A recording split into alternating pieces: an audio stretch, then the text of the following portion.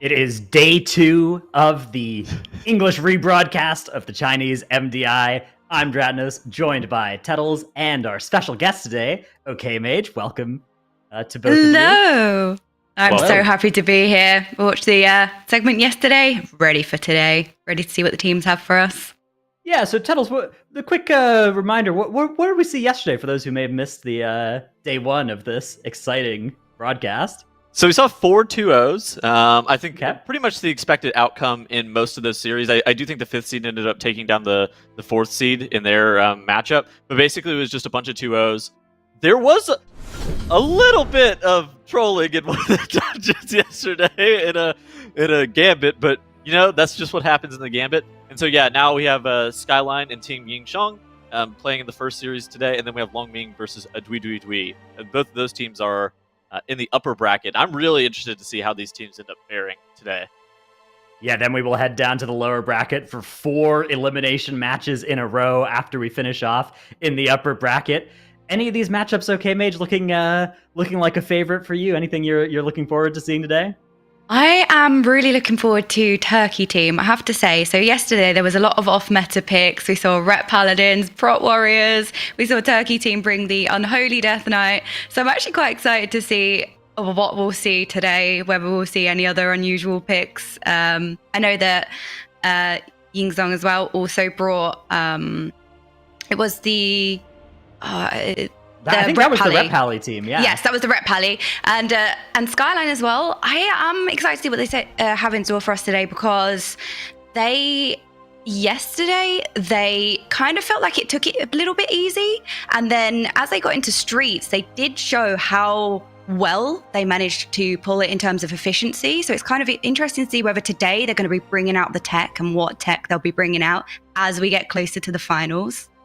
What did you guys think about the composition? I think Turkey team elimination bracket is what I'm super excited for. What did you guys think about the comps that we saw yesterday? I think that we saw so much diversity in regards to like what classes and specs were being played. It was I thought it was really interesting to see, just like we had like an Unholy Death Knight in the final series of the day. We did. That was Team Turkey. Unholy, Demonology, Arcane, Fire, Frost, Prot Warrior, Brewmaster Monk, Prot Paladin, Resto Druid. We had most of the specs, I guess, seen in various places, but SKYLINE actually are favorites coming into this tournament, right? They're the #1 seed. They were our highest trial time.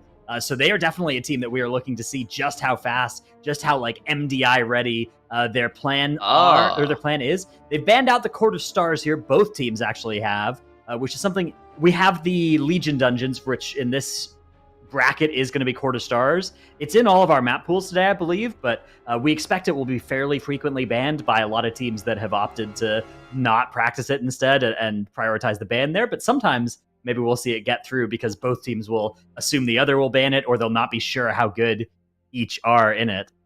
I think that more often than not, the Court of Stars is most likely to get banned because it is really difficult to practice something, especially if you have multiple members on your team who have not played Court of Stars in over 5 years. There's also like this thing where like Legion Time Walking isn't always active, but at the same time, like teams that have participated in the Great Push generally have seen like more success, and like more often than not, they have been willing to play these Legion dungeons.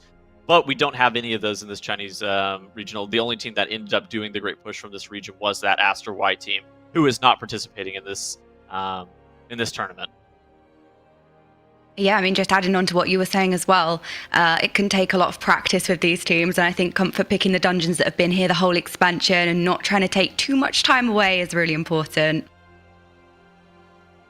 All right, so we now will get to see SKYLINE versus Team XIONG here in the Halls of Atonement, plus 24 as well. So fairly aggressive Keystone level as we are underway already. Ooh, we've got the Holy Paladin Rep Pally Wombo combo over on the side of Team XIONG. That is a lot of pink in one team there. So love to see it. They've also gone different ways as well. You can see SKYLINE have gone left, and we've got they've gone right as well.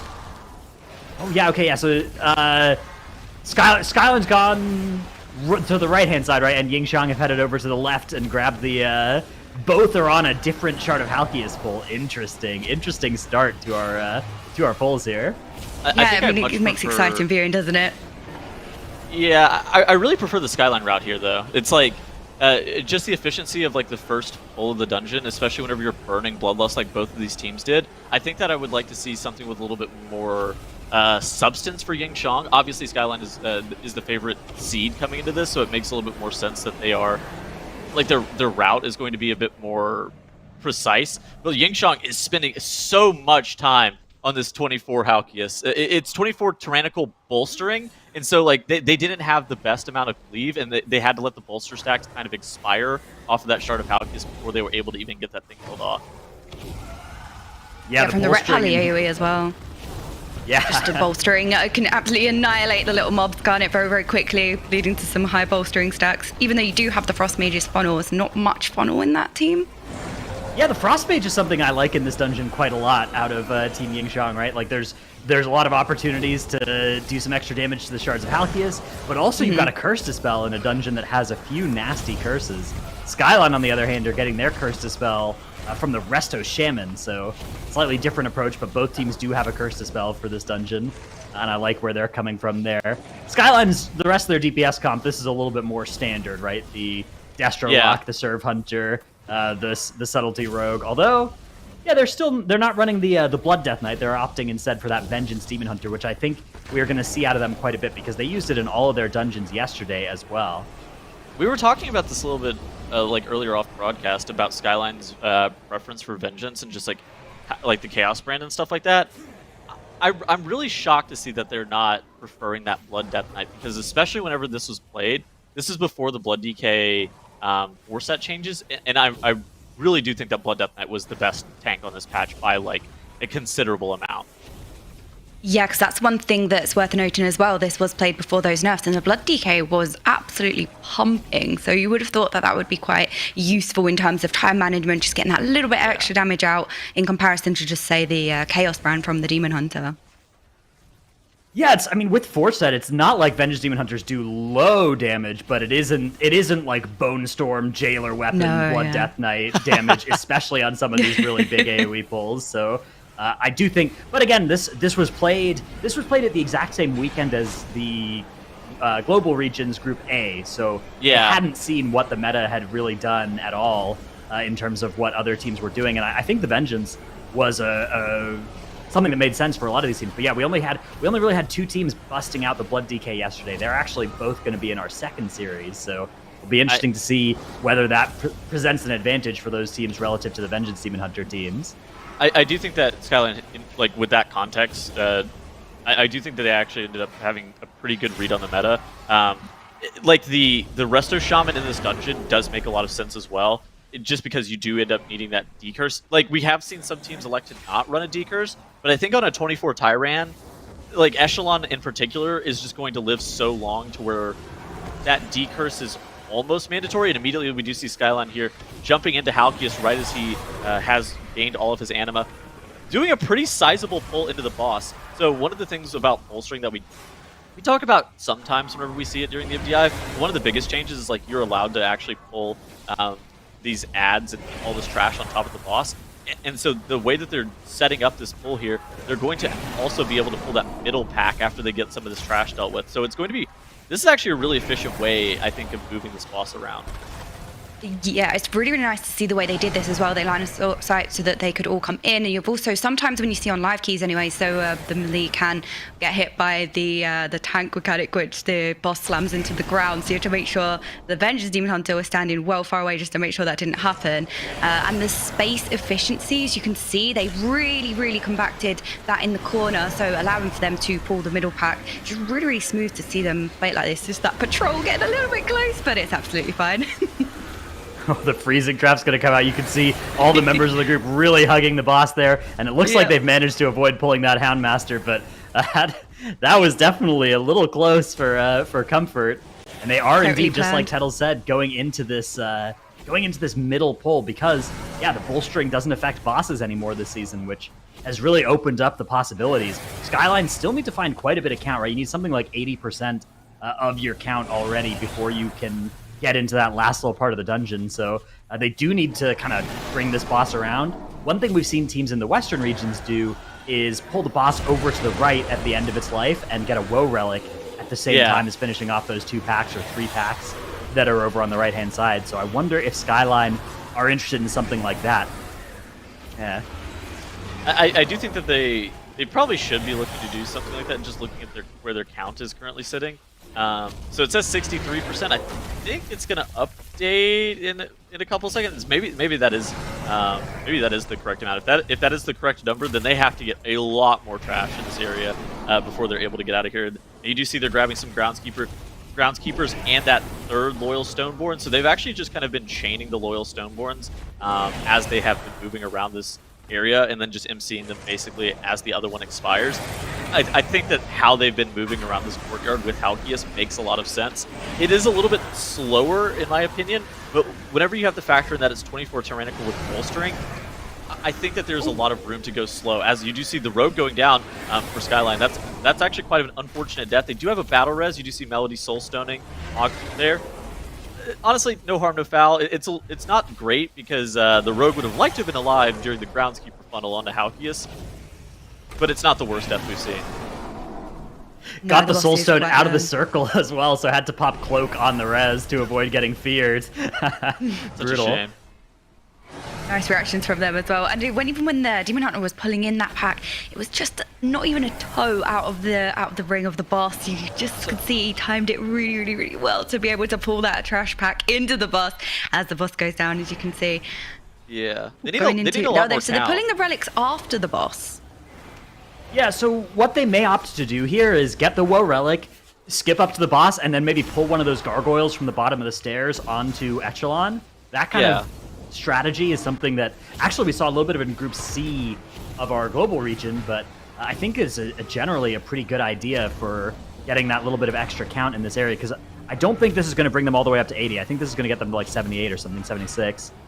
So we'll see exactly how much they pick up from these last couple of mobs dying, a few bolstering stacks coming out. They haven't even gone with the woe relic, though. They went with the Dismantler, so they will have to shroud instead, which is fine. It's fine. Yeah. That's why you bring the rogue. What do you guys think about the way that they actually ended up tanking Halkias? I thought it was pretty interesting to see how slow that they were going with pulling the traction of the boss and just really utilizing that Destro Lock plus Sub-Rogue funnel to try to just prioritize getting that 24 Halkias dealt with. Ooh, interesting. Look at that. Like you were talking about, Dratnos. So we saw Sloth use this pull basically during Cup C, and SKYLINE apparently in Cup A decided that this was the pull for them as well, grabbing that extra relic pack. This pull is kind of dangerous. There's an Obliterator and a Dark Blade, so it's a little bit different from what Sloth pulled. Sloth preferred that Slasher, whereas SKYLINE here with the Dark Blade and the Obliterator. I don't hate this, but at the same time, this is it's quite dangerous for your melee, is what I would say about this pull. Yeah, it's dangerous, but with a lot of payoff. And you can imagine, obviously, they're competing at this level, and they are super, super good team. So, avoiding the frontals from the deadly thrust and things like that, you'd imagine would be quite easy for them. So they can afford to take those more risks for more rewards. The scariest part, I think, is probably the Obliterator curse in conjunction with like the Echelon curse, because like if you have to, so if you don't kick that curse from the Obliterator, then like you're going to have to dispel that, but at the same time, you really would prefer to dispel the Echelon curse as well before he does his crash down, his jump cast. So that's pretty dangerous, but overall, it looked like SKYLINE was able to deal with it pretty seamlessly.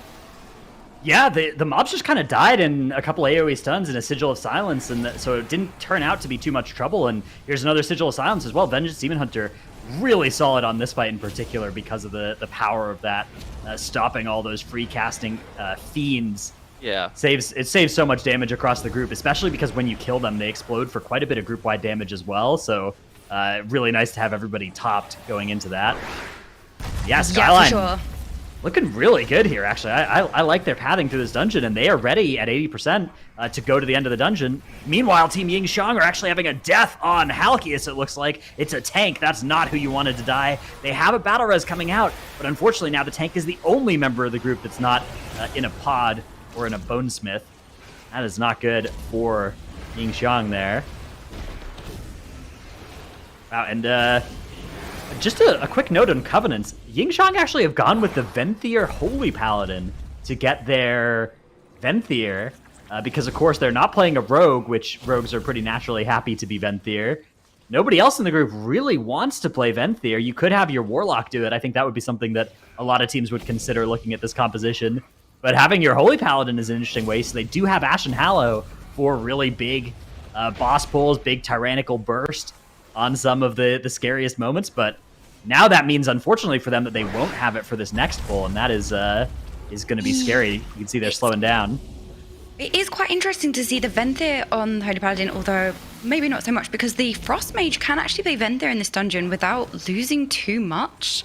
Venthyr is still definitely viable on the Frost Mage, so it's interesting to see how they've decided that, for sure.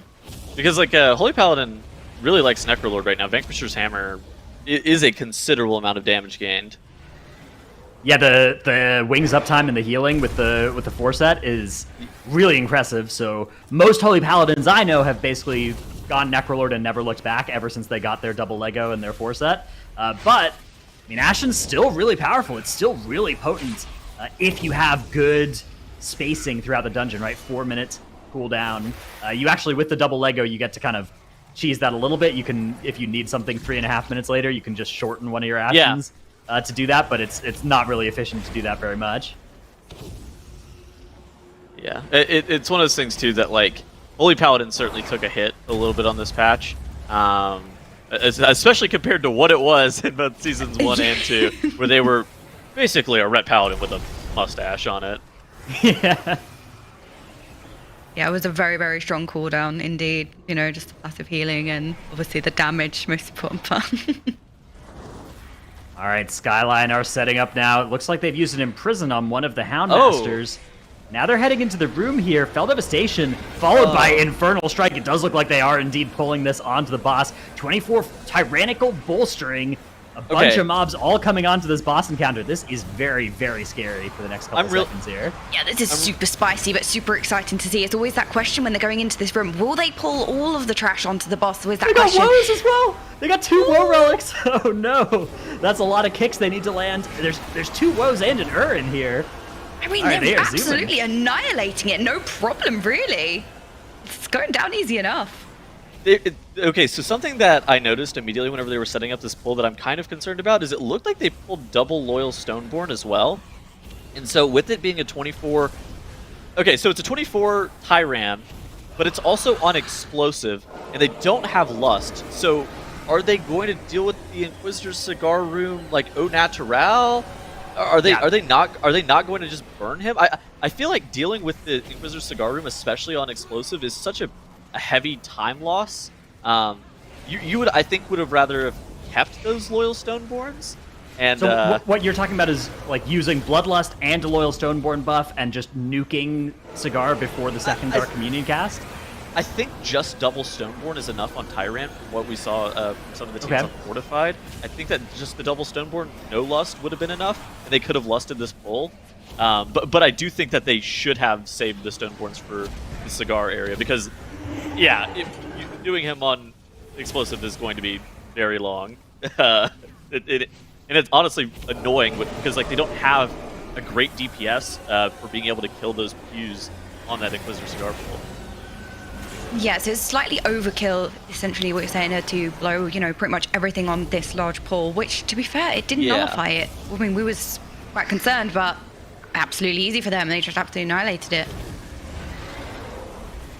Yeah, I'm interested to see. I think they probably are just intending to kill off all the souls in the next room, but we'll have to see. Yeah, maybe it's not something that they really experimented with, was trying to actually make that push, because yeah, I do think it would be a time save if they had a way to do it that they were confident in, or maybe they feel like, you know, just with their cooldowns they actually might not even need that Stoneborn, because a lot of the teams we saw even on Fortified were making that push with 5 or 10 seconds to spare, so maybe they actually can do it without one or both of the Stoneborn. We'll have to see what they decide to do. That's going to be the boss going down for them, though, so they are about to head now to that mini-boss area. Meanwhile, Team Heroes Never Die over there, the Team XIONG, are heading over to the second boss, so they are Solid 7 minutes behind at this point. Things are going pretty poorly for them. SKYLINE are indeed opting to just nuke down these souls. They're splitting out their team. This is what you want to do on Explosive Week, right? You want to kind of assign quadrants and have people looking at certain areas for explosives so that you don't get overwhelmed by surprise explosives from the back. Yeah, it's such a large room with trash everywhere as well, so they can be spawning everywhere. It's really, really important for everyone to make sure they're keeping their eye out. Well, I mean, one of the biggest things that you just saw SKYLINE do is they didn't even combat the ads that were in the back. And so if you don't touch them at all, then they're not going to actually spawn explosives off of them. And so that's something that you absolutely can do. Of course, after the first Dark Communion, those mobs will then be in combat and be spawning explosives. So there definitely is a timer on how fast you need to get that front area cleared out. But SKYLINE did a really good job there, making sure all those ads got cleared out. Again, I think that the strategy implementation, I would have liked to have seen something with like some Stoneborns and Burning Inquisitor Cigar skipping the heal here. But I think that how they dealt with this trash area, it looked really clean.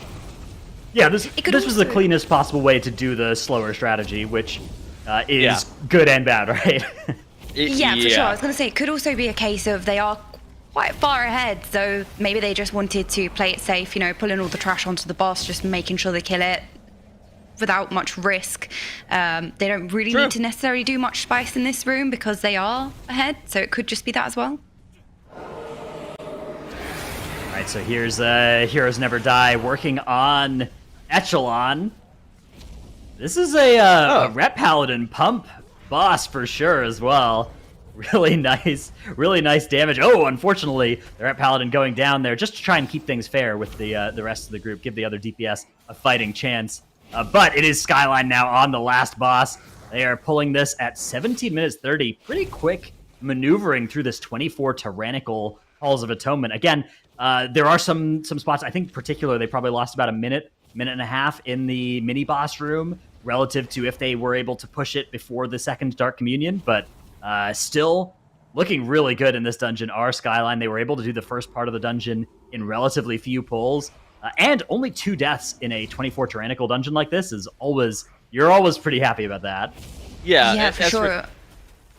I was going to say quickly that unfortunately, Team Heroes Never Die did lose their other paladin, in the Holy Paladin. Did also take a death there as well. Didn't quite see what finished them off, but seems like the Paladin's definitely giving everyone else a chance. We were so happy to see them, and their wipe to Halkias has certainly put them in a situation where they are incredibly far behind. And you do see now with the Holy Paladin going down, they're probably going to wipe here in just a little bit. But Echelon is at like... you got that Ret Pally off healing. I don't know. Kind of OP. They do also have a Dispel from the Mage, so I guess maybe they won't. At the same time, on the left side, on the big screen here, we have SKYLINE. They enter their first intermission phase. They drop the Spirit Link Totem. Things are looking pretty good for them. They have one more phase where they need to make sure to get those lines soaked. Assuming that they're able to get 2 players inside the boss's hitbox, things should be going okay as the Rogue for SKYLINE dropping incredibly low there. Not proccing his cheat death, though, so he's saving that one for later. Saving it for next dungeon, as should all cooldowns be. All right, 39% and falling as the last boss enters the final statue phase here.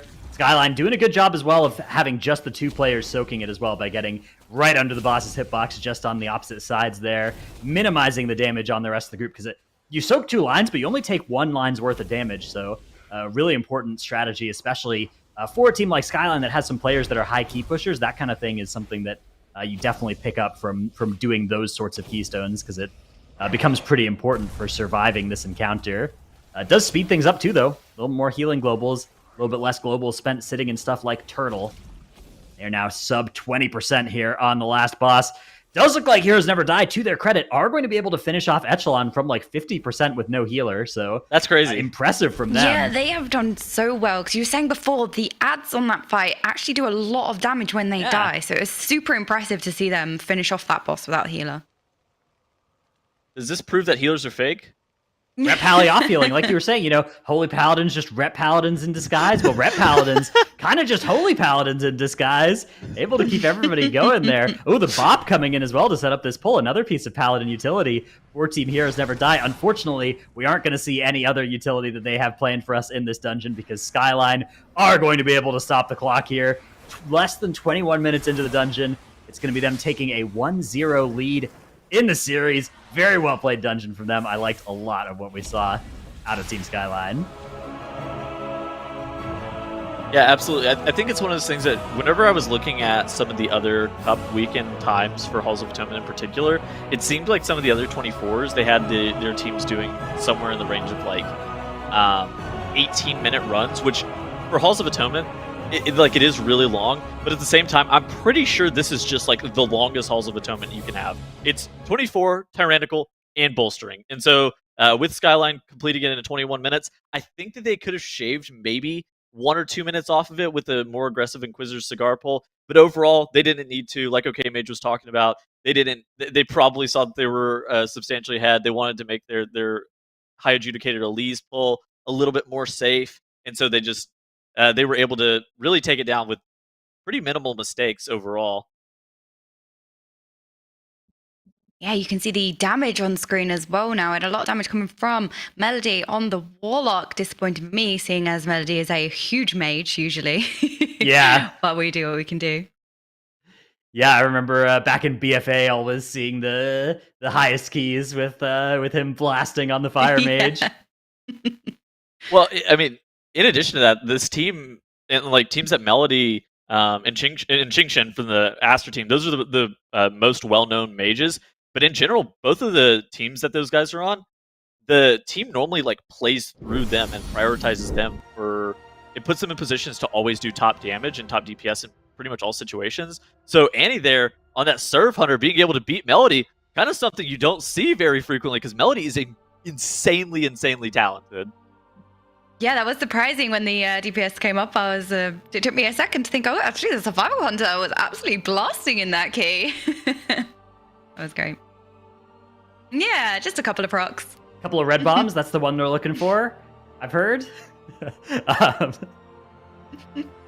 Yeah. So we have the Court of Stars that was banned out, which means the next map we'll be looking at is actually going to be a Necrotic Wake plus 22. Interesting place for us to go to. SKYLINE yesterday had a Necrotic Wake that, it's not even at all a Necrotic Wake. It's a DOS. Get pranked. Got him. Tricked you. Okay, it's a DOS. It's a it's a 21 DOS. Fortified Inspiring Grievous as well. Yeah, I always feel like the other side with Inspiring is... you can really feel Inspiring in the other side, I feel, just because it does quite limit... maybe a miss, because usually you CC out the Inspired mob and then have to take down, single target sometimes. So I feel like, miss the other side, sort of, we really feel Inspiring. Yeah, there's definitely a few pulls in DOS, like that first pull in the Hakar wing where there's that High Priest with Inspiring and the 2 Devoted that are just, they're going to free cast, they're going to transform if you're not looking out for it. Of course, these teams are going to be looking out for it. They're going to have a plan for dealing with that part of the dungeon and with the whole place. But yeah, I'm interested, on 21 Fortified as well. This is a place where you can really zoom through, especially the boss encounters, maybe pull some trash onto them. The Chinese region was the first place where we saw the sentient oils snapped onto the Millhouse Manastorm, the Manastorms fight. So that kind of tactic, the pulling a bunch of trash onto the boss in the Ardenwold wing, all of that are cool options that curious to see if either or both of these teams have them planned for us.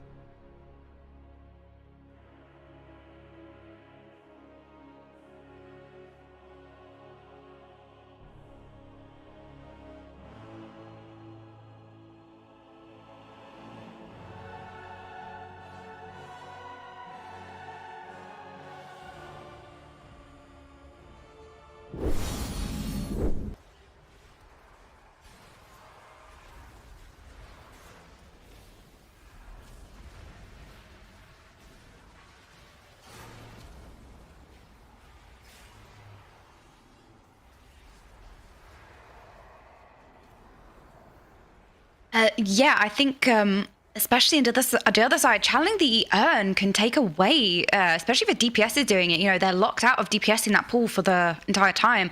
Whereas usually, you know, you can just absolutely just annihilate the mobs. You have control in the group. You don't necessarily need the urn. So that's probably why you don't see it used as much, just because it does take away from the pull, you know? Oh, is this thing on? Exactly. Can we hear you? I don't know. I've heard we maybe can't hear you, so I'm not sure. Is he talking? Really I don't awkward. know. Great news. Yeah. On the 21 key level, right? Just the time of channeling the urn versus just going into the pole, doing your damage rotation. That trade-off can make a lot less sense than, you know, on the higher keys, maybe it's more important to get that stun. But look at what SKYLINE are up to here. They are not stopping at all. They're pulling a bunch of this Ardenwold area. I imagine this is going to be all onto the urn, but wow, this is a lot of enemies. This is going to be so scary. Yeah, they're not messing around here. They are pulling everything onto this urn. It'll be interesting to see, even though we were talking about it, if they will use it or not, or if they're just going to blow it up.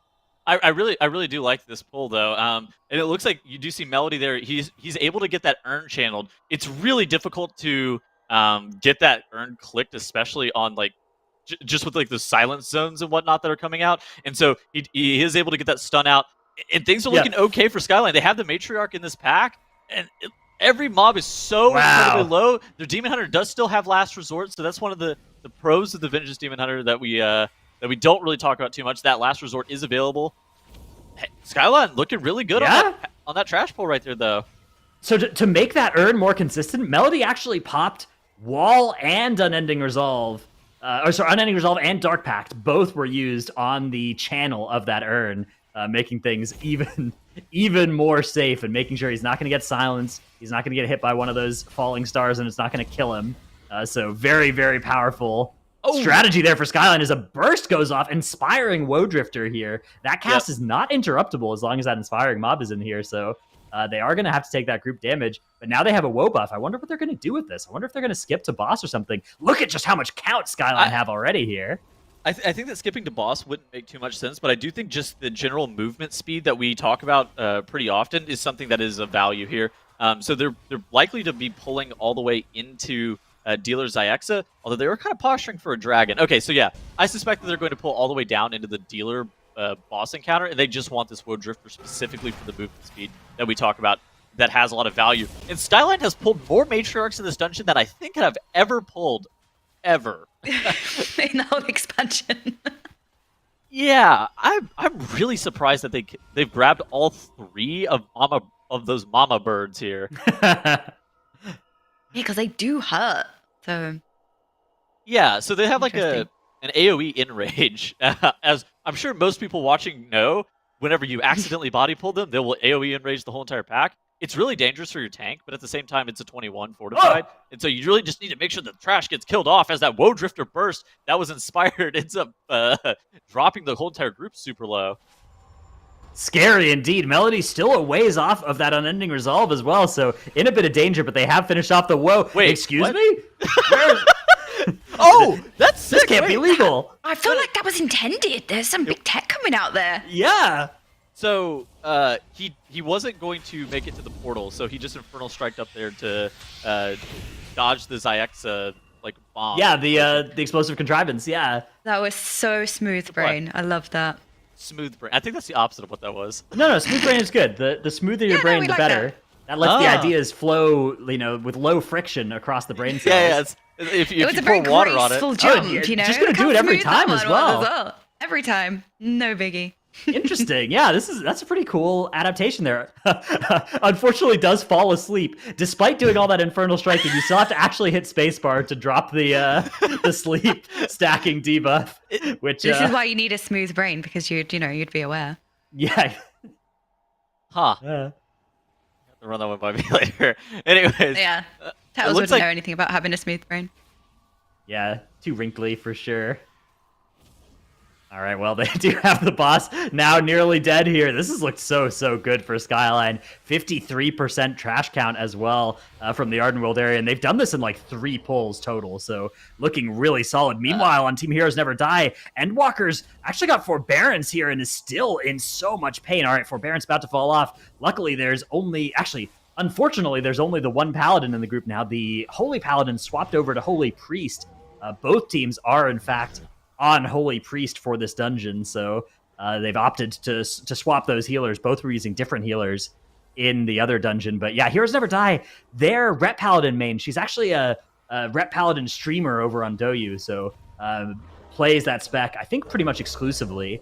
And that's why they're using it here and in every dungeon. But they've also been a fan of that Frost Mage, too. You can see they're using it here in DOS as well as in that Halls of Atonement. So definitely some comfort picks and stuff out of Team Heroes Never Die that I'm always really excited whenever we have teams playing specs that are a little bit less popular, but that they're really familiar with, because sometimes they then get to show us really cool things those specs can do in certain dungeons.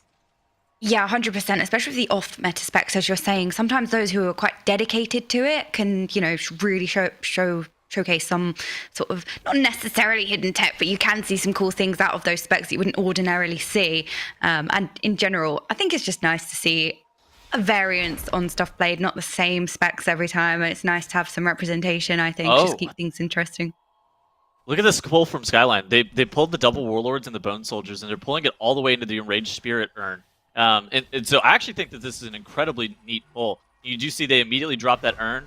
So they're not waiting for the Enraged cast, the Rage cast on the Enraged Spirit. They want the Trash pull to immediately be stunned. Oh, that Woe Drifter's burst going off, and now it's being comboed into the Rage cast. This is very dangerous for SKYLINE. Please, somebody heal the whole entire group, because we're gonna need a lot of HPS as that burst plus Rage combo.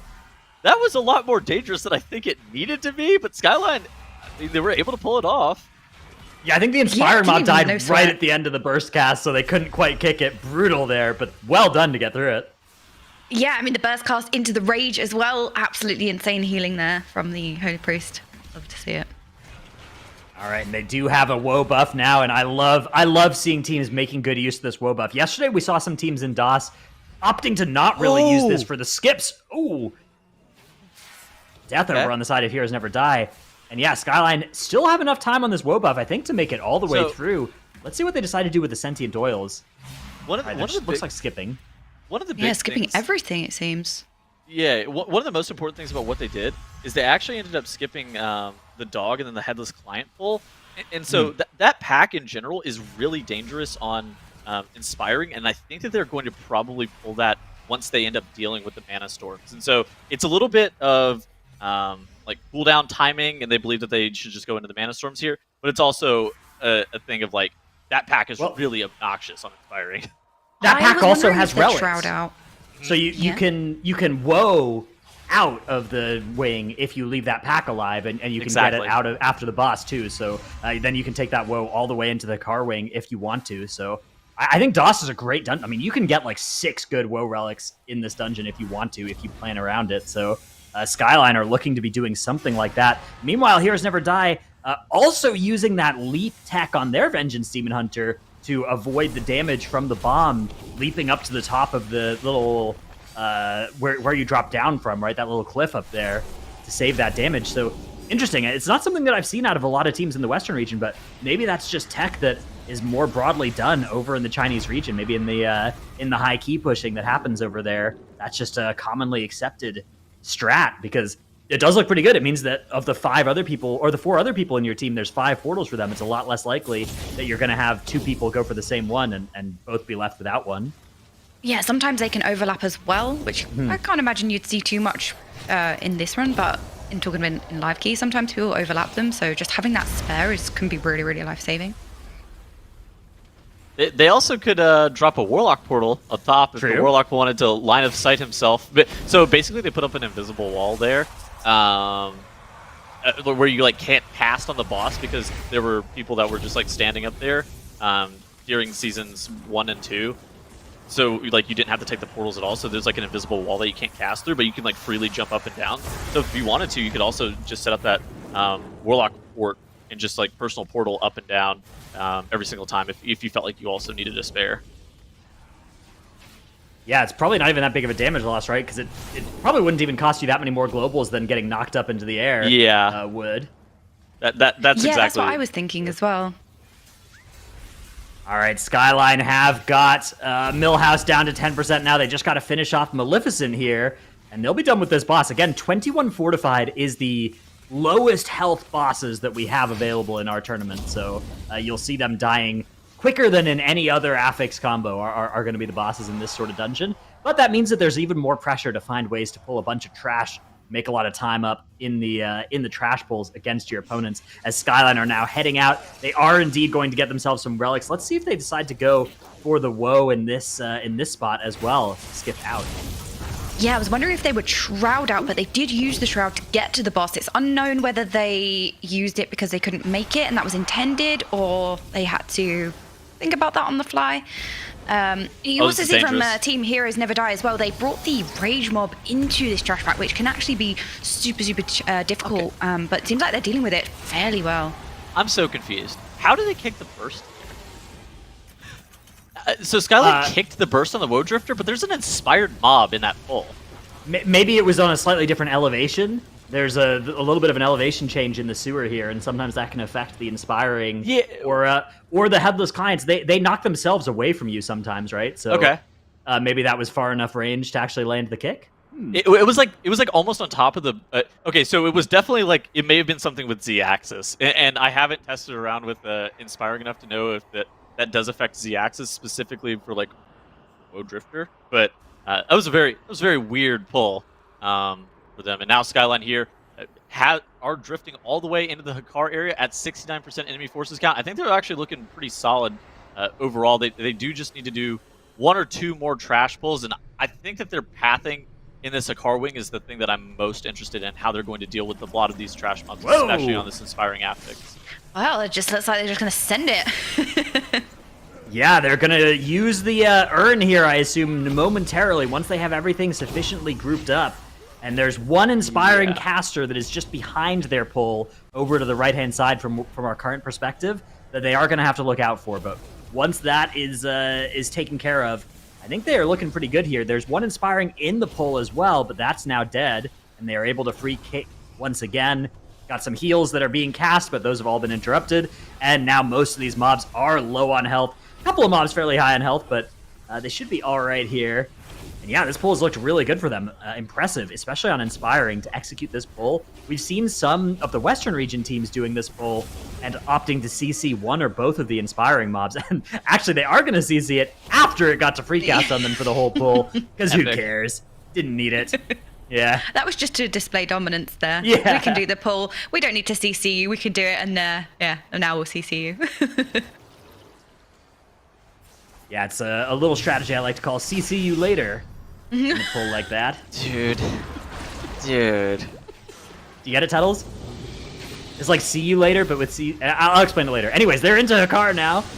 They've got that priest, that Inspiring Priest in here, and makes no extra difficulty on this fight, the Inspiring Aura, basically.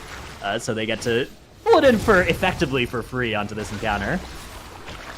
Yeah, just saving as much time as possible, because as I was saying, sometimes the tactics with Inspired is to CC it and then take it after, which can slow you down, so bringing it onto the boss makes sense. Yeah, and once they're finished with this, they'll be up at like 83% count. Ooh, death's coming out for Team Heroes Never Die as they are working on that dangerous headless client pull that you mentioned, Tettles. SKYLINE made pretty short work of it, but yeah, you can see exactly the lethality of it down in the bottom right there, as we do in fact have a healer and a warlock both going down for them.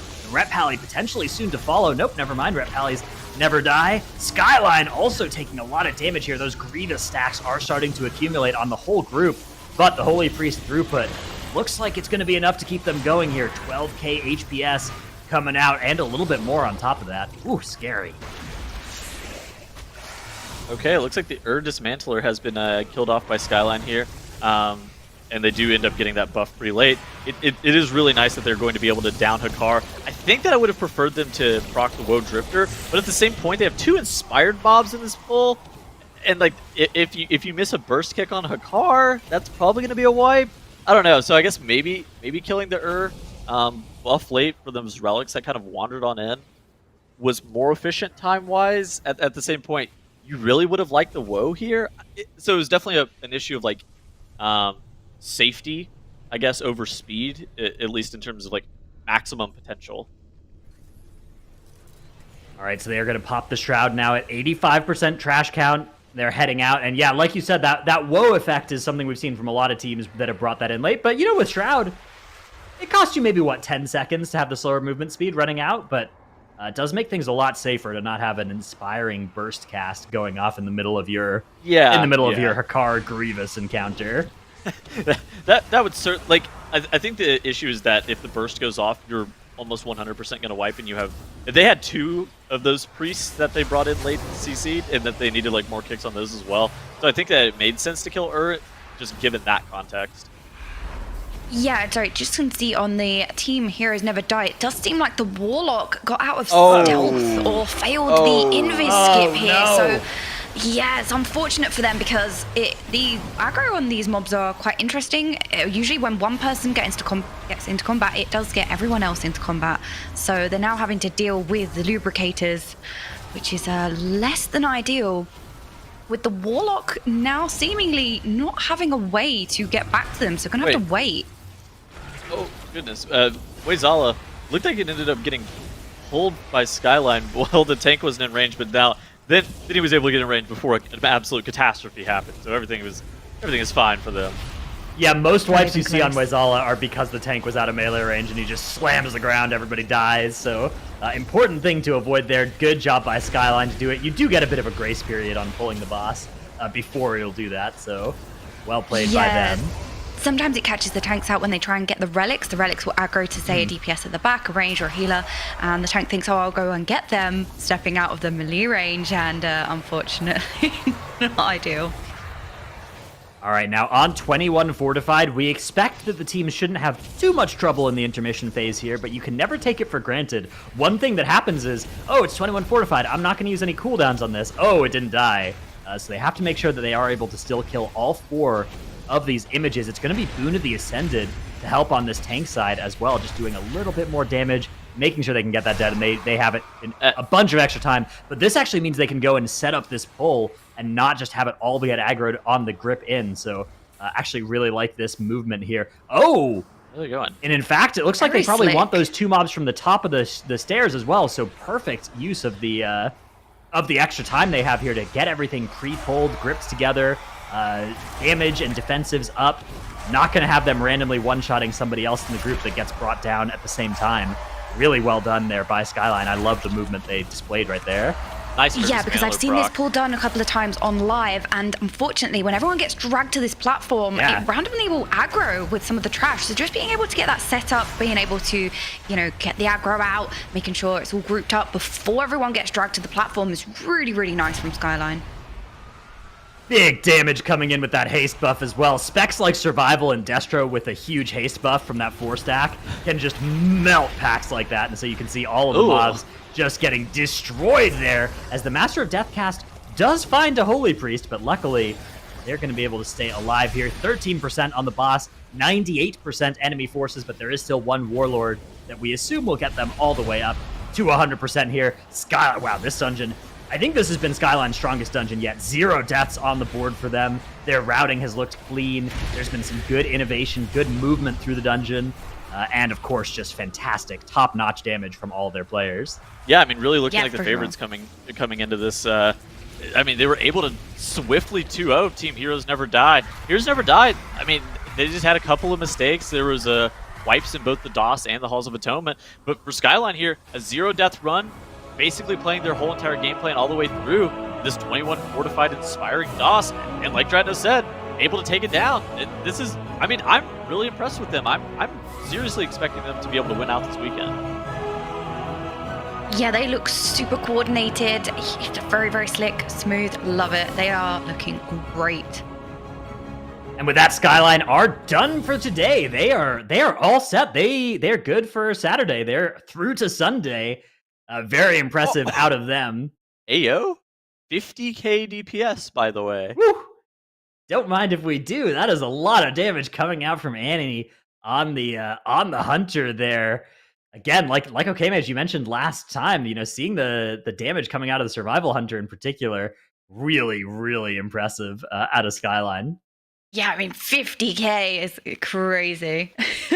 Absolutely blasted that key. But you can kind of see with the way they were setting up the pulls, especially with Arden Wheel, the way that they They collected them, all of the mobs, very, very closely together, pulling it all, especially on the last boss as well. Just the way that the Demon Hunter maneuvered around to group all of the mobs, it just really allowed their DPS to be able to just annihilate it. That setup from the tank is so, so key and important. And I think that's overlooked sometimes, just how much it allows your DPS to take out the pack, how efficiently it's grouped and pulled. You know, having some mobs trailing a little bit while after, here, there, and everywhere. Needs to be grouped for the AoE.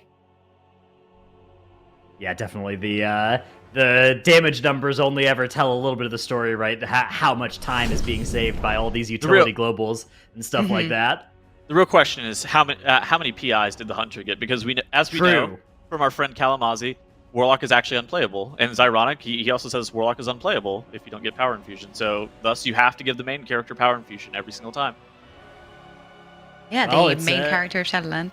It's an interesting theory for sure. Yeah, actually, that would be an interesting stat to track as well, as who gets the PIs. My guess is it's probably still the Destro Lock, but actually seeing those damage numbers, maybe they were just PIing. Maybe they were just PIing the Hunter. That may have made sense. So, anyways, that is SKYLINE through to the upper semifinals. They are all done for today.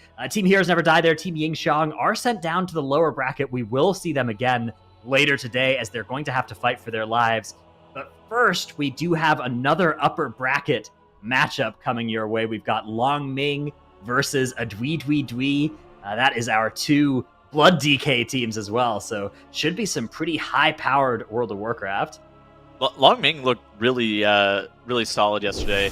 Again, the big thing to note about them is that they've played together for a very long time. They've played a lot of like regional Chinese qualifier cups and stuff like that, just like local tournaments, and they've won, I think, 3 of those. So actually a very well-rounded team. And in addition to that, like you said, their composition, like that's a lot of those guys' mains. I think that like they have a Hunter player, they have a Warlock player on their team, they have a Mage player, and then like a Blood DK player. So that there's a lot of mains in a meta that works out quite well for a composition that is like that. Obviously, the Mage is the one where it's like, okay, I think that we may want either like a Rogue, a Demon Hunter, or a Windwalker Monk in some situations. But the Mage is not a bad third DPS option, all things considered, and MING looked pretty good with it yesterday.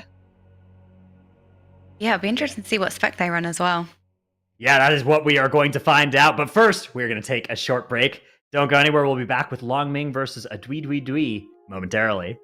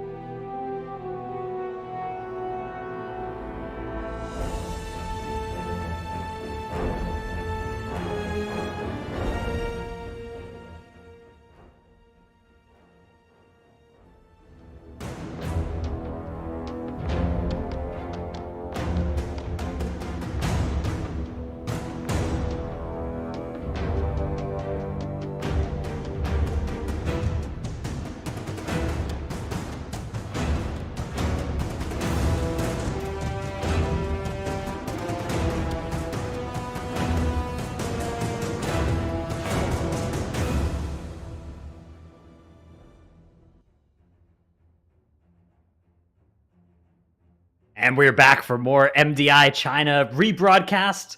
The event happened 3 weeks ago, but this is the English rebroadcast that's now happening live.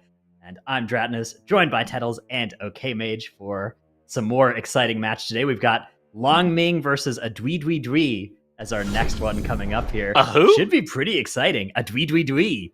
A who? Oh. All right, so looking at our bans here, there's that Court of Stars ban that we are expecting to see in a lot of our series. Theater Pain also getting banned by a ZHUI. We are starting off, though, in that Mist of Tyrannus Scythe. Okay, Mage, what do you think about this map pool here? It's super interesting because, I mean, you've got some fairly... Well, Mist and Streets are kind of medium AoE, and then you've got Theatre and Pain Spires, which, I mean, Spires has some AoE, and Theatre's more single-target orientated. They're quite... The dungeons where, unlike HOA or DOS, where you can just pull big extravagant pulls, they're a little bit more limited in these dungeons. Personally, Mist is my favorite dungeon, so I'm happy to see it. I think for me, seeing Ming ban the court it's not the worst thing, but it is moderately concerning. Generally, if you're like a team that's trying to play for like the number one position or like top two, you really want experience even in those Legion dungeons. Like I feel like more often than not, the team that has won the weekends, at least from the Western region, has at least had experience in the Legion dungeons to the point where they didn't time and they had better ban flexibility in case they saw like a map that another team was running. They're like, oh, I don't want to deal with that. I will ban that instead of instead of the Legion dungeon. To be in a spot where you have to ban the Legion dungeon, but maybe it's also a case of they didn't feel like they had to. It's just maybe the most volatile one for them, and they feel like they didn't need to. But yeah, I mean, this is going to be two fairly powerful teams. This is I believe, our second and third seeds matching up against each other here. So should be pretty exciting as we're both underway now. Wow, we've got, again, the DPS Death Knight actually coming out from a ZHUI. What flavor of DPS Death Knight is it, though, I wonder? They're also either one. They're also playing Horde, which I mean, it's not the least. It's not the least popular thing in Mist of Tyrannus Scythe. It's like if there's ever a dungeon that you're going to play Horde in, it's probably going to be this one, because Arcane Torrent. This one or Theater Pain, because like Arcane Torrent's relatively. Actually, it must be a Frost DK as well, because if it was an Unholy DK, they were definitely playing Orc. So I think we're seeing a Frost DK here. Also, because they didn't have Rogue, they actually had to fire off the Invis pot rather than the Shroud to get started. So this is gonna be cool though. I don't hate the Frost Death Knight in this dungeon. I mean, Frost DK AoE is like well known for being like super strong. In the raid, it's one of the top DPS on a few fights. It's Night Fae Frost DK as well. Blue D&D is going to be coming out from a ZHUI. That is something I had not had on my bingo card coming into today. So very cool combo coming out from a ZHUI. Meanwhile, Ming are on basically MDI default. You know, the kind of the comp that has developed and been established in groups A, B, and C of the global region. Well, Ming, you know, obviously this happened at the same time as Group A, so before they knew all that for sure, they are already playing that comp as well, and we'll see just how much that matches up against the slightly more off-meta picks of a ZHUI.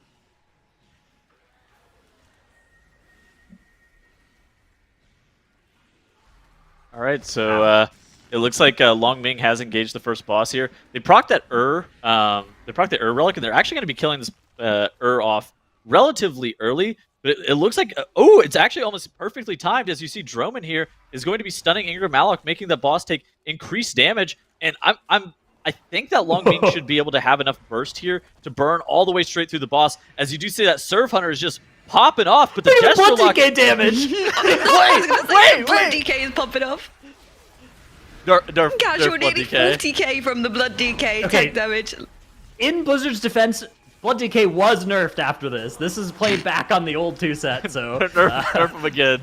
But yeah, that is some damage coming out there, that looks for fine sure. To me. Ming are going to get this boss finished before a ZHUI even pull it, and it's not like a ZHUI have done extra trash either. Ming are just zooming here. They are making very short work of this dungeon as they now get started in the maze area. Meanwhile, we will get to see just how well the Frost DK lines up against the against the phaser. Ooh, actually going to fire off the dragon before even entering the burn phase as well. So interesting choice coming out from a ZHUI. Wonder how this is all going to affect their burst window. On what key level are we on here? This is 22 fortified, so should still be possible to one phase this boss without too much difficulty, but they got to give it a try now as they are bursting into Ingram Malik. Oh, you can see again the blood DK damage there, reaching a 40k DPS. This is fine, getting that 40k in, and I mean, an easy one phase. I'm sorry. What? How?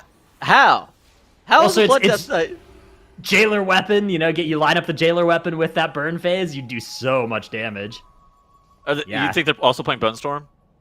Maybe. Yeah, we don't have the tool to track that, so not 100% sure, but it would make sense. This is a dungeon that you usually don't need the Purgatory for.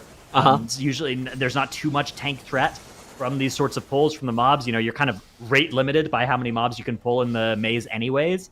And so, yeah, I think it would make sense to play the Bone Storm, especially for that burn phase.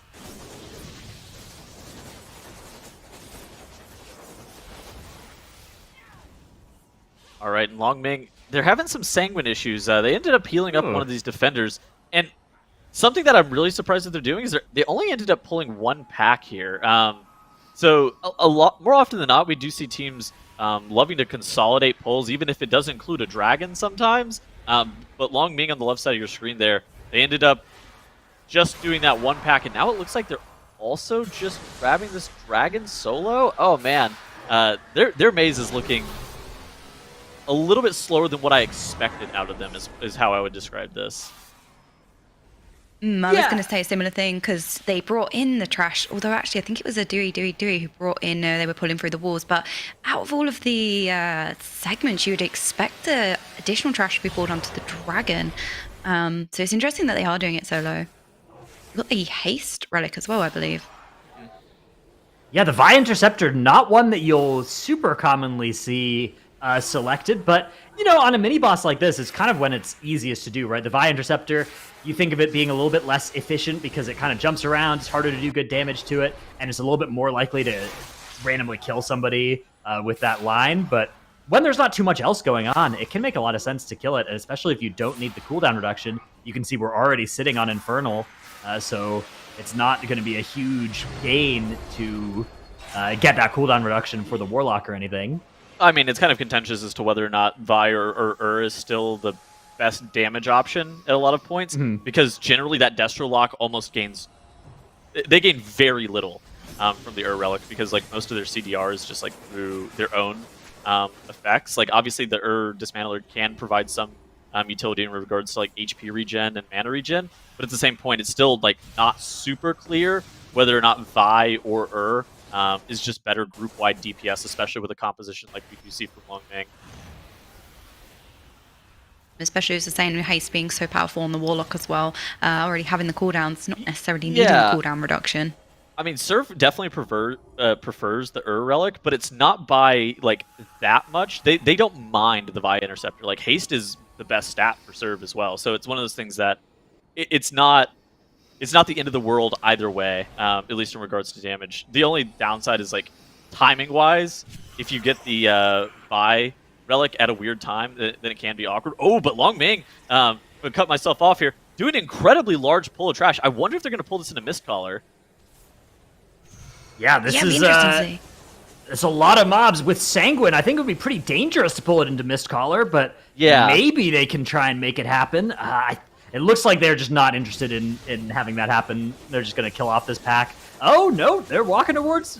Where are they going? Well... U-turn, honk, honk. All right, they're not going to be pulling this skull. Oh, Shining Force. But unfortunately, we have a rogue down. Instantly battle res, though. Very well done there.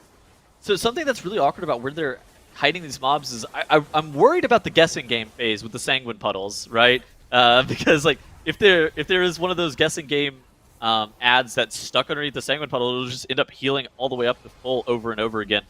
Long Ming has engaged Mistcaller. They kill off a couple of the final mobs in the middle of the room, so that's not going to be too problematic Sanguine management-wise. And I mean, they are solidly in the lead over a ZHUI right now, even though a ZHUI hasn't had many mistakes and they have 0 deaths currently on their side.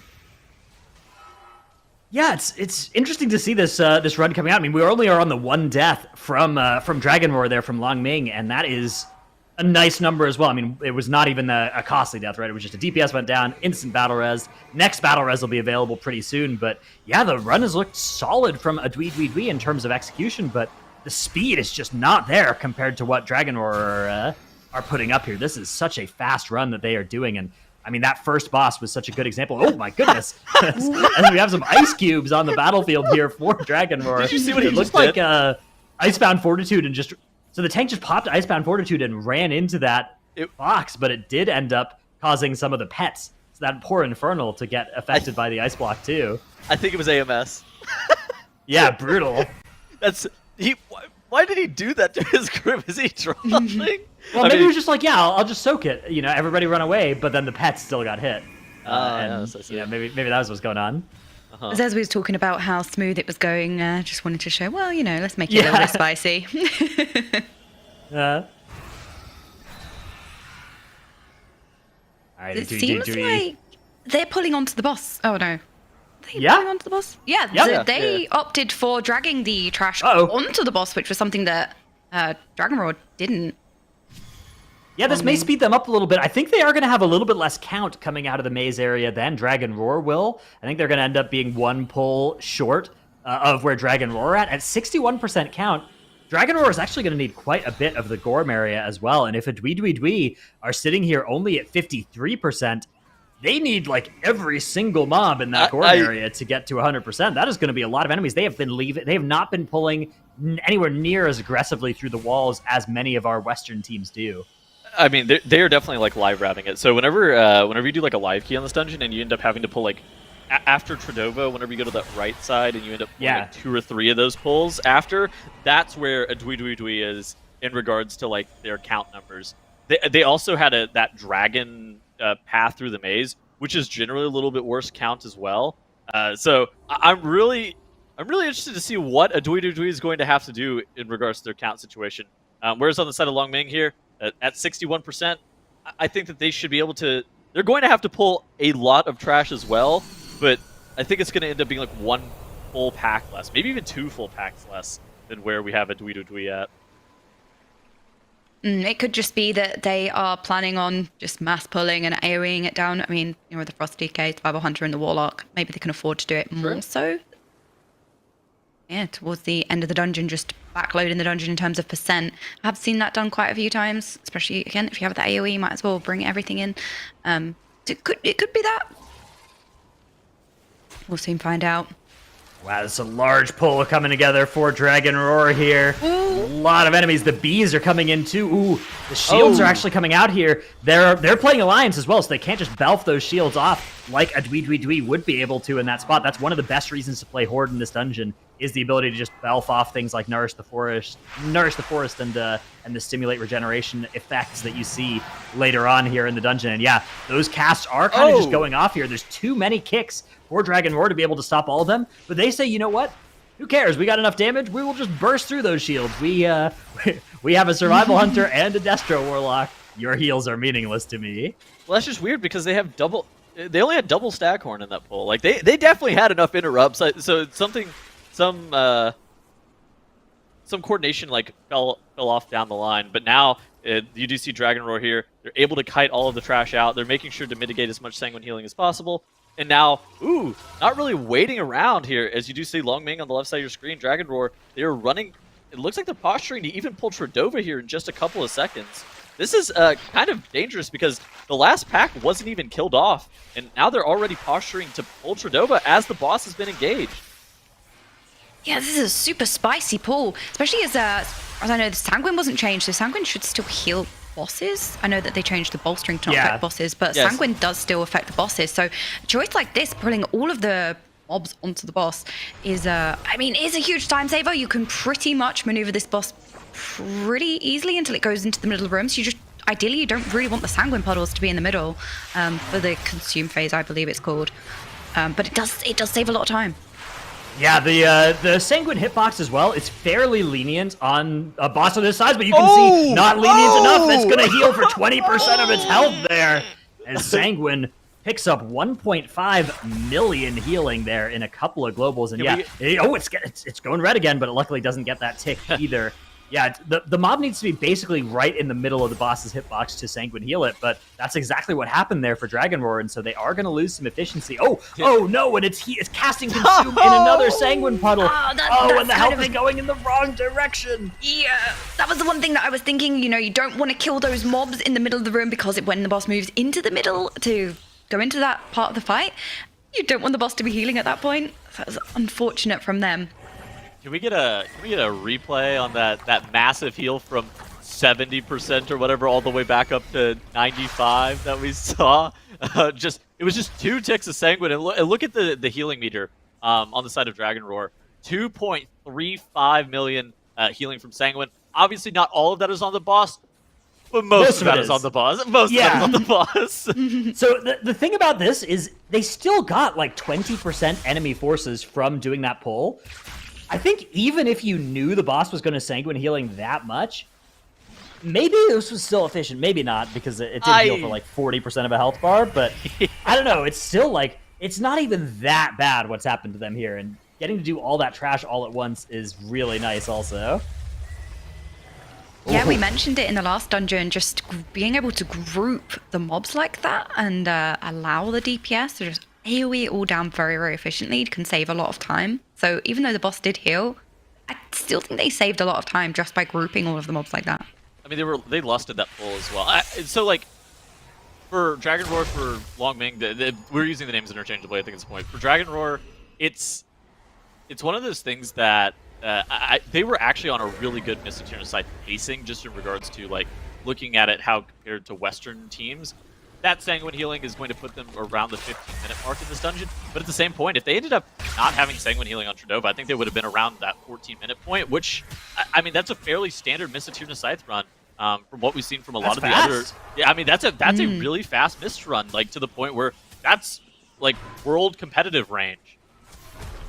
Absolutely here. It is going to be Dragon Roar now killing off the boss. They just need to source 4 more %. And Tradova has been pulled by a ZHUI. So a ZHUI are not that far behind, but they are a bunch of count. What's their count? And a full boss fight behind. Yeah, 67% as they actually get a lot of burst AoE here out of the Lust, Destro, Frost DK, Serve Hunter. Like their burst AoE and Lust is insane in that composition, but is not going to stand up to the speed of Dragon Roar's having through this dungeon. Sub 16 minutes here as they just have to finish off this last one. There it is, 100%. The clock stops for Dragon Roar. They're going to take a 1-0 lead in the series. So outside of that catastrophic amount of Sanguine healing, I think the Long Ming, I mean, they looked really, really solid in that Mist run. I would even... Would you say that was better than expected for you guys for that Mist Saturna Scythe a little bit? Because like for me, I did not really expect them to go that fast in here. No, I would totally agree, especially with Mists, the maze slowing you down. There's only so quick that you can go through that. So with some of those things in the dungeon, naturally, it was super speedy, super speedy. So I wasn't expecting it to be that slick. It was almost like the DOS run that we saw from SKYLINE previously, where it was just very, very, very smooth. They went through the dungeon very, very quickly.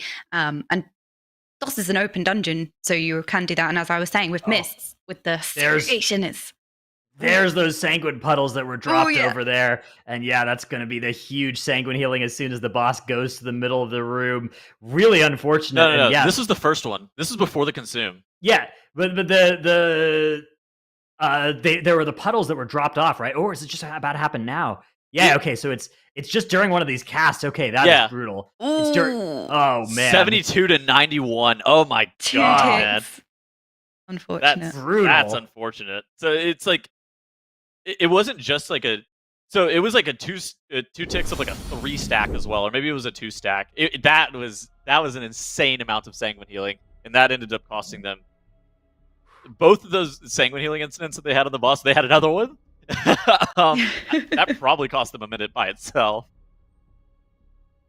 Yeah, it was something that we were talking about just as they went into that pull, because it can save a lot of time to bring the trash onto the bosses, but with it being Sanguine, there is that downside of, well, you can lose all of that time that you saved by healing the boss, unfortunately, which we did see. but they still, you know, relatively got the boss down very, very quickly. They still pulled in a pack before the end of the boss as well, just to make sure they had 100% count. I was wondering, okay, hopefully we don't have another sanguine situation here where the boss is on 5%, but it was fine. They killed the boss off and then swiftly killed off the pack, so it was absolutely fine. Yeah, overall, I think pretty good pacing for Dragon Roar in that dungeon. That does mean our next dungeon, if I'm not mistaken, is a Streets of Wonder. Yes, it is. 22 inspiring, tyrannical, quaking Streets of Wonder. Again, this was played before teams got to see the Echo Strat, any of the other teams, Donuts and Despair. All of those Group A, B, and C of the global region happened. Group A happened at the exact same time as this weekend. So teams are coming in. We'll get to see if they had their own innovations, what they discovered about this dungeon, and stuff like that Enforcer snap onto Soasmi at the end, likely to be not seen this weekend because that was developed basically simultaneously. Although at this, maybe on Sunday we'll see it, depending on whether they had had time to prep it after seeing Echo do it. Yeah, from what we saw from SKYLINE, so SKYLINE ended up running a Streets yesterday, and they looked... So they weren't doing the snaps, but in regards to like the RP starting, the minimizing of on time, they looked relatively solid in here. And so now it's a question of how prepped are Long Ming and a ZHUI, both in these dungeons. So the Western teams and the Chinese teams both have they both had Gambit and Streets for their time trial dungeons for qualifiers. They had the exact same dungeons, and Long Ming and a ZHUI were both like they're second or third seeds, but they were still a little bit behind where SKYLINE was. So I'm really interested to see if either of these teams have adapted strategies to more Western styles, or like how much they would have evolved into their like Streets routing here. It does seem like Dragon Roar have opted for a rogue over a demon hunter, because we know we've seen a lot of demon hunters just to make the RP elements of this dungeon quite quick, and it seems like a ZHUI have opted for the Demon Hunter in this run, again, to just make all of the RP a lot more smooth. So it'll be interesting to see side by side the difference that the two specs make, two classes make. Yeah, the Havoc Demon Hunter in this dungeon in particular has been a very, very common pick. So curious to see though what the teams are going to be up to in here. We also have the Resto Shaman from a ZHUI, whereas Dragon Roar are, again, they're basically just running this comp in every dungeon, and it's also just it happens to be like really, really good right now. It happens to be the strongest MDI comp.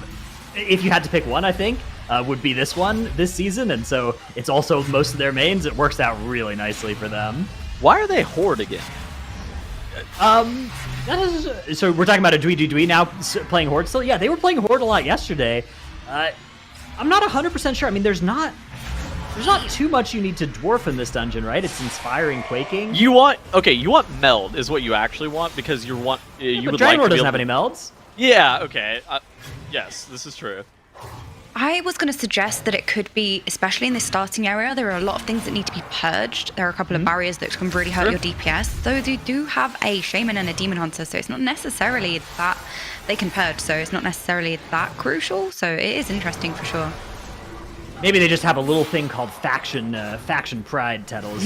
Not sure if you've ever heard of it. Can't relate, honestly. Yeah, you go on the tournament realm and roll up whatever has the best racial and not the Horde. That's messed up.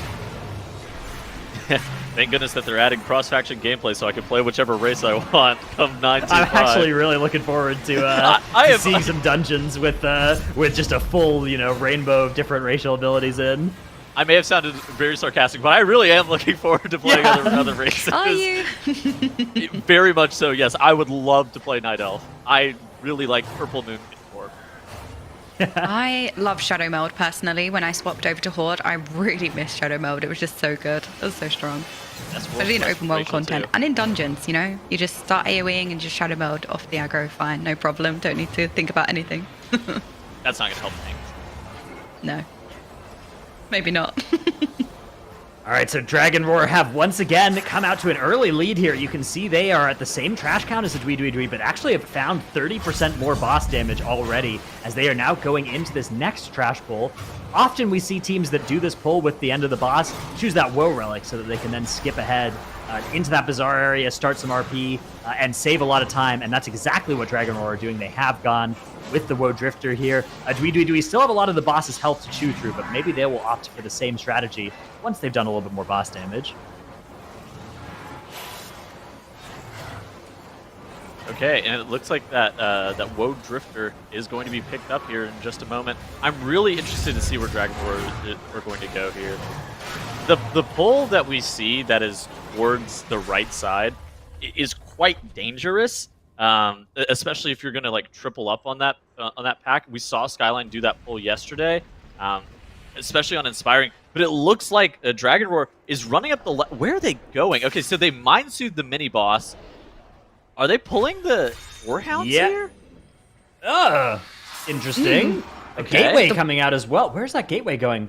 So the gateway is sitting up here because those dinosaurs from Ataldazar, whenever they charge the person, if they're sitting up there, they will cancel the charge. And so look at this. The charge is canceled. And so that's what you don't need a gate up there. You can actually just walk up there. He just gated up there because it's faster, I think. Okay, yeah, so they're going to fight 2 Core Hounds and the dinosaur, and here come the cats from Darkheart Thicket as well. Danger for Dragon Roar as they are heading down the left-hand side in this dungeon. This is actually a really nice amount of count, though, and especially if your group is good at like single target, or if you want to pull them all together and you're good at AoE, this can be a great choice for getting your count. Look at just how much their enemy forces bar is going to jump up as these mobs all start dying. So this is... I don't want to say like relatively standard for live keys, but like the Core Hounds into the Ataldazar dinos is like really normal, and then the mini boss that Dragon Roar skipped is fairly standard for live keys. If you want some advice, don't pull the cats. The cats are you can jump down on the right hand side into the like there's a little dock area, and you can avoid pulling the cats by doing that, which I do indeed recommend on the live servers. Those Darkheart Thicket cats are as nasty as they were in Darkheart Thicket. And they do a lot of damage. Ooh, ZHUI. I wonder what they're up to. So they went to the right side after the first boss, but it looks like they're posturing to pull everything. But okay, so they are also grabbing all of the mobs and inspiring. So you have to be really careful about a bunch of these mobs because there are a ton of casters here. This is a large amount of damage for a ZHUI. They need to make sure that they have all of their offensive CDs available here. This is super scary. Again, as you said, a lot of casters and the inspired mob. Just making that a little bit more scary. Ooh. It's mass gripped all of the casters on top of the inspiring mob, huh? That's so they're not going to be kickable, but they are going to take the damage at least and not be out of the group. So a little bit of a trade-off there, but now it does seem like a ZHUI have finished the inspiring mob, and so they are able to start stabilizing this pull. Meanwhile, Dragon Roar already into this menagerie pull. They have Peacekeepers on top of this, so a lot of extra damage is going to go out to whoever is the farthest player, if not everybody is in melee range. But they've now killed off the first of those 3 parts of this boss encounter, and they've dealt with the trash. So Dragon Roar just have a 22 Tyrannical Grand Menagerie to deal with from now. Only that, and they'll be done here. It seems like a ZHUI is still in this area as well. I was wondering if they'd pull all of them, but they're going back for this trash pack. I think it's worth noting as well, it's a Tyrannical 22, so I think it is less scary, say, for the cast to just be going off in the Inspired. I think you can afford to pull these kind of big AoE scarier packs on higher keys or on Fortified. I think they can afford to do things like this on a Tyrannical. I think that you're probably right, and especially with like a Destro Warlock and a Serve Hunter, the amount of just like upfront damage that you have on AoE situations makes a lot of sense if you're able to if you are able to just like have your CDs available. If you have that coordinated assault, if you have that infernal, you should be able to just like burn straight through. All right, I've done a little bit of translating. Sales fair Achilles, which makes sense. Exposed Anima Core, you need to have dark blue on your body. Players with Lustful Gluttony effect eat the ball, which also increases damage dealt. Thanks for the translation there, Tettles. Always glad to see what the quest text is on those. I do love reading quest text, yep. As we now have just the last of the 3 bosses here for Dragon Roar. Meanwhile, ZHUI have made their way into the mail room. It looks like their whole team is here as well, although they do have a woe buff, so actually, can anybody see the Hunter? No, the Hunter is the one doing the job, it looks like. Yeah, he's going around doing the bazaar. which is usually you would expect the Demon Hunter to be the person doing that, but I mean, Hunters do have Camo, Turtle, Feign. They do have some tools for making that area easier, so maybe that's what they are up to here on the side of a Dwee.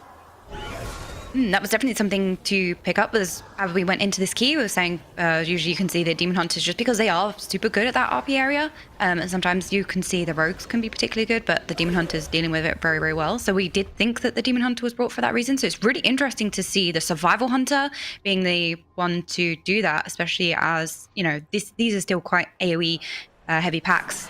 The Survival Hunter can annihilate them. So it's interesting for sure. All right, Dragon Roar are going big here. They are pulling the mini-boss and an Enforcer all together here into the corner towards where the last boss teleporter is. This is a scary pull. That force multiplier is going to come out and massively increase the damage done and taken of everything here as well. So super duper scary, but Dragon Roar are looking pretty good. There's the quaking. Oh, it's quaking. Oh my quake. gosh. That is an overlap that you definitely do not want to see under most circumstances. That in the Postmaster, those are the two overlaps with quaking in this dungeon that are incredibly dangerous. It's funny because I didn't realize it was quaking until that moment, and I feel like that's relevant all the time with quaking. You know, it's kind of whatever until you reach positions like this and think, oh yeah, it's quaking. Oh. Well, quaking got changed a long time ago to not do infinite damage to you whenever you're not stacked up. Thank goodness. Yeah, back in the day when it used to just always hit for damage, and now it only hits if you actually are stacked. Much. You mean the old Your quaking own where it would be quaking. 70% of your damage taken in a whole entire dungeon? Yeah. Oh yeah, I remember that one. It used to deal damage to yourself. Your own quaking used to damage you, whereas now it no longer does that. It's other people's quaking that can deal damage to you. Yeah, although if you get hit by more than one other person, you take more damage than you would have used to, so you do have to still spread, and in fact, it's even a little bit more important too. But yeah, Dragon Roar are finishing off now. They're getting their first male elemental killed. Oh! Not going to use this on the boss. There are still 2 left in the room. Maybe they will pull the rest of the room with the boss. Let's see what they decide to do here. They also still have to do the Bizarre RP. At some point, I guess they're kind of running out of time to send somebody on a stealth mission to do it, because this is going to be 100% count for them. So maybe they've already done it and I missed it, or maybe they're going to do it as a team. Fun little bonding exercise as a team to all go and do the Bizarre and actually help, and not just send one person to do it and tell them to get good. The question is, like, when would they have done it? So they didn't get a Woe Drifter off of, like, the cat. Yeah, they went left rather than right. Yeah, they went left rather than right. Like, I don't know when they would have gone and done that. It's just one of those things that I don't think that they've done the RP. Maybe it's going to be a group bonding activity where they're going to just encourage one another to do those goods. Yeah. You can carry each other around in the yak and whatnot. Can you grip me? Can you grip me? I'm moving slow. Oh, yeah, and they're actually using the strategy of throwing their briefcases to the healer who's positioned near the active portal, making it a little bit easier to do, although, yeah, you can see they're indeed doing a pretty good job of making sure all those land. One more mail does need to be delivered here, getting a little bit low on its timer. Is that going to be in the air? Yeah, as long as it's in the air, I don't think it explodes, so they are doing okay there. Dragon Roar nearly done with this boss. They've got one more money order to soak. A lot of damage in the group, though. Everybody's pretty low. But with everybody soaking it, it shouldn't be too lethal. Yeah. Ooh. You can see them drop super low. It's still scary, but they have lust up. I wonder where they're gonna lust. It is physical damage as well, so the Clothies are always in the most danger against that. You could see when the Warlock and the Priest were taking so much damage from it. As a Dwee are now heading into Mize's Oasis. They're also at 94% count here. You know, they're really not that far behind. They're maybe one boss behind here, but 100% count for Dragon Roar. Let's see what they have with the Bizarre RP. Let's see if they have that done already, or if they're going to do it as a team right now. If they're doing it as a team, that is a giga. It looks like Shroud. Please be the open. They're running up to the front. Have they got the password? Yes, they do. So they found time somewhere. When did they do the RP? Oh my goodness, that is crazy. They that is. It was probably just during the first pull of the Postmaster room without a woe buff, something like that. Still very impressive for Dragon Roar to stealthily complete that trash. It must have been their rogue whenever they were doing like the menagerie RP. Maybe, the rogue... or maybe, well, so maybe the rogue, instead of helping when they went left, doing those that pull with the core hounds, maybe the rogue was just spending that whole time doing the RP over on the right. That could also make sense for it. That also could make sense, and maybe they pulled in the cats late because the rogue had just gotten back or something. There's actually a lot of situations. There's a lot of situations where it kind of makes sense when they would have done it, but I didn't see him go off and do that, but now I'm glad that they did get it done in advance, because that is a massive time saved having to do it as a 5-person group.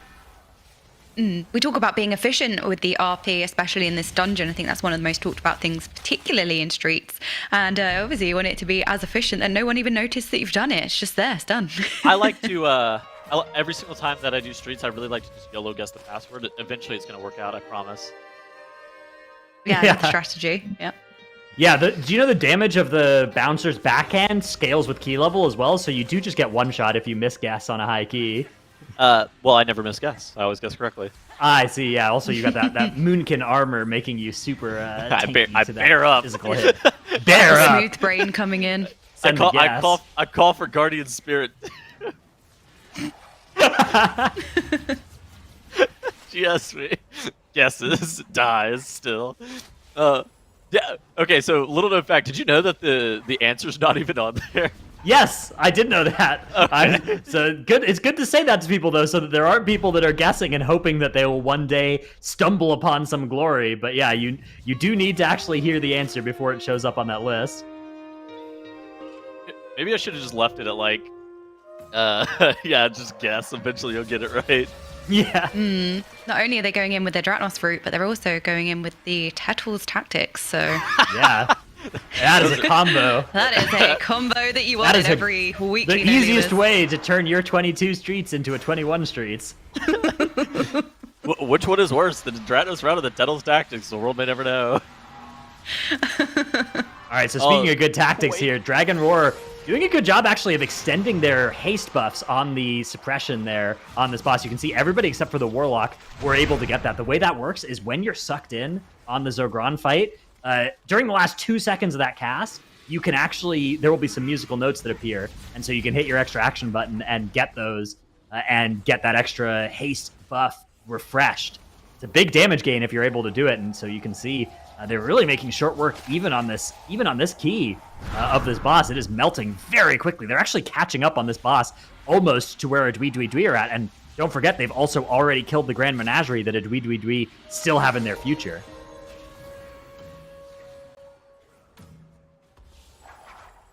Whoa, buff for a Dwee skipping out of this area. Dragon Roar, though, just have to get to, they just got to get to the last boss. They don't need any more trash. They've killed the mini-boss, and they still have a few seconds of their woe buff as well.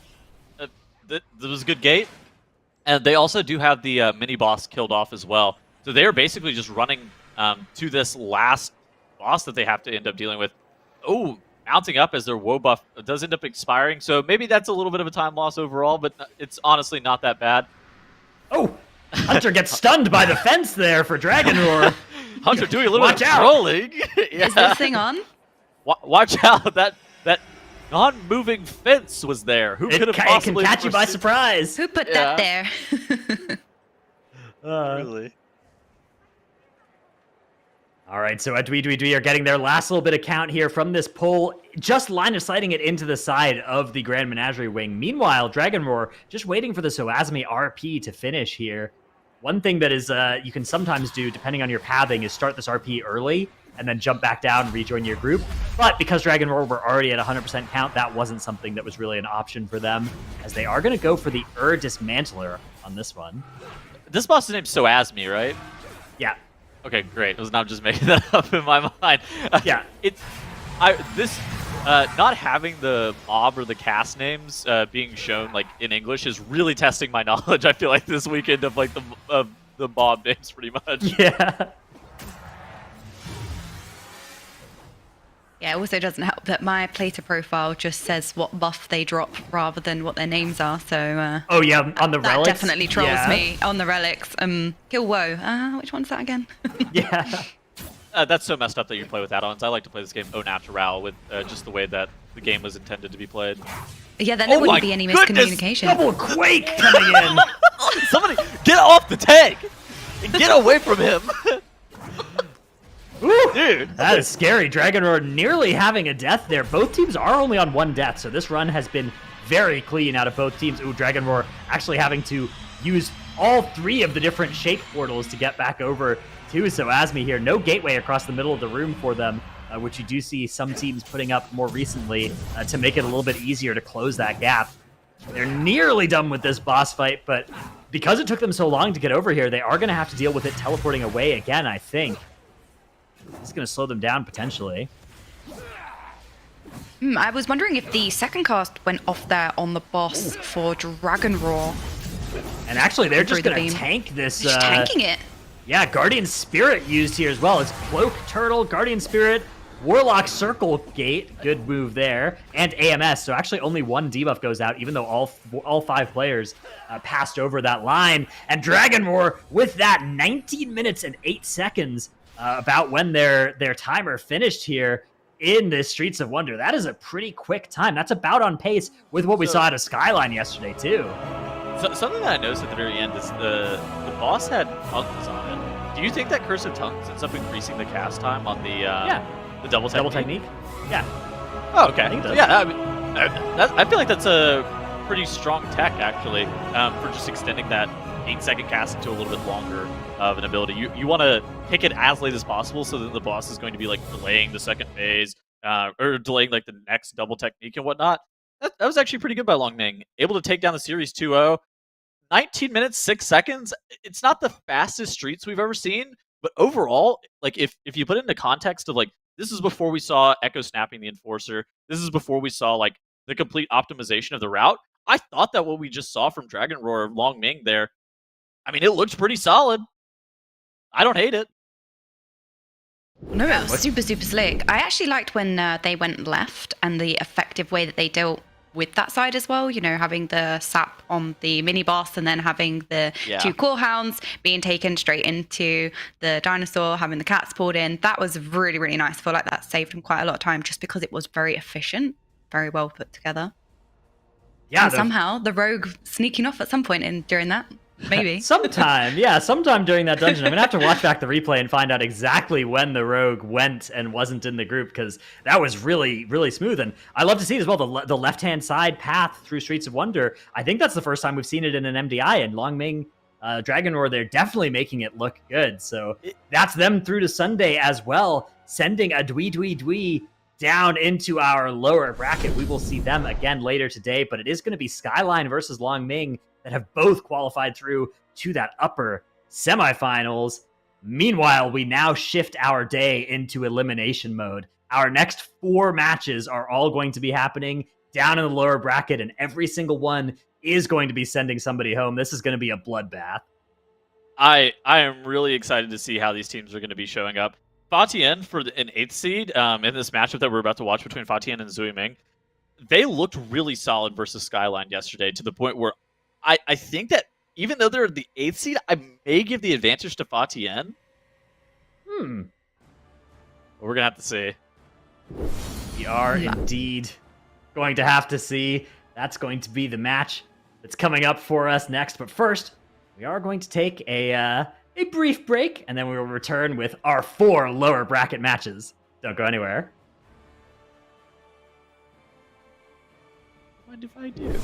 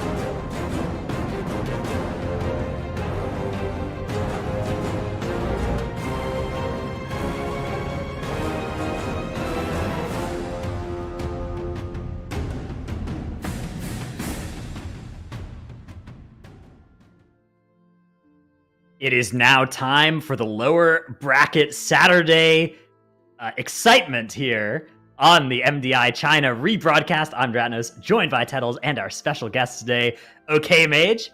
We've got a spicy one for you all up first. It's TIAN versus ZHUI MENG here. That's our 8th and 4th seeds, I think, respectively, that are going to be our first elimination match of the weekend. Should be a pretty exciting one. TIAN was the team that was battling up against SKYLINE yesterday, and they looked relatively competitive, whereas ZHUI MENG, they were the team that had a very, I will say, interesting gambit.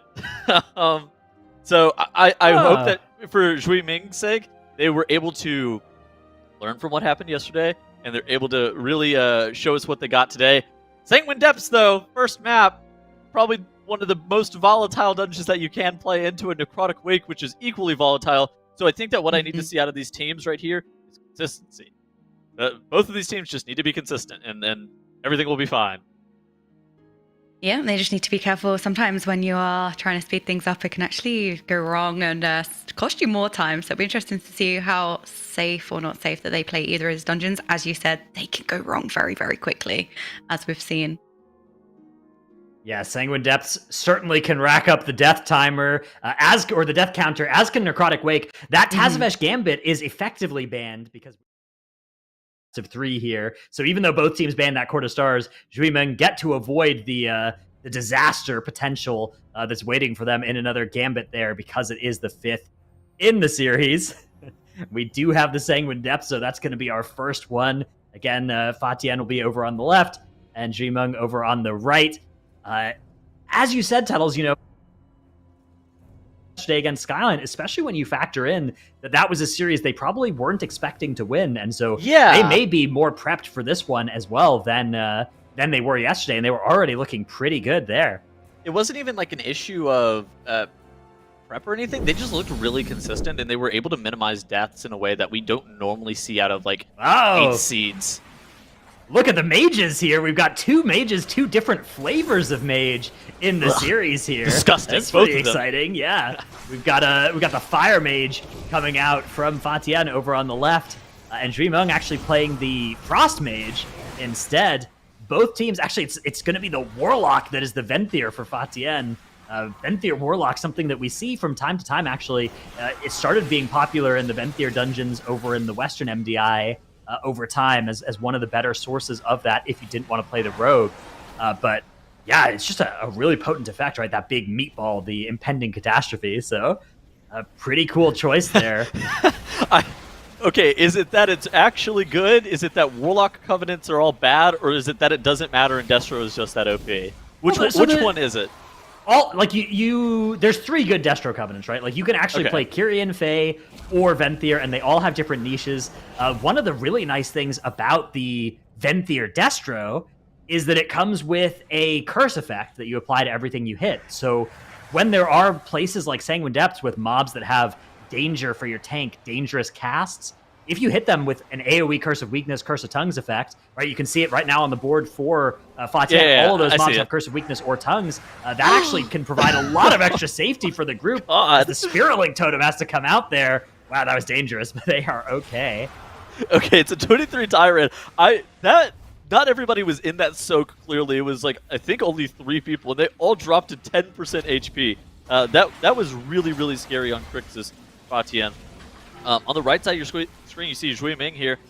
I mean, they're into Crixus as well. Both teams utilizing a 10 stack of the Lantern. ZHUI MENG looks like they ended up getting a little bit worse out of that first pull. They were slower to get into Crixus, and their 10 stack of their Lantern is going to last a little bit longer, though, because they were able to extend it at the end. All right, yeah, so that Lantern buff, plus the extra funnel damage as well. When you see a comp that has Subtlety Rogue Frost Mage versus the Survival Hunter Fire Mage, that is a comp that is going to get a little bit more single target for as long as there are ads around the boss. So Chasing Dream there, ZHUI MENG over on the right, have gained a little bit on this boss from when they pulled it off of that extra funnel damage they have. Yes, now we'll start calling them Chasing Dreams. Yeah. Something that they did, if you didn't see it on the right side of your screen there, is they actually late pulled some relics into Crixus as well. So whenever they kill this Ur Dismantler, I think this will be really good for any of these shatter casts that spawn these orbs, because like just the HP regen in general, if you do have them up whenever you have those orbs available to you, it's able to top the party. Unfortunately, they're only going to have it up for this charge, which, ooh, I don't know if I love that block, especially whenever you have that Relic. I think that you would just rather group soak it there. But overall, it's fine for Chasing Dreams. You may as well just use the block. He can even cold snap and reblock later if he wants to. So overall, things are looking okay on the right side of your screen for Chasing Dream. For TIAN on the left side, Crixus is going down. I think this is a fairly standard opener to Sanguine Depths for both of these teams. Yeah, we got to remember that over on the right-hand side, ZHUI MENG are actually several minutes ahead on time trial time, so surprising potentially to see TIAN speeding ahead here, getting something like 30 seconds on this boss 1 split, but they are not interested in stopping at all. They're doing a very big pull here. That's going to be the Sigil of Silence and Curse of Tongues on all these mobs as well from that Venthyr Warlock ability, really making these casters a little bit easier to deal with.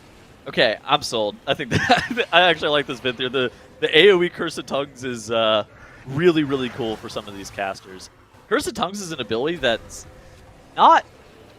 more often than not, you don't see it used like super readily because every raid there's something you want to curse though, right? Like it was like hate casting it, yeah. Stone Legion generals, you got a curse of weakness, the general during the intermission. Anduin, you got a curse of tongues, the intermission ads, right? Or the reflection ads. So there's always some place where you try and convince your warlocks to cast the curses, but they always complain about it whenever you tell them to. On Sun King Salvation, you curse a weakness to the birds as well. That was always a pretty prominent strategy, unless they wanted to run the AoE Corruption Slow Legendary, which, I mean, then that got changed, so it's not even really a thing anymore. I do think that the Warlock like curse utility on AoE, specifically Tongues is a pretty broken ability in my opinion, because it slows down even like uninterruptible casts sometimes.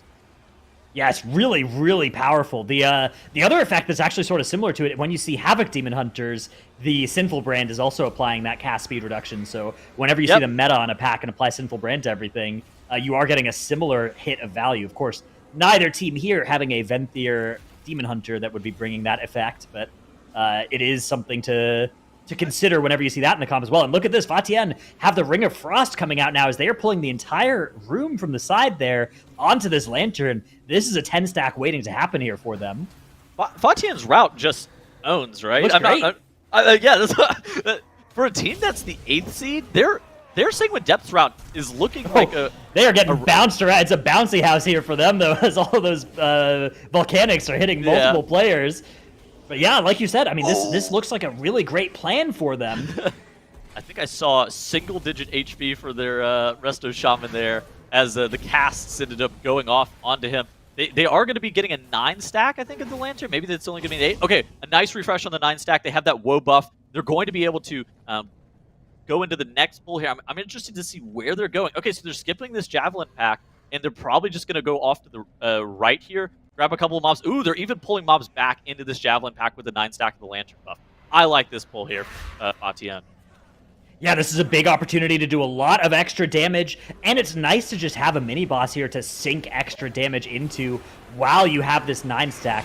It does mean they are not going to refresh and extend this 9 stack into a 10 stack in all likelihood, but they can just build themselves a new one, or maybe, I mean, they do kind of look like they're... I guess this is probably just dodging the tornadoes and the volcanics, but it kind of looked for a second to me like they were looking to run further ahead, but no, they are okay. If they get this pack dealt with fast enough, they're able to run all the way to the right side and then kill off that Quill Feather and immediately refresh that into a 10 stack. That Quill Feather has something like 150,000 HP, so if they're able to make it there fast enough, their Woe Drift buff does expire. I think maybe they're going to be able to do it. They have to get that Lantern activated, though. It looks like they are going to be setting up for a second here, so I think that probably means they aren't going to land the extension on their Lantern buff, but still looking pretty good for them. Meanwhile, Chasing Dream have had 2 deaths on their side of things, so they are certainly falling behind now. TIAN have found, a death of their own, though, hitting the board here. That is not great news for them. They do have the Battle Res, though, so it is recoverable. Yeah, and in addition to that, they didn't lose any like Lantern stacks or anything. So if there's a time to die, it's on pull right here before like the Lantern stacks come out, before the Warlock is actually going to be clicking that. So overall, that's maybe the least costly death that they can have. But the Warlock going down for Fatian is so bad. So they're not going to be able to activate the Lantern here. At the same time, they don't have a battle res. Not that they would be able to realistically use it, but I think that the missing of the buffs, like the stacks of this buff here, can be problematic. As now the scribes are just pelting the Resto Shaman. They are able to top back up. Everybody's sitting at 100% HP for Fatian. But again, just the lack of the Lantern buff. How much of a problem is that going to be? Oh, actually, the Warlock ended up flicking the Lantern before he died, is what it looked like. Okay, so they have 7 stacks, so only the that's going to refresh up to, is that 8? No, just the 7. They do have the res coming out, and they're now heading over to the left-hand side here. There is another Lantern they can pick up here. The res does come out, and it looks like they're going to do a small pull to get started, and then probably a pull onto that Lantern. Meanwhile, Chasing Dream at 48% count. They are 1 full trash pull behind, and they have 1 extra death on the board, too. They are actually heading left rather than right as well. Oh, nope, there's just... This is a big old pull that they are lining back into the mini-boss room. Interesting maneuver for Chasing Dream. I wonder why they're doing this. This seems like it is a lot of extra travel time, but it's an easier place to fight these enemies, although Volcanic actually bouncing them around. Oh, no. The Rogue dropped incredibly low there as he ended up getting that debuff on him as well. He's Void Elf again, Dratnos. Interesting. Yeah, maybe just a Void Elf Rogue for, I don't know. He just likes the look. Maybe he likes the aesthetic. Yeah, so for those who missed it yesterday, they played Void Elf, I think, also. So, again, maybe there are just some neat Void Elf tricks that we are missing as well. I'm going to try and look out for it, but it's sometimes so hard to know the spots where you can do anything cool with Void Elf, especially on a rogue. Like, you'd think, as a tank in particular, would be the spot where Void Elf could maybe do the most, like, full setup, that kind of stuff, but... or, like, RP starting, those kinds of things are options with Void Elf, right? A Void Elf Death Knight or something like that, you like open up the pull with like the Void Elf port into like a 8. Yeah, or like you run one direction, send a Void Elf the other way, get some mobs, Void Elf over, that kind of stuff, right? Yeah, cool. The old U-turn, that kind of thing. Yeah. The old Void E, as the kids call it. Void E. Yeah. I think that's actually a Shadow Priest ability, actually. So slightly different thing. Oh well. Yeah. Okay. Well, what's the name of the Void Elf racial ability? Hold on. Spatial Rift? The old SER. Spacey R. Spacey R, that's the one, yeah. yeah, that's the one, yeah. Okay, so Fatian on the left side of your screen, everybody with the 7 stack of the Lantern buff, they're not doing a great job. Okay, I'm gonna be real. They're not doing a great job of refreshing their Lantern. At the same point, they have that Lantern buff for all of the pulls that they deem it necessary. So things are looking pretty okay for them. Yeah, it's not a 10 stack, but you know a 7 stack and a 10 stack, that's only 3 stacks of difference. That's not the end of the world for Fatian. As actually what might be bad for them is a player death coming out here. They are going to be able to land the battle res here, but both teams are now operating without a battle res for the next several minutes. So this is going to be very dangerous as they hope to finish the dungeon here. Chasing Dream actually are going to even just wait until their pull is over to deploy a res rather than releasing on their Necrolord Crossmage there. Okay. The Hunter got targeted with the Castigate, but for some reason he didn't have Feign Death available and had to blow Turtle there. Lust has come out for Fatian. We haven't really talked about this too much. It's 23 Tyrannical. This boss is very scary for Fatian right now. Yeah, it's a bit of a shame that the Lust didn't multiply with their Lantern buff there. You could see the Lantern buff fell off right as the Lust came up. And ideally you'd want to have those both at the same time, but sometimes you're just moving too fast through the dungeon to actually have things line up that way, which does seem to be the case here for Fatian. It's a good problem to have, I suppose. I wonder if this dungeon will go on long enough for them to even get another Lust on General Call at the end. I think it might at this pace.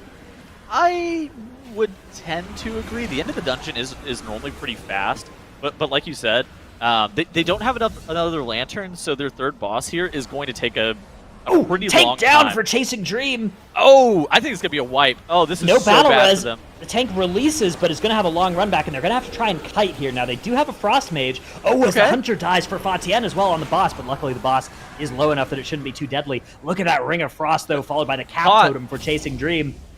Oh, danger. Our Mage is our Mage just cauterized for Fatian as well. I think that they should be able to get this boss killed off. Oh my goodness, the Resto Shaman has been targeted with a castigation. He's going to get hit by the the laser that's slowly coming around Curse the spell. roof. Yep. It's available. 2 curse It's spells fine. on both teams, Oh. actually. Somebody dispelled that Warlock. He's the main character. Oh, the Mage being very greedy, dispelling himself as opposed to dispelling the Warlock.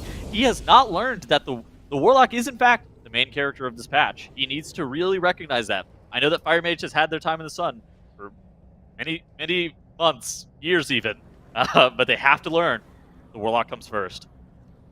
Yeah, how the turntables indeed for FATIAN here as they now make their way downstairs. 72% trash count as they set up their pull down here. At 72% count, I think that means they intend to pull the 2 packs that are in front of them on the bridge. Actually, I'm not 100% sure about that, but we'll see what they decide to do in this area. Maybe not. Dred is making stuff up. Could be making some things up. I think there are also some bats available if they want some count from those. Chasing Dream are going to be getting some count as well. They also still have to kill Executor Tarvald. They are doing a lantern pull right now, though, to get set up for that boss. This is going to sound weird. How scared are you of this boss for FATIAN? So, for one, they don't have any battle rouses available. For 2, they don't really have Bloodlust or a lantern buff. For most MDI teams, we've seen them go into those boss without, or with like major amounts of offensive CDs plus a lantern buff, but you're not scared for this boss for this team? Nah, they're going to be fine. Look, they didn't even pull trash onto it. I guess there's one trash mob that's come in here. They do have Turtle, I guess. They have defensives coming up. Yeah, they've got Link soon after this first one. They should have Link for the second. They've got a Demon Hunter that is very durable and still has Last Resort available. A lot of damage coming out, I will admit there. That is quite a bit of damage, especially on the Hunter. But Ascendance has been popped here, plus Spirit Walker's Grace. Spirit Walker's Grace, one of the most potent healing cooldowns during this phase. A lot of healers have trouble with keeping everybody alive during this, but Shaman with the Spirit Walkers, pretty potent effect. I like how you backtrack immediately. Yeah. The moment that they get hit with the burst, you're like, oh, well, that was a lot of damage. Oh, goodness. Look, it's they're almost a fifth of the way through the boss's health here, so they just have to hold on for a little while longer. Only have to do like 6 or 7 more of that. Oh my goodness gracious! Oh, no. Wait. We lost. Okay, hear me out. The Hunter being dead means that the squishiest player no longer is going to be leeching the healer's attention.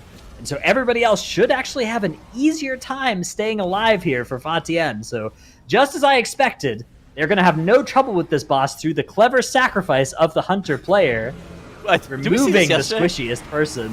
I think we might have, yeah. On God, I'm pretty sure we watched the team format this boss from 80% HP yesterday. Yeah, it is a 23 Tyrannical, so this may take a little while for them.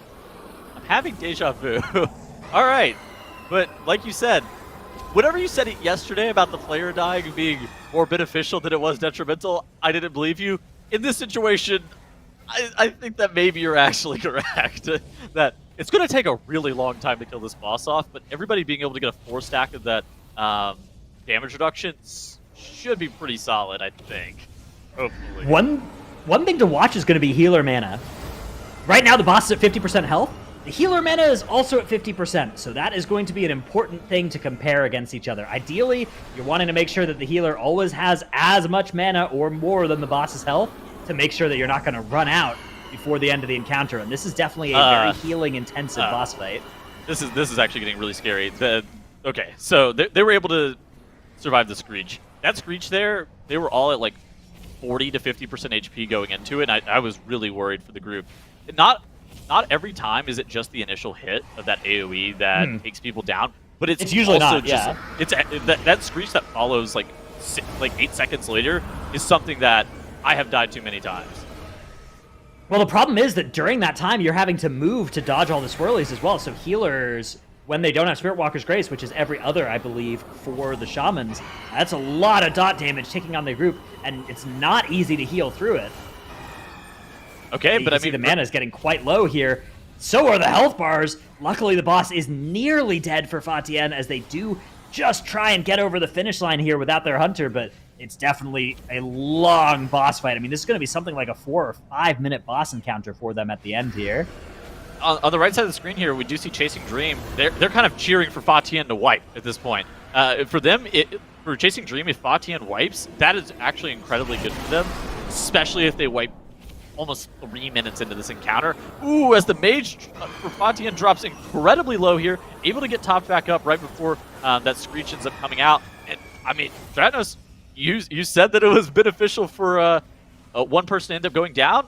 I think I'm going to tend to actually agree at this point, because it was looking rough whenever there were 5 members up there for FaTiAN, but they were able to get this 23 Tyrannical boss killed off, and hey, they are still firmly in the driver's seat over Chasing Dream. Yeah, you heard it here first. Just sacrifice the Hunter, and this fight gets a lot easier. Okay. FaTiAN are nearly over the finish line, as the last Screech is now going to be coming out here. Big damage, but that Spirit Link Totem should do enough to keep everybody alive. FaTiAN have done it. They've got that third boss down after a 5-minute 34 split. Most of that time was indeed spent just fighting that boss. Let's see what they decide to do with the trash in this area now. For some legitimate advice, and the reason that I was worried about them going into the pull, you really wanted to have the Spirit Link, you really wanted to have the Ice Block and the Turtle and the Unending Resolve available, and they didn't really have anything. And so for the first cast of that AoE, more often than not, it's fine. You have your personals. For the second one, you would like the Fur Relic, I think, to be able to carry you through it. For the third one, that's when you start rotating your immunities, your Link, your Unending Resolves, that kind of thing. And so it was the second one that ended up killing off FaTiAN, because they didn't have that herb buff to kind of carry them through that, or they didn't commit ample amounts of defensive cooldowns there. And so whenever you're doing this dungeon on a high Tyrannical, you're going to want to coordinate out who's using what cooldown when. And that may even be something as simple as so Holy Priest is a super meta healer. You can even use a Guardian Spirit and be okay, so yeah, you only take 1 or 2 stacks here, I'll GS you, you'll be fine. And so it's just one of those things that you need to really pre-plan your defensive CDs. For FaTiAN, they didn't really have them available, and that's why it became problematic, and that's why we ended up seeing the Hunter go down. All right, so FaTiAN now have used Invis Pots and Camo and stuff to skip past the 3-pack on the bridge there. I think Chasing Dream won't even need to pull the first 5-pack on the little, hallway after this room as well. But FaTiAN are now into this big old pull. They've used Sigil of Silence to help grab everything together. There's a lot of enemies they are fighting all at once here with General Call. Usually, groups will often be a little bit more conservative, pulling out all that pack together, but in MDI settings, you just got to go for it, grab all of those enemies, and they are now going to even be chain pulling forward with General Call here. Wait, Chasing Dream just wiped. Oh, no. Oh, they have a Woe Drifter down there as well. Interesting. I mean, I don't like the Woe Drifter on the boss. I wonder if that was maybe the cause of part of the problem. I didn't see what caused them to wipe, but sometimes when you spawn a Woe Drifter by surprise, especially in a place like that where there's a lot of mobs to interrupt, maybe that just means that some casts are going through, or a burst cast goes through. It absolutely is one of those situations where if something is different from what you practice over and over again, especially something as substantial as killing the wrong relic, it can immediately cause wipes if you don't have enough interrupts for it.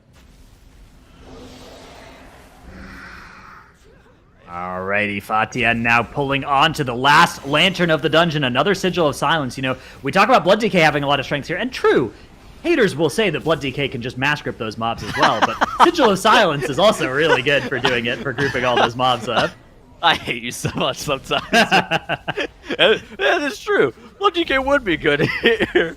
I'm just saying, the both tanks can easily group all those casters together onto this lantern, and that's a very valuable thing to do to get your 10 stack. Exactly what FaTiAN want here. They're indeed going to refresh that 10 stack as well, using these increasingly spawning Gargans to just keep that stack going, keep that lantern activated, maybe even get one more for the road. Nope, they've had enough. They're out of here. They're going to get this next spawn, and they are going to be on their merry way towards the end of the dungeon. 89% trash count.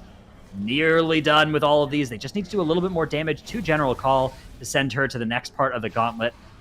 Meanwhile, Chasing Dream have pulled the third boss again. This time for sure, they say. They pull the boss. Hopefully we'll be able to avoid that fate of the wipe. Now it's 16 deaths in the dungeon. Chasing Dream are certainly having a little bit of a catastrophe. I'm interested to see what FaTiAN is going to do towards the end here. They have grabbed a bat. I think that their count is looking relatively solid here. There's not too much left in the dungeon. I don't think that they're going to be utilizing this 10 stack of the lantern to the most efficient way that we see. So for some teams, we actually see them, they don't actually get the 10 stack of the lantern from the acolytes. They end up getting the 10 stack of the lantern from this set this like 70 to 60% burn on general call, they'll end up like grabbing like the Chamber Sentinel. They'll just utilize the constant dog spawning to get the 10 stack, which is different from what we see on live. Ooh, TIAN having a death on the Hunter. If there's going to be a death, now is the time for it. The Hunter can actually release. You can camo back. Yeah, I wouldn't use the B-Res here, actually. I would probably save it and have it for later, right? Like, you want that battle res for a little bit of safety, especially at this point if you've seen the stream delay and you know that Chasing Dream are having things as bad as they are. You just want to minimize the chance of a wipe here, as they have dropped combat, and they now get the full regular res here. The Mage on fire there in the Rune of Power.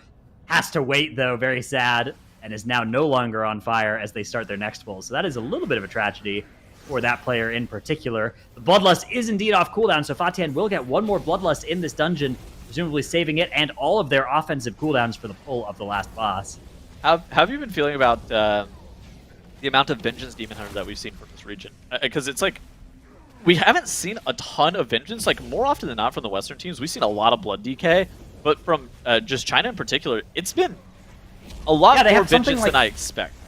Something like 4 Vengeance teams and 2 Blood DK teams, and then 2 teams that are kind of wilding out with the Prop Pallies and the Brewmasters and just all kinds of cool tanks. Yeah, I mean, I actually think the Vengeance is... I think it's worse than the Blood DK, especially on this patch with the Blood DK being pre-nerf. But I don't think it's that bad at all. I think the Vengeance has certainly looked pretty compelling. They're tanky. They are able to bring quite a lot of damage, especially when you factor in that Chaos brand that they're bringing in a lot of these dungeons. And yeah, I mean, they set up pulls quickly. They can. The Sigil of Silence is hugely powerful in a lot of very scary dungeons. So yeah, I really don't think it is a liability for any of the teams that are playing it. But I do think it is an advantage for Long Ming and a Dui to be on that Blood DK. Yeah. All right. So now we have TIAN here. They're gearing up to pull the boss, and they have popped their Lust. They've popped all of their offensive CDs that they have available to them. They grabbed another Dread Bat. So their route here involved them pulling 2 bats. Huh. It's not something that's... It's not the least common thing that we've ever seen. So we definitely do see some teams pull... It's normally just 1 bat, though, because they're quite difficult to grab sometimes, especially if you're trying to focus on some of these medium-large trash pulls on top of call.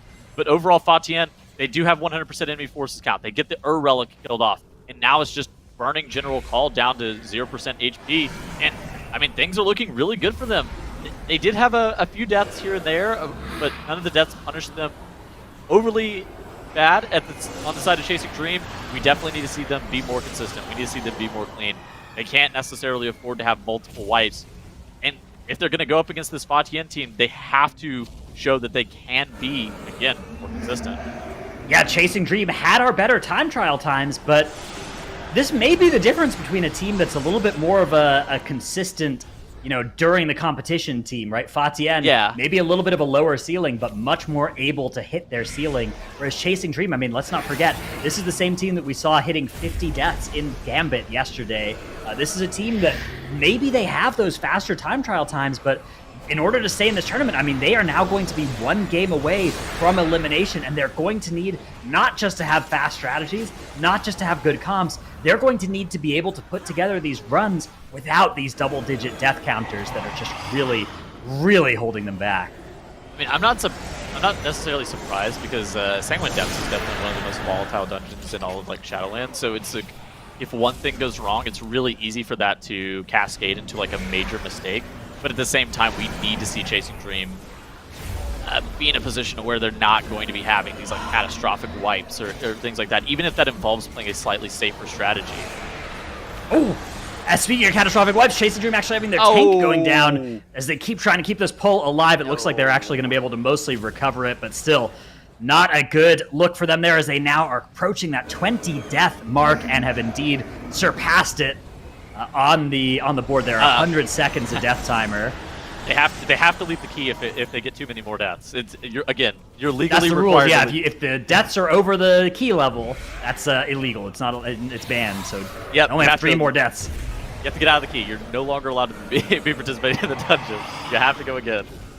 All right, well, FATIAN here are going to be well under that. Again, 6 deaths, like you said, in Sanguine Depths. Actually not a bad number. You know, this is a dungeon where so much random stuff can one-shot you on a key of this level, especially when you are trying to dodge all the volcanic as well. This is not one of the this is one of the dungeons where volcanic is actually felt the hardest because of the confined, narrow corridors. So we've seen a lot of players getting kind of bounced around as a player going down. The Hunter for FATIAN on that charge. That is going to be that battle res they saved from earlier, coming in clutch here for them, bringing them to that 7 death mark, but at 52% on the boss here, they are nearly finished. Something you were saying is like the 6 or 7 deaths is not like necessarily that bad. It's not great, but it's not the... What is the Hunter doing? Just, I don't know. Oh, jumping off the edge, disengaging back on. Probably getting flamed by the healer and being like, well, you know what? Now I'm going to get hit by all the mechanics. Heal me. He was spamming slash sit. Like what was he doing? Well, I think most notably there in that victory for FATIAN, I think that means the Hunter actually had sit bound. You know, you have it bound to X. I think most people I know have unbound that and use X for something else now. But I think that Hunter just still has sit bound on their keyboard somewhere. So, you know, MDI approved strategy is having sit bound somewhere on your keyboard. I have sit bound to my middle mouse button. I like to really spam it sometimes. I see. Well, FATIAN are going to take game 1 in this series. Again, the 8th seeded team on our time trials. Impressive showing from them. It wasn't the fastest Sanguine Depth I've ever seen. I'm not gonna lie. They are overperforming for sure. And again, that's a Sanguine Depths where things are volatile. We saw it on the side of Chasing Dream, right? And FATIAN are punching above their seeding for sure in this tournament so far. That they certainly are, John. I 100% agree with that. All right. I mean, it looked... Look at the even damage meters as well. All 3 of their DPS within 1,000 damage of each other. That's good. That avoids there being any internal strife in the group, avoiding having anybody develop like a diva personality, right? Is if they do too much damage. You know what also helps mitigate that as well? So whenever you actually don't have a Holy Priest in your group, you don't have to divvy up that power infusion. So just by running that Restoration Shaman, again, that eliminates the opportunity for the diva personality to really come out. Because we do know that Mage is the most dramatic people in all of World of Warcraft, and it's not close. Absolutely, yeah. Welcome back, okay, Mage. Right. Speaking of that. Okay, Mage. I didn't see you there. Welcome back. Have you been there long? Actually, it was. I know you were saying about the Hunter slash sitting, but he also jumped off and disengaged back onto the platform, right? Which you can do to avoid the dash from the boss. So it's actually like quite a cool play that you saw towards the end of that boss. Yeah. So that's a normal play. The slamming slash sit over and over again was certainly the play that I was like, wait, what is he doing? Well, you just have to alpha your big brain plays, you know? Like, yes, I did that really nicely, and now I'm just gonna... Well, you draw attention to your character so that then everybody can see when you do the disengage so that they know how good you are, right? Watch this, as he's slamming slash sit, and then he jumps up and disengages back on. Yeah, okay. Exactly. Well, that means we are on to our game 2 here in the Necrotic Wake 22. Fortified Bolstering Quaking are going to be the affixes in this one. Should be a pretty similar texture to Sanguine Depths, except much faster, we expect. You know, still very volatile, but more of these really massive pulls are an option for both teams. So curious to see whether either team is going to go with more of a slow and steady approach, or if they are indeed going to try and just slam all the mobs together and get that huge hit of count on these different bosses. Yeah, we've spoken a few times about these kind of dungeons where sometimes you can save time by doing, special skips or interesting pulls, but other times it can actually cost you way more time than you save because something small can go wrong. We've said Sanguine Depths and Necrotic Wake are both quite volatile dungeons, so yeah, sometimes it can be a bit risky. I mean, the first part of Necrotic Wake is like notable to wipe teams as well. Like just the first couple of pulls in general, it's also, I think it's Fortified Bolstering Quaking in Necrotic Wake on a 23 dungeon level, so it's something that's like, one mistake can certainly cascade into a big problem, as both of these teams are playing a more conservative approach on this first wing. I think that I'm okay with this. Yeah, and I think yesterday we did see a gatekeeper or portal keeper, sorry, I can't remember the exact name, pulled from the left side of one team yesterday. think it was unsure whether that was an accident or not, but I'm interested to see if we'll have anything sort of unfamiliar in this kind of dungeon. I think the mob name is Gatekeeper, and I think that they're off limits. Yeah, I think they are gatekeeped out of the key, so... Yeah, those are the mobs that gatekeep me from doing Necrotic Wake. I will go ahead and run that. Gatekeep you from completing it. Yeah, pretty much. All right, we do see FATIAN. They have Shrouded after doing their first pull on Blightbone, and they are doing... Oh, this is a really big pull on Bolstering. Again, we talk about it a couple times. Bolstering doesn't affect boss mobs anymore. This seems like a pretty reasonable pull. They do have Kyrian weapons helping them out. They also grab the Goliath orbs. Everybody's needing to be stacked up. They're pulsing the healing on top of one another as well. That allows the because like this is not really a healable pull if you're relying on like the healer to keep everybody topped up. But whenever you're stacked up with those 5 Goliath orbs, everything should be fine. They pop their lust. And things are looking pretty good for FATIAN as they down most of the trash. They do have 2 of those diseased horrors, very, very high HP. I'm really concerned for their tank here, actually. Yeah, because, well, you know, it's bolstering, so there's a lot of little mobs in that pull, which can then bolster the bigger mobs, obviously, as you can see here. They can really wreck the tank, even unbolstered. But it's okay, the bolstering's worn off now, as it was changed. It does wear off after a delay. We're fogging out. Okay, yeah, that change to bolstering where that it expires, or it has like a duration on it, really is helping out FATIAN. They were able to de-bolster at least some of the stacks off the mobs here. On the right side I think that was a really good change. It definitely was a change that needed to happen. That one came in conjunction with Necrotic, and now we see Necrotic plus like 1DK being relatively common.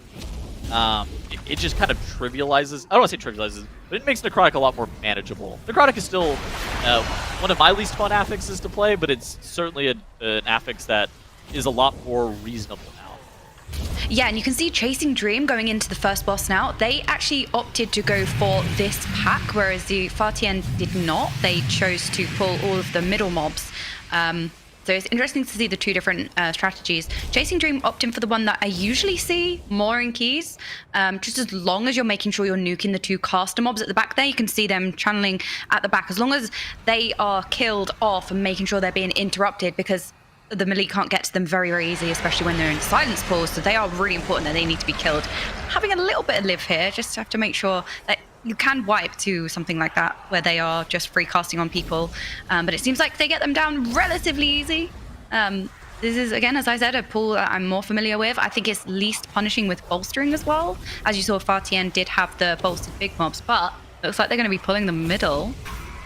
Yeah, I think for me it just kind of depends on like how much you're committing there. Because if you're willing to commit like a javelin plus like the Goliath orbs, that middle pack is mostly going to be fine. The downside of that though is like if you end up missing a mob with a javelin, you end up with a situation where you have those 2 diseased horrors, or like you don't end up kicking the meat shield. You end up with a situation where those 2 diseased horrors are like 30% HP and bolstered with 15 stacks of bolstering and are very dangerous. Those are boss mobs at that point. But overall, it's definitely a little bit more risky. But you do see FATIAN coming out of the first area with Blightbone down a little bit better count-wise for it, and just because they were able to do slightly more aggressive pulls, and now FATIAN starting to pull ahead a little bit more as they've grabbed their second set of Goliath orbs here. Yeah, heading into it. It'll be interesting to see if they take this pack. I've seen it done both ways. It looks like they are going to go into this pack, which is quite scary, especially on Fortified. So just need to blow it up. And yeah, I think that overall, like, this pull is not the most dangerous thing this season, especially with like Destro Lock plus Surf Hunter being meta.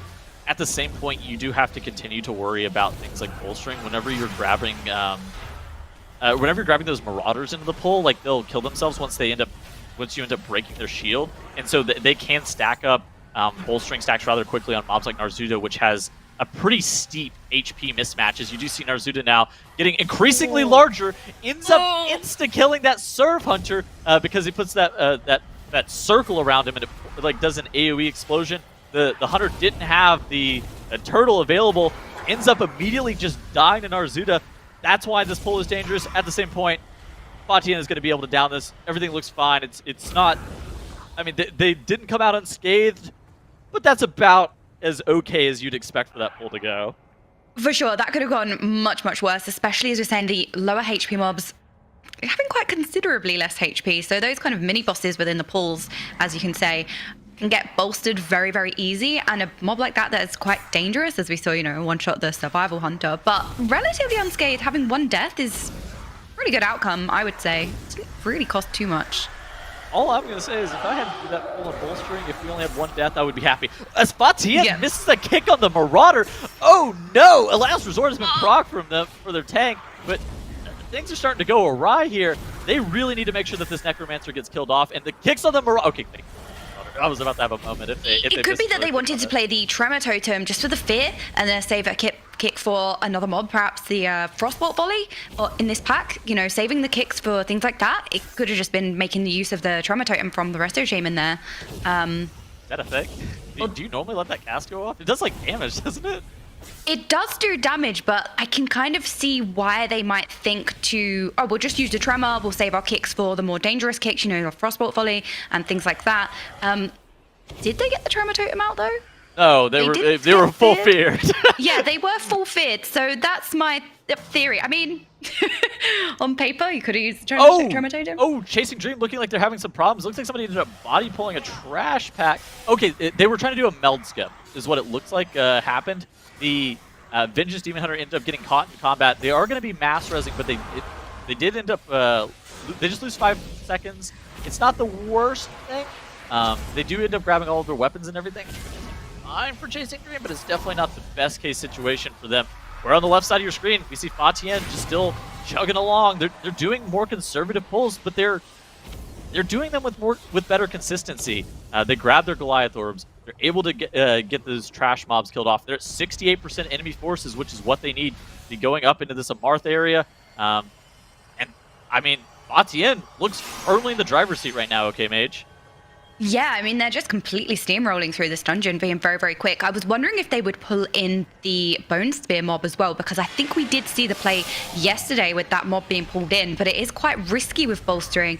And I definitely don't think they need to be playing any kind of spicy packs like that, which, as we've said, those can cost more time, really, if it goes wrong, and it can very easily go wrong. But they are very efficient, going through super, super quickly. We'll go. Would you like to see a weapon committed on Amarth here? So it's a 22 fort. I would not. I would think that it would be a waste, especially with the Survival Hunter and the Warlock. The ads can be relatively fine to deal with. I don't think you'd need to commit a weapon. I think saving it for, say, even the 3rd boss or the last boss can be more time efficient, just because the last boss has a lot of downtime and you kind of want it to die as fast as possible, obviously. And the 3rd boss, you could even perhaps skip a stage or help the tank out with the, the Stitchworks. Apologies, that's not the name. I know on hierarchies, like, people will slam, like, double Javelin into the 3rd boss, but that's also on, like, a 26 or a 27. Like, that's at that key level where that boss has a high chance of walling you. But, I mean, things are looking pretty good for TIAN right now. Yeah, I think time-wise, it can certainly be much more efficient to use the weapons on the last 2 bosses. And I think if you can get away with not using a weapon, even on the 1st boss, if you can commit... Oh, we are seeing a death on Chasing Dream. The Warlock going down. Did we see what took them out? I did not, but it looks like they had another death. Oh, it lose someone else as well. Unfortunately, the Survival Hunter and the Warlock go down for Chasing Dream here. They have 4 deaths now on the clock. But, I mean, things are looking good again for TIAN. I mean, we just keep talking about it. They're minimizing their deaths, and they're able to play their game plan for basically all of these pulls, not making very many mistakes. They were able to down Amarth. It is a 22 fortified, so it's not the most dangerous boss we've ever seen, but that is certainly a boss that we have witnessed wipe a lot of MDI teams over the course of this expansion. It definitely cannot be underestimated, for sure. I think, especially on this boss, if you have the DPS cooldowns assigned so that you can just annihilate the ads, they don't really become a problem, and you can save the weapon, I think overall it's much better. So it looks like Chasing Dream had trouble skipping here, perhaps, or they didn't have the means to skip, so they are opting for the mass route option. It did seem like the Shaman, I didn't see if they used an invis pot, but they invised up to this boss area. Bron nearly getting them in combat, very, very close, but managed to get up and mass res, so like it was a little bit of a death skip there. as they go into the second boss. Do you think we're going to commit a weapon here? Maybe. I'm interested to see what Fatien does up in this Necropolis, because like, so this is the downside of the Demo Warlock, right? So the Demo, I actually just noticed that he wasn't even Destra, but like, so in the first couple of pulls, it's honestly like Demonology versus Destra. There's not a ton of difference. This is where the major differences arise with like the Demonology Warlock versus the Destra Warlock, is like the Blasphemy stuns plus like the amount of AoE that you're going to get in this area. Is certainly going to be a lot different for the Demo lock versus the Destra lock, because you would really prefer like that Infernal, that sustained AoE. But Fatien is taking this, and they do like a really small pull first. They end up killing off that Fleshcrafter. They don't have any MCs or anything, so there's no real reason for them to save that for later. So they're just optimizing this area around offensive CDs. They do have that. They do have all of their cooldowns basically up for them, and I'm excited to see what they're going to pull here. Yeah, it does look like they're setting up for something spicy, you know, pausing with the patrols and things like that. So it does look like they are going for the patrol with the 2-pack and the lust. They're committing lust here as well, so just going to absolutely annihilate this ball. Popping the Kirin weapon as well, as you can, I mean, that's to be expected. Just take out this pack, make sure it's as quick as possible. I think committing the lust here and just taking the 3 packs is super speedy. I know we've seen this area dealt with very differently over the weekend so far. We've had individual pulls. We haven't necessarily had a full room pull. I don't know if we would see that. Again, it saved a lot of time. You just have a bolstered Fleshcrafter here. Could be a little bit scary. All right, but okay. I mean, Fatien ends up getting it dealt with. I mean, it's relatively fine. I mean, they did lose some time. There was like an invisible time loss due to the bolstering management, but overall, they end up doing that double pull. I think that, for me, that's a really weird lust timing. I don't know if I like it. So basically, they're lusting on CD there, and in general, like, you're going to be lusting, at least for higher keys, like on a Marth. I'm concerned that it's not going to be back up for either Surge and Sagebrush or Nalthor, which are almost certainly more dangerous bosses just to deal with for Fatien. But if they think that the dungeon is going to last more than 10 minutes again, and they're going to get one more lust at some point during Nalthor, that's probably a pretty decent lust timing. It just really depends on what they think that their pain points in the dungeon will be. Yeah, that's one thing I was wondering as well. Will they have the lust back for the last boss? It's difficult to tell from here. I guess you just send it and see. They could get it towards quite late into the last boss. So effectively having, you know, 2 lust uses over saving it, which is going to be much better overall for the dungeon. I mean, they're the professionals. Chasing Dream, I'm I just a think. caster. I don't know if Chasing Dream have they just pulled the left-hand pack? Have they done the rest yet? I didn't actually see how they've tackled the Necropolis in comparison to Fatien. Seems like they've pulled the pack on the left, and they might have the rest of the pack still left. So when they turn around, we can have a look. This is their first pull in the Necropolis, yeah. Yeah, okay, so we see if they commit the lust as well. They do have lust available, so let's see where they do have the invis here. There might have been a mistake. I think the problem with the relics is they are all quite low on HP. It can be very easy to kill the wrong one if you haven't got one person targeting the relic that you want. So it's unfortunate there. So it looks like they're taking the patrol into 1 pack here. A little bit smaller. They're not committing the lust. So I believe they'll probably save it for the last boss. I think that not committing the lust here is totally fine. I think that it was more surprising that Fatien did commit the lust than Chasing Dream is electing to not. I think it's just it's a very strange timing for them to believe that either the dungeon is going to last 10 minutes or that they believe that they needed the lust on that double pull that they did. Yeah, for sure. It can be quite scary, especially with the dungeon being fortified. I mean, I can understand the logic. Kind of, I guess. Okay, and it looks like Fatien is really far ahead of Chasing Dream. They're probably somewhere in the range of like... So they were something around maybe like 3 minutes, maybe like 2 minutes ahead coming out of a Marth. But like they're going a lot faster. This is like the advantage of the Demonology Warlock. Look at how much damage he's doing. A lot of this is actually just into Gore Grind here. He's able to just pump out an insane amount of damage, while the other members of his party are going to be like leaving down the bits. They're going to be doing some AoE damage. just in general, that demo lock, just absolutely cranking single target, popping all of his offensive CDs here. I really like the demo lock for these more conservative pulls. In general, Destro, I think, is going to fare a little bit better over the course of the whole entire dungeon. But Demonology Lock is a pick that we've seen teams like talk about sometimes as like potential. They the teams ended up ultimately thinking that like it didn't fit well in that third DPS slot. But that was mostly due to like ramp time. But like if you think that you're going to take the dungeon a little bit slower, like TIAN has been doing, I don't see a reason that the Demonology Warlock can't be a good solid third DPS option. I don't think it's better than Destro, but I do think it's not bad. No, I think they've made a good use of it as well, especially with the Brute, and as you're saying, you know, dropping the single target on the higher HP mobs, which helps with bolstering, so there's definitely a lot of logic there, and it has helped them quite a lot through this key. The varying HP levels of the mobs, just to reiterate, is super good to have the Demo Warlock funneling into, well, funneling, it's just annihilating those higher HP mobs, because they can get super scary. Prioritizing, yeah. Prioritizing. All right, I mean, well, the Demo Lock does have his CDs back up for Stitch Flush here. I mean, it's one of those things that I'm really interested to see how many weapons they're going to commit to the boss. So we talked about that a little bit earlier.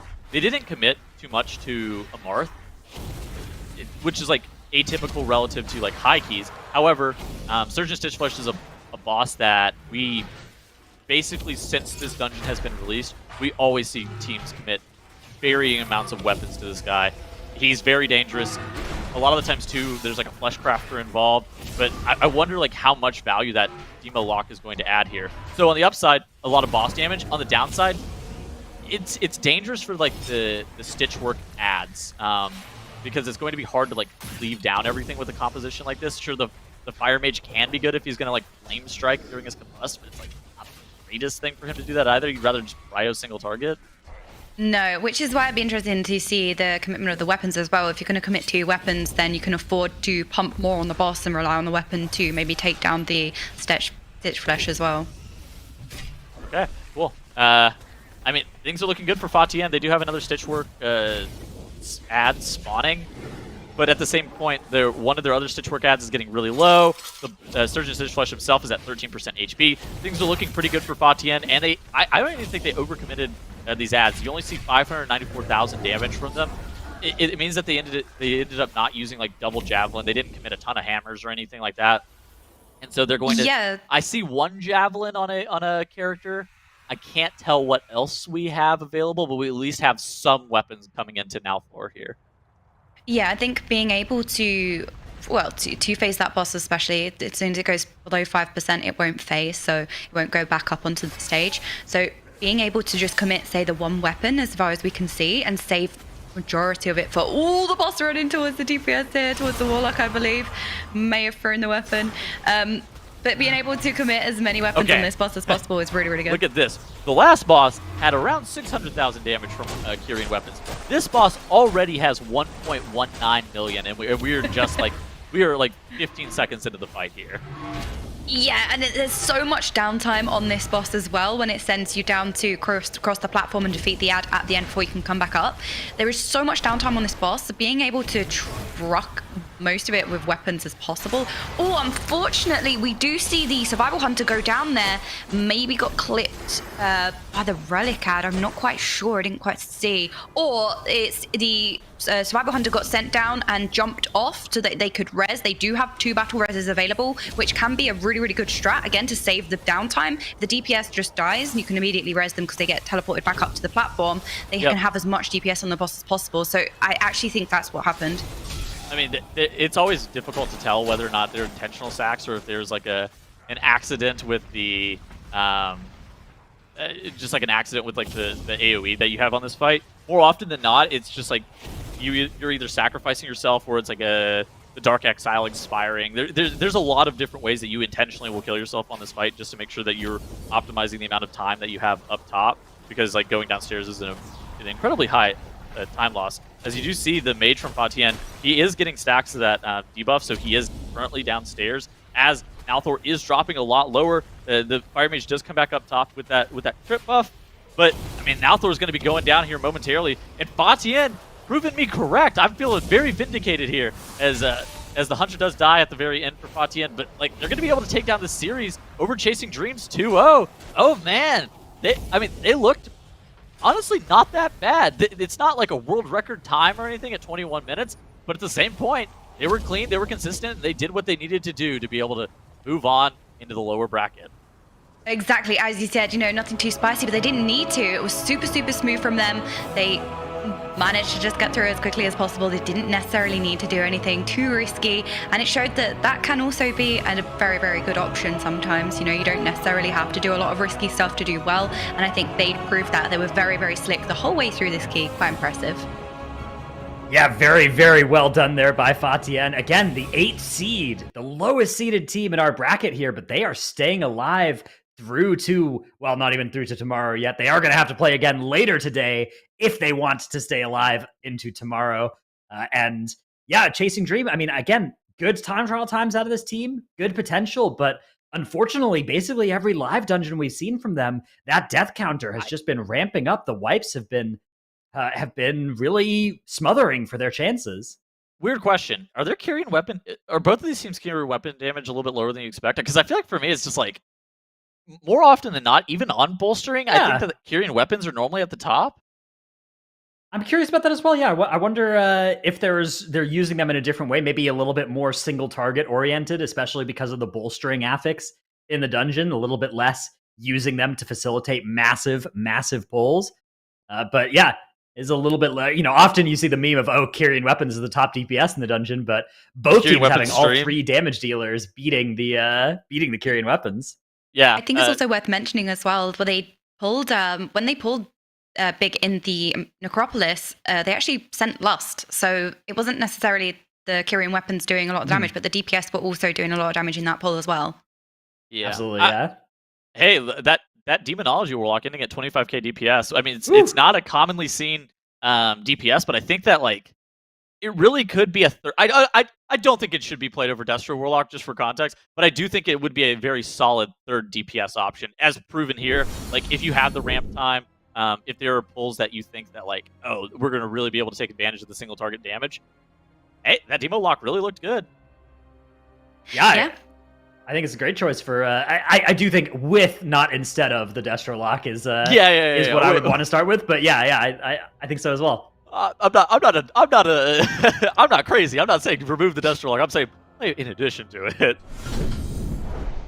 All right. Well, that is going to send ZHUI MENG, that's Chasing Dream, home. They're going to have to chase their dreams somewhere else. Meanwhile, FATIAN have advanced to face off against ZHUI later today. But before we get to that series, we are going to get to watch Chabuduo up against Turkey Team, a favorite of ours. They were the unholy DK team from yesterday, so okay, should be an interesting one. Are you team Cat Girl or are you team Turkey? I'm on Turkey team here for sure. Well, definitely team Turkey. Cats Makes isn't here to make the Cat Girl argument today, so cats are apex predators, as we do know. They are also known for taking down birds. I'm team cats. I didn't think this one through. Well, we're going to show you. Well, we're going to find out who's going to win between the cat girls and the turkeys right after these commercial break. Anyway, all right. Please throw the break. Leave him on. Make him suffer. No. Take me off.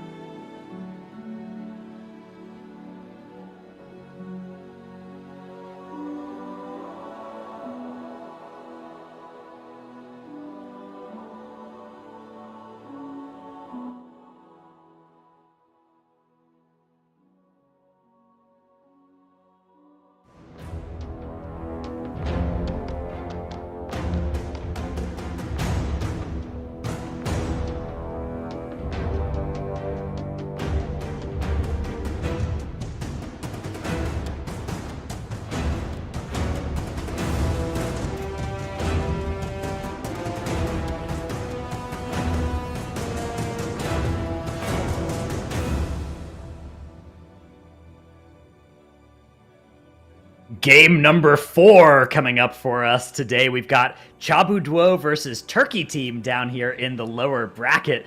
This should be a pretty exciting series. Tettles, I see you've already established a preference here. :3.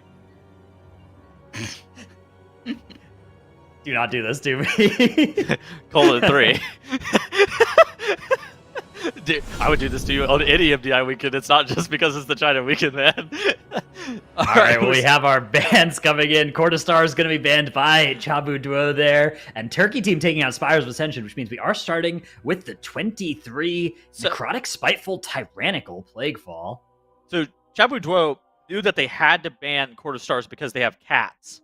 And the cat girl notably cannot kill cats. And so we also... if we're going to go to streets as Chabu Duo, we can't go to the left side out of the first boss area. We have to go right. It's just the rules. Yeah, and Turkey Team banning Spires, which, you know, there's some wings on the mobs. Oh, yeah. So... That's true. So much like the Majestic Turkey in that dungeon. So all the bans are starting to make sense here. Speaking, though, in a little bit of a divergence from the topic about strategy and MDI tactics and stuff, what do you guys think about the 23 Plaguefall with these affixes for these teams, especially factoring in we do have some off-meta gamers on some of these teams? It's one of those things that, like, Necrotic, after having received, like, substantial nerfs, it seems like it's still obnoxious for tanks. We've seen a lot of pushback from, like, tanks, at least on Twitter and stuff like that. But overall, from, like, the MDI season, it's looked relatively easy for the teams. I think that the 23 Tyrannical is going to be pretty tough on some of the bosses. But I expect with the amount of, like, burst damage they have, the fights that have caused problems across the whole entire expansion should be more or less fine. All right, well, that is going to be the Plaguefall coming up here between Chabu Duo with their icon that has launched Petals into a new level of mania up against Turkey Team. My personal favorites here. Turkey Team busted out the Unholy DK yesterday. This actually could be a dungeon for a DPS DK as well. Get that Necrolord buff. Could be an opportunity for it. Maybe the Frost Mage as well, OK Mage, in this dungeon. You know, get a Necrolord that way. Could be a way of getting it done. Yeah, for sure. It's quite a nice dungeon for Necrolord as well. On the Frost Mage. Needs a little bit of setup, so could definitely see that too. Oh, no Frost Mage. We do have a Fire Mage, though. Wow, we have... Prop Paladin Holy Priest versus... I'm stuck on the Kultiran Resto Druid. Yeah. Kultiran is one of the best races, so... Yeah, the Haymaker. It's powerful. I've been told that they called them Americans in some parts of the world instead of Kultirans. I don't know why. A powerful choice for sure. The Necrotic starting to stack up here, though, and actually, no Dwarf available for the Vengeance Demon Hunter means this Necrotic is going to be a bit of a pain. There is that Kyrian File available here, but that's actually going to be Last Resort immediately procced over on the side of Turkey Team. 99 stacks of Necrotic before it is finally removed with the File of Serenity. Meanwhile, the experience is pretty different on the Dwarf Kyrian Prop Paladin, who has 40 different buttons that all remove your Necrotic. I like have the Dwarf an easier Kyrian. time. I like the Dwarf Kyrian Prop Paladin pick, I think, for this one. It's just, he's like, okay, so is Necrotic going to be probably goes, I got this. What button are you going to press here? You know, one of them. Yeah, got a few things to deal with this. Much better. I'm surprised that we haven't seen more Prop Paladin during this MDI season, because it's one of the tanks that's, like, pretty good. I do think at the same point, though, it's like it's slower to get mobs grouped up. I mean, Divine Toll and, like, Avenger Shield is pretty solid at, like, getting casters in. But what were you gonna say, Dratnos?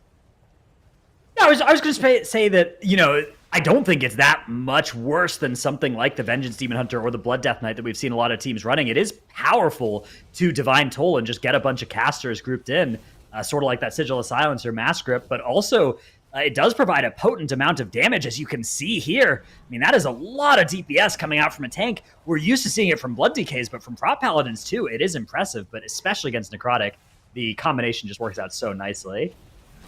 Unfortunately, do you see them go down here? Oh, losing the tank and then losing 2 of the DPS. Less than ideal for other... But a tank down for Turkey team as well, so things not going great for both teams here. Oh man, I mean, this is certainly a very difficult part of the dungeon.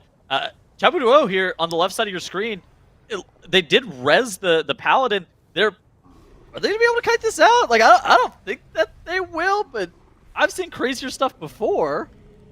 Oh no, this is a bit of a catastrophe here for them. You can see the paladin just trying to kite a little bit. Does have to pop defensives, is out of most defensive now. Forbearance is active, does have very little left here as Necrotic is starting to stack up 1% health. The Wog lands at 1% health, but it's not going to be enough to keep the pull alive. They are going to have to go back to the start of the dungeon. Meanwhile, Turkey team, despite a tank death on that pull, the Resto Druid getting that battle res out. And they are vibing here. They are keeping their pulls going. Neither team has pulled the boss yet. Both teams instead opting to go a little bit further into the dungeon. The Necrolord choice is actually going to be that Resto Druid as well for Turkey team. They're perfectly happy to play Necrolord. They kind of love that Covenant these days as well. So works out very nicely. Meanwhile, it is the Holy Priest on the side of Chabuduo who's been co-opted into playing Necrolord. Dude, I'm having a fucking bad time. This is unfortunate patrol timing here. Ooh. Oh man, no invis potions, nothing. They had to literally just stand there and wait for 45 seconds. That's tough. It's possible to skip the start without any kind of invis, but that was pretty rough with the patrol timings. But they managed to do it relatively fine, so it was okay. And it looks like they want the slime on the boss for the necrotic buff. Yeah, so the especially with the Necrolord in the group, right? You really want to bring that red slime onto the boss, get that huge extra hit of haste, and you actually, if you stand in the red slime's puddle, you can get that haste buff with or without a Necrolord.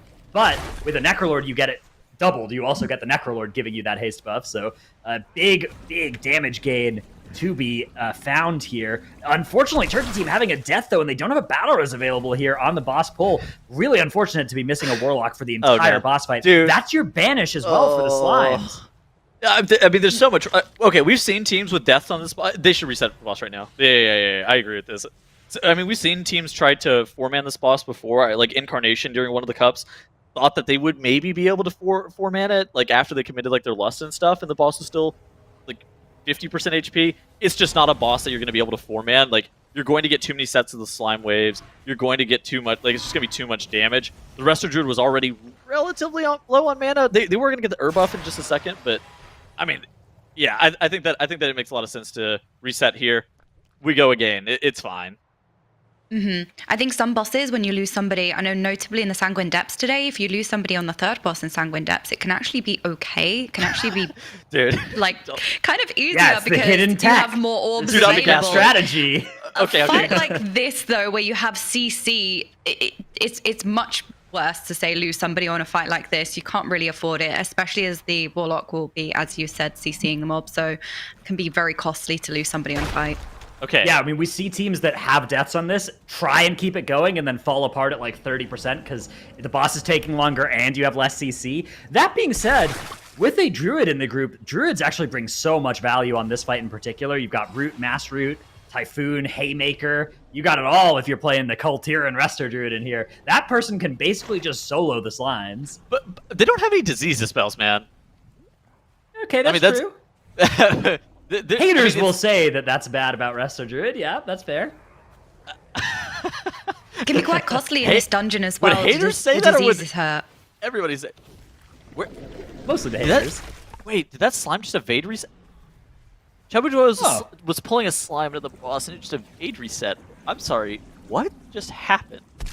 I'm not sure. Yeah, look, it looks like it's back now, but it was getting a little bit confused there as they do finish off this this haste slime here. Wait, it's not red. Oh, maybe it wasn't the haste. Oh no, it is. I think this is just one that's yeah. Some of the different effects have slightly different colors in the different regions. So that is the haste slime. Yeah. It's just got a slightly different texture here. Yeah, like some of the dinosaur models, like Razan.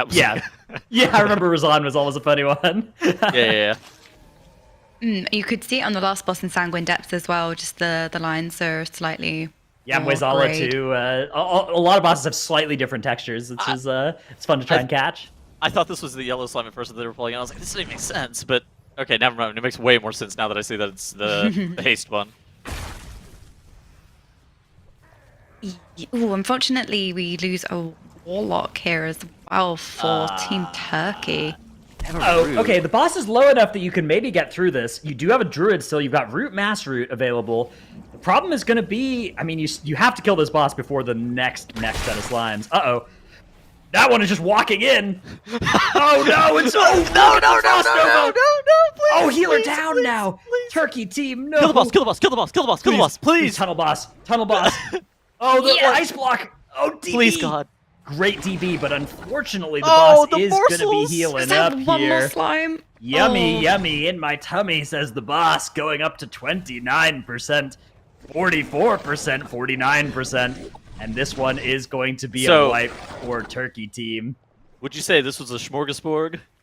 Some days you gobble and some days you get gobbled. It's a Thanksgiving, but not for me. Anyways, so Chabuduo, the Cat Girls have actually dealt with the first boss, overtaking Turkey Team, even though Turkey Team ended up pulling that boss somewhere in the range of 4 minutes ahead, I think. Yeah, I mean, the boss split timers at the bottom of the screen here really do tell the story of this dungeon, right? 8 minutes, 21 seconds is the fastest boss one split from either of these teams. Turkey team are running back to deploy this mass res. This is going to be a complete improvisation from both teams from this point. They've just got to keep their heads on, try and recover. Neither team is out of it just yet. You know, if you're a Turkey team, obviously it's demoralizing to wipe and reset the boss at 20% on the boss's health, but a lot more stuff could still go wrong for Chabuduo. Chabuduo have had their plans disrupted as well, and so you've got to just play for that possibility. Meanwhile, Chabuduo got to keep their strategy going as well. They've got to just keep pulling cleanly, avoid having any further wipes, and if they can do that, I think they're far enough ahead now. They can take the game here. Yeah, for sure. I think mentality is super, super important. You know, having those wipes is going to demoralize, and you can sort of not necessarily give up, but I think still trying to fight and still going as if you can win and catch up should always be the priority.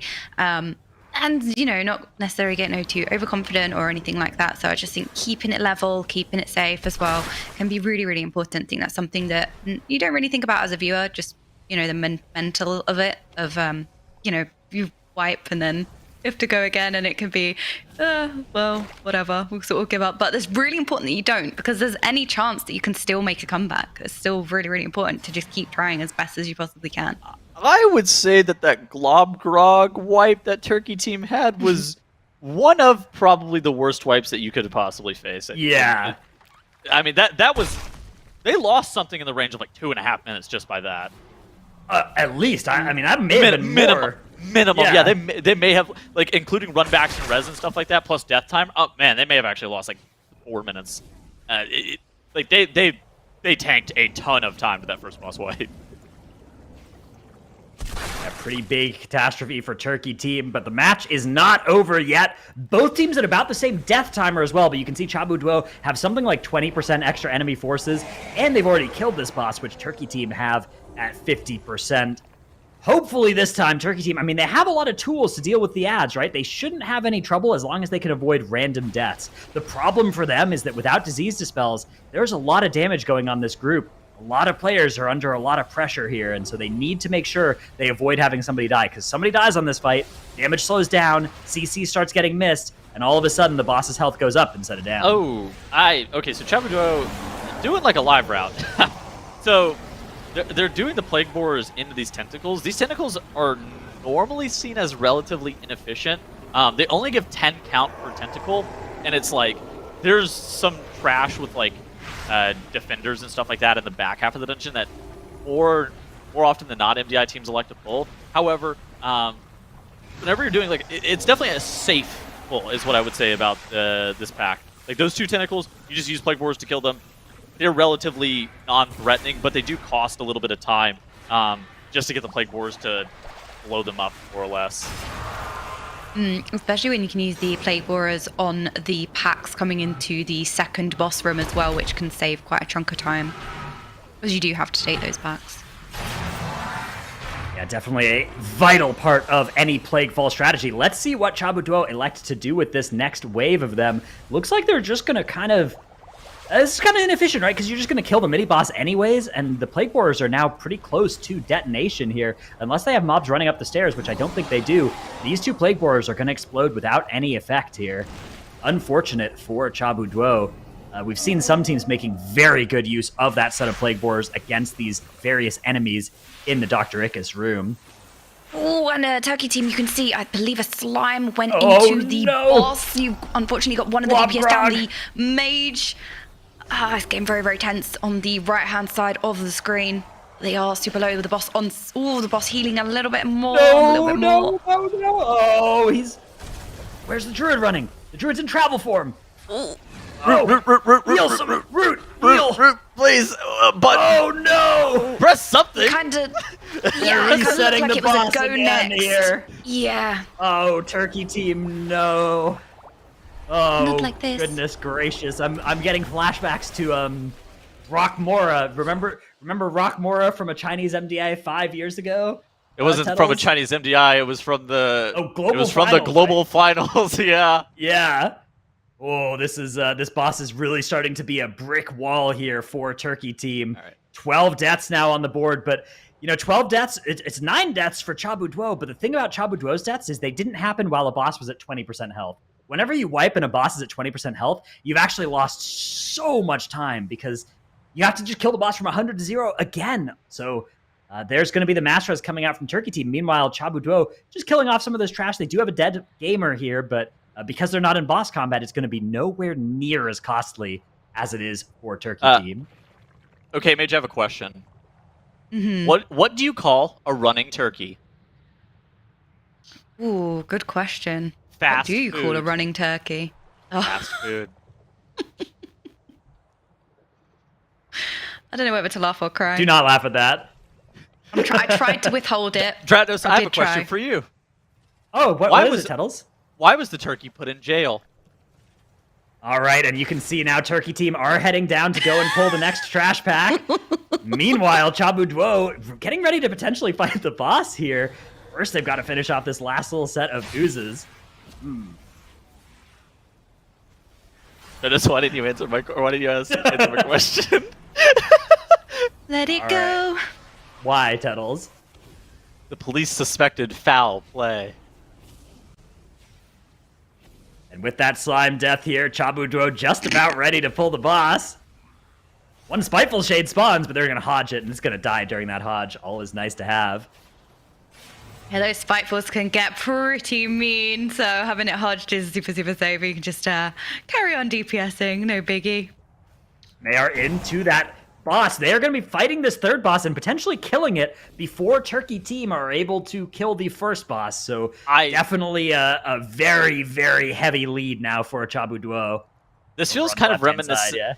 This feels kind of reminiscent of season 1, whenever teams if you wiped on this boss and then you didn't have Prideful, it was almost impossible to re-kill the boss in some situations because you just didn't have enough burst damage to be able to get through it. And I think that Turkey team is having this, a similar situation where if they don't have enough offensive CDs, they just kind of need to wait for things to come back up before even being able to re-pull it. They do have Lust. It looks like they have Lust available. I'm not 100% sure as to whether or not they do.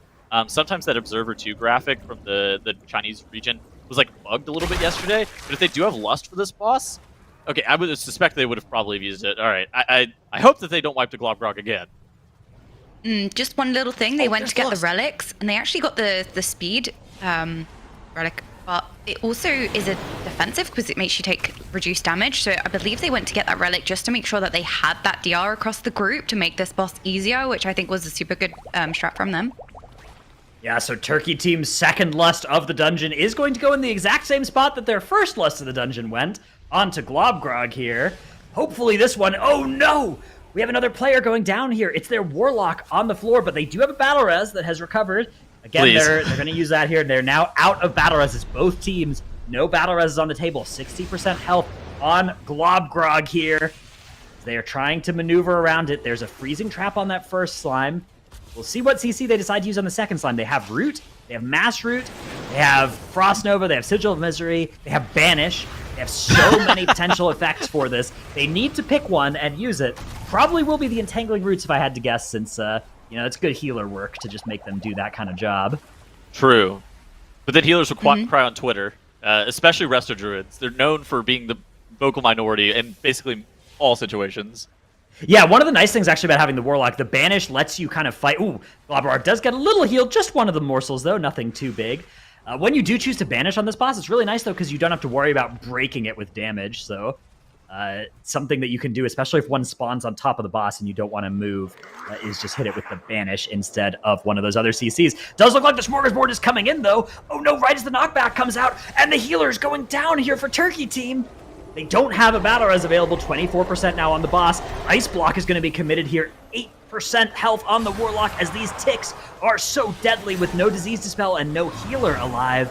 Now there's a dead Warlock. That Banish is going to expire, and they're going to have to find a new CC for that Smorgasbord as Turkey Team now 15% health on the boss. Only 3 gamers left, and the boss is starting to heal to full. No, man! No, you hate to see that. This is a prison. This existence is suffering, man. Oh, no. It kind of ties in a little bit to what I was saying before. Sometimes you can lose your heads a little bit, and then, you know, you just completely lose the momentum, and you throw yourself at something, and it can be super difficult to recover. So would you say they're running around like a turkey with their head cut off? No comment. Okay. I will say, at this point, it's no longer about winning this map for Turkey Team. They just want to get Globgrog killed. It's going to be something they need to do to regain their confidence, to stay intact mentally in this series. They are going to keep resetting and progressing this boss, and eventually, hopefully, they'll be able to get it down before Chabu Duo end the dungeon. But that is really what we are up against right now. Turkey Team are just getting destroyed by Globgrog here. 17 deaths on the board as they reset Globgrog for, I believe, the 3rd or 4th time of their dungeon run. Resto Druid is going to release and stealth back to get another mass res as they set up for a pull that will not have Lust, but they will have their 3rd battle res recovering pretty soon here. This boss is no joke. It is actually super, super difficult, especially if you're losing, you know, your Lust. It's tyrannical. It's a 23. This boss is very, very difficult. And as I said, you know, you're losing the Lust, you're losing some of the cooldowns, you're losing momentum. It can be a particularly big wall. So, like, what do you do from this position? Like, do you just pull the boss? Like, my mental would be shot. Like, I'm not even gonna lie. Yeah, I mean, you just pull the boss. Look, you don't worry about it too much. You expect that the timer is going to stop sometime soon, and the admins are going to tell you, like, hey, you lost. But you just got to keep going. You just got to keep pulling the boss. Keep on trying to stay positive. You probably don't want to be too serious about it. You probably want to make sure that the team morale is high, crack some jokes, try and keep everybody on board because, you know, it's no matter how much you lose game 1 by, you can still win the series if you win games 2 and 3, right? And so that's what you're trying really at this point if you are Turkey Team. You want to maximize the chances that you can win games 2 and 3. You also want to make sure that you can still win if something goes unbelievably wrong for Chabu Duo, but I mean, at this point, that we're talking about something that is in the fractions of a percentage point to happen. Yeah, it's one of those things that's like, it's not even just like... So we talk about some teams needing to just continue to move forward with their run, but like, this is a situation where they are unironically 20 minutes behind at this point. Yeah, like, they're a full dungeon, but I don't even... Like, they may as well restart the key. It would probably be faster than where they are currently. Right, to get that Lust back. Yeah, I mean, this Plaguefall, it is going to take longer for Turkey Team to clear this than the timer by quite a lot, right? It's extremely depleted. If this was on live servers, you would just go out, you drop the key, you'd go next. Because it's MDI, yeah, you just keep pulling it. You would have dropped it after the first wipe. I mean, it's one of those things that, like, more often than not, like, most people don't have a lot of experience with being able to just, like, reset mentally during the middle of a run, especially after, like, a full team wipe. Sometimes there are some wipes where you're, like, still in it, and you're like, okay, I'm still, like, pretty motivated to go through. But especially, like, to a boss, more often than not, whenever you wipe to a boss, you're, like, not really trying to play anymore. You're like, okay, let's drop the key one level, we'll go again.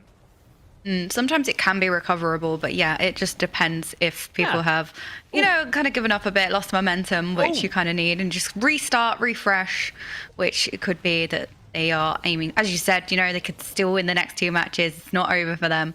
So just go next. Yeah. There are a lot of MDI. Oh, yeah. A death for Chabuduo is going to mean they're out of battle reses, but I think they still have quite a big safety net for them in this dungeon built up. Yeah, like you're saying, you know, there's a lot of MDI runs that a team thought they had no chance of winning and then ended up winning in some of those games, right? We talked to teams after a lot of games where it's like, yeah, we thought after our second wipe we were just out of it, but somehow things ended up going worse for the other team. Now, this Plaguefall is not going to be one of those runs. This is a level of catastrophe for Turkey team that's not going to be feasible in, but still keeping yourself motivated, keeping your gameplay clean after something goes very wrong is an important skill for MDI in particular. It's also good in live keys. You know, there are a lot of times where people drop their key before they actually potentially needed to because they just lose that motivation. And if you can develop a better habit there, you will have more success in live keys as well. It's just you notice it more acutely in MDI where you're not allowed to go and drop it. Exactly. And I think that's like, I mean, Chabuduo, like, they wiped to just one of the first pulls of the dungeon. They wiped to a pretty random pull. But like you were saying, they were able to just like mentally reset and push themselves forward through this dungeon. And while they do have 10 deaths, the things that have happened on the side of Turkey teams, like wipe-wise, have been far more costly in regards to time. So, it looks like Turkey team are just saying, you know what, Globgrog, you win this one. You win. We are doing the rest of the dungeon now. We're gonna kill these tentacles. We're gonna kill these plague borers. We're gonna fight Dr. Ickes. Globgrog has beaten us, and if somehow we kill Margrave Shadama and the timer is somehow still running, we will go back and deal with Globgrog then. But that's a problem that we would rather not deal with right now. Okay, Mage, I have a question for you. What happened to the turkey that got into a fight with Globgrog? It killed all the cats. He got the stuffing knocked out of him. I'm not laughing. So, good effort. Dranos is laughing under his breath. You can hear it.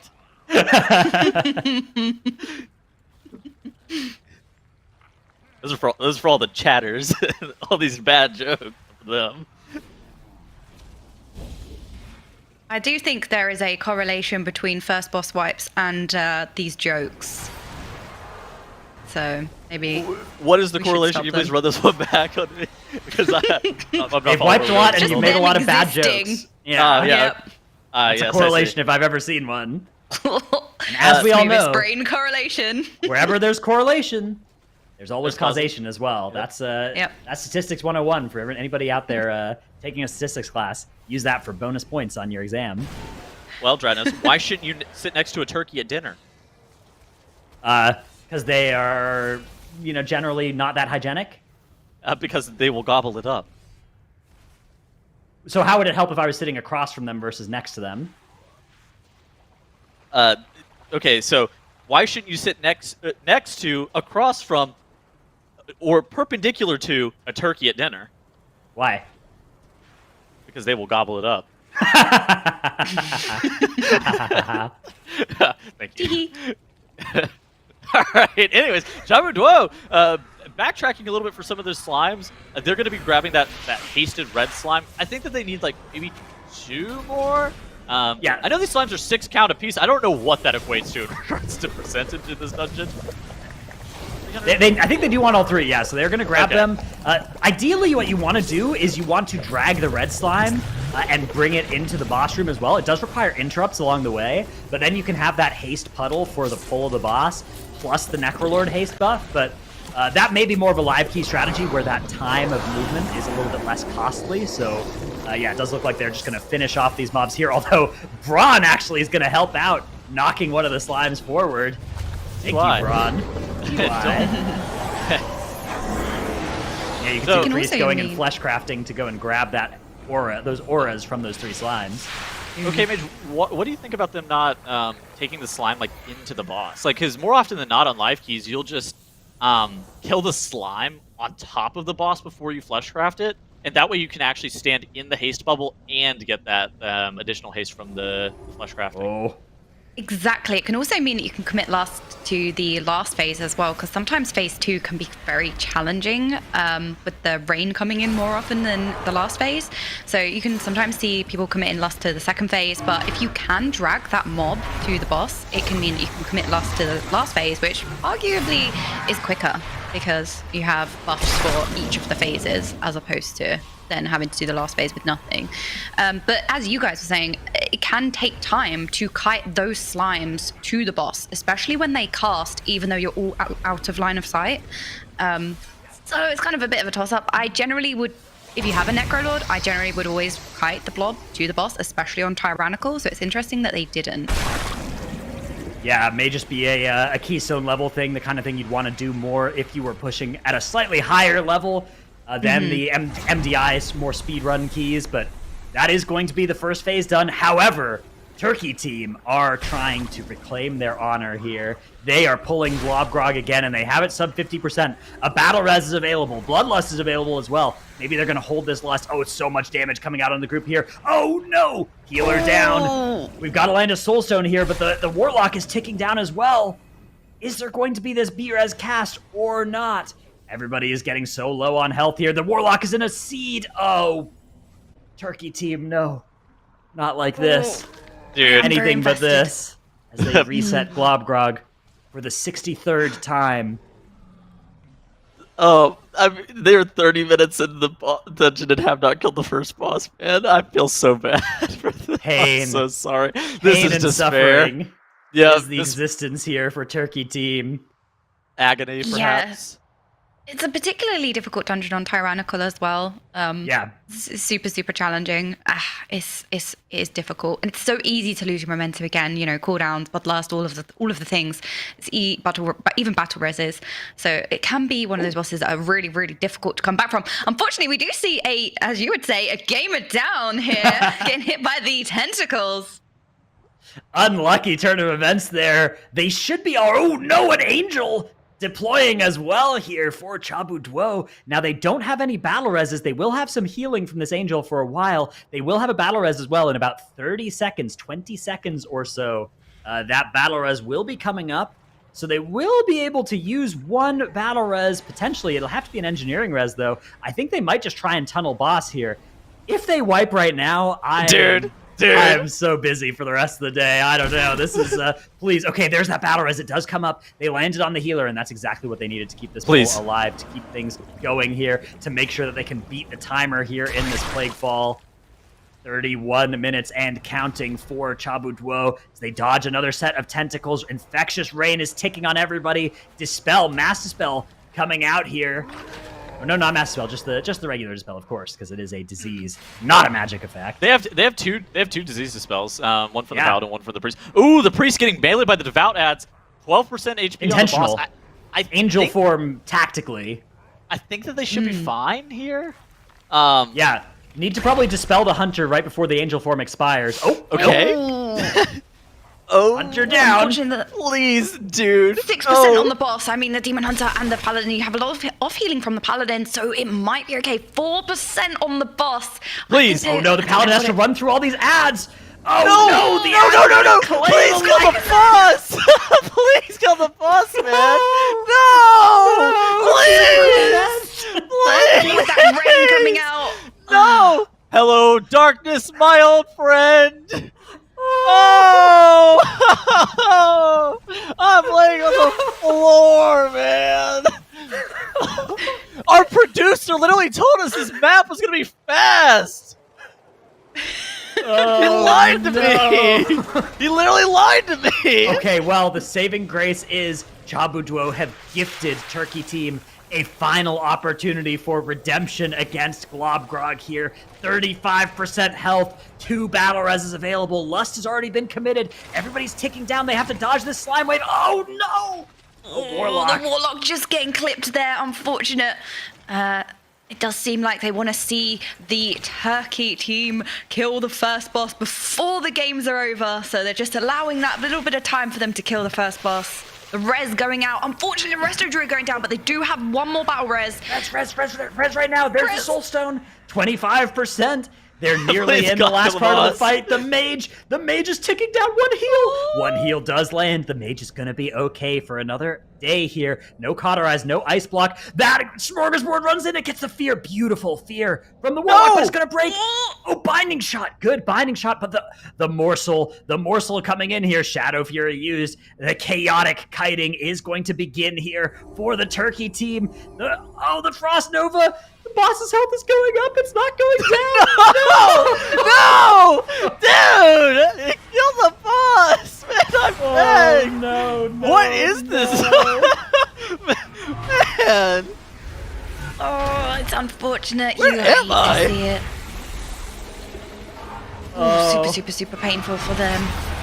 And then meanwhile, you can see Chabudo on the last boss. They don't have Lust. So this is another one of those bosses where it can be quite costly to regain your momentum just because you don't have the cooldowns. You don't necessarily have the slime buffs anymore or the hero. So, or Bloodlust. I apologize. My alliance is showing. So Yeah, playing it alliance, can it's be fine. very difficult to go, well, yeah, that's very true. It is actually a hero this time.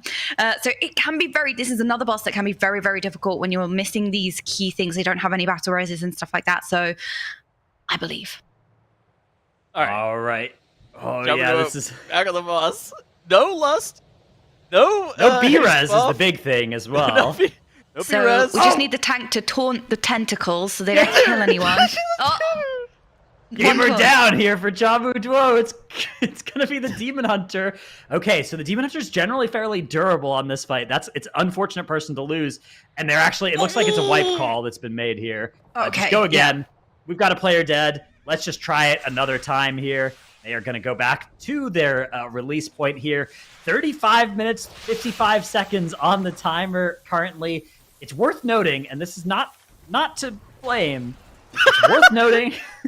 It's worth noting that the dungeon timer is 38 minutes, which means at that 38-minute threshold, the teams will have ethereals spawning throughout the dungeon that they can use to reset Lust, to spawn encrypted relics if they need, to repair their gear, which isn't an issue on Tournament Realm. You don't lose durability on the Tournament Realm except from auto attacks, so What everybody did you say except the tank timer should be was? fine. 38 minutes is when the All right. ethereals will spawn because the timer will be depleted. So that means at 57 minutes, the dungeon is over, and the team that is furthest progressed in the dungeon wins. Okay, yeah, because we do have that rule of, Not- 1.5 times? Yeah, 1.5 times. As Dratna said, also not to flame. Yeah, again, just putting that information out there in case it becomes relevant. Those are the numbers to look out for. Another important number. 57 minutes is the mercy rule here.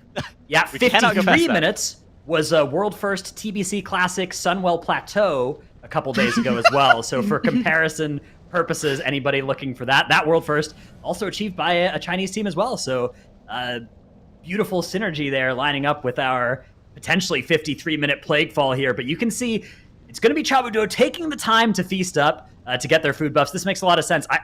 I mean, I kind of wonder if you just wait the 40 minutes and reset the 40 seconds and reset your Lust on that ethereal spawning at this point as well. Just get that resource available because it would make sense. I mean, yeah, it's something that you don't want to just pull the boss again and wipe again. You only get 4 sets of relics from those ethereals. So 5, I think. Yeah. Oh, okay. It's not about the relics so much as I think the Bloodlust reset. I believe it resets Bloodlust if you want. So if it does that, then yeah, that's I wouldn't have any experience, of course, because I've never been in a Keystone longer than the timer. But from my friends who've told me about those mobs, that's what I think it does. Yeah. Ah, yes. I understand. But this is kind of a good showcase of what we was talking about. You know, they had some struggles. Team Turkey had some struggles at the start of the dungeon. Oh, there you go. You can see they are resetting their Bloodlust now. You can see that coming off cooldown. Or Lust, actually. Well, this was kind of a good showcase of what we were saying earlier about, you know, Team Turkey did have a lot of wipes at the start, and you know they could have pulled back from that, and then as you can see, Chabudo now having struggles on the last boss, it could have evened it out if they did manage to kill the first boss after the first or second wipe. So just goes to show that it doesn't necessarily mean that something's over. You know, we were talking about that. You have one wipe that can be costly, but other times maybe not. Couldn't predict that things would go wrong on the other team on the last boss, but just a small thing. I mean, These bosses are really hard, right? It's 23 tyrannical. They are very hard, yeah. It's one of those things that, like, basically everybody, probably everybody watching even too, everybody in this call I know, but everybody watching as well, has certainly had moments on these bosses in this dungeon that have resembled similar, similar points to this. All four bosses of Plaguefall with Tyrannical are super scary. This is, I think, the scariest Tyrannical dungeon. It used to be Sanguine Depths, but a lot of those bosses have been nerfed substantially. The Plaguefall ones, not so much. All of them are still so lethal, but with cooldowns ready, it's going to be Chabu Duo trying to end this dungeon, trying to put a win in their column here, trying to avoid getting to that 57-minute mark when the dungeon will just be ended by the admins. Dude. I mean, as you were saying, the bosses in this dungeon are notoriously difficult, but I think that the most difficult thing is not only are they challenging, it's also very difficult to recover. You know, you commit the Bloodlust, you commit some battle reses. Unfortunately, battle res going down. Oh, we do have a res coming back. They're just going to go into the pool there, though, yeah. Dude. At least I think that was intentional. Yeah, they are indeed standing in the puddle in the middle of the room there. That's going to be a full wipe for Chabu. You have to run back now, again. Yep, the run back is pretty brutal here. This Turkey team update after the third boss. Turkey team are on Dr. Ickes here. Wait, okay, hold on. Turkey team are only, well, there's still 3 bosses and 40% count behind, but in their favor now, they actually are 10 seconds better on death timer. But the first tiebreaker is not deaths. The first tiebreaker is progression in the dungeon, right? Progression in the dungeon. It's boss kills. Yeah. And then it's trash or something.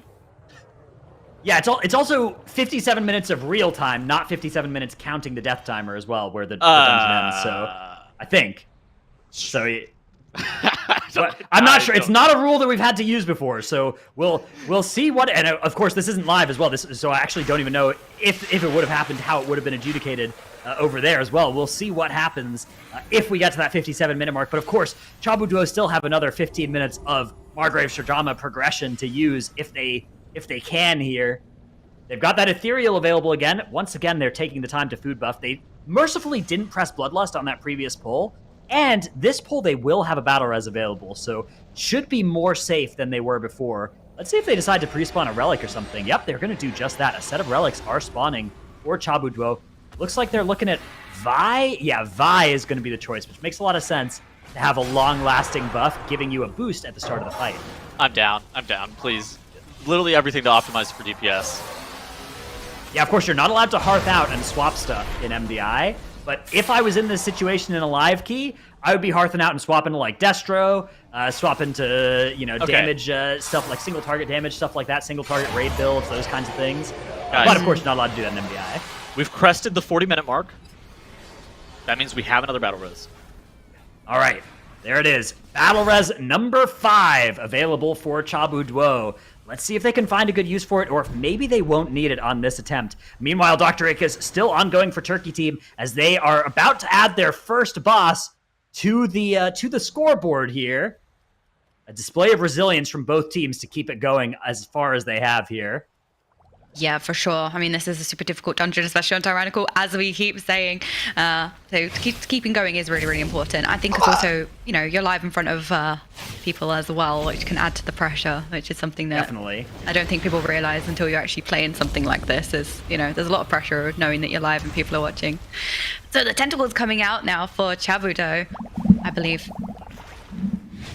Yeah, they're doing this first intermission. And yeah, like you said, I mean, there's so much pressure on these players, right? All three of us, we've been in a position where we've been gaming in front of audiences like this, and the nerves can sometimes be really rough. And it is very important to remember that, this one dungeon is very hard. It's not just a high key level dungeon, but you are trying to do these big pulls. You have people playing specs that they're not necessarily always super familiar with.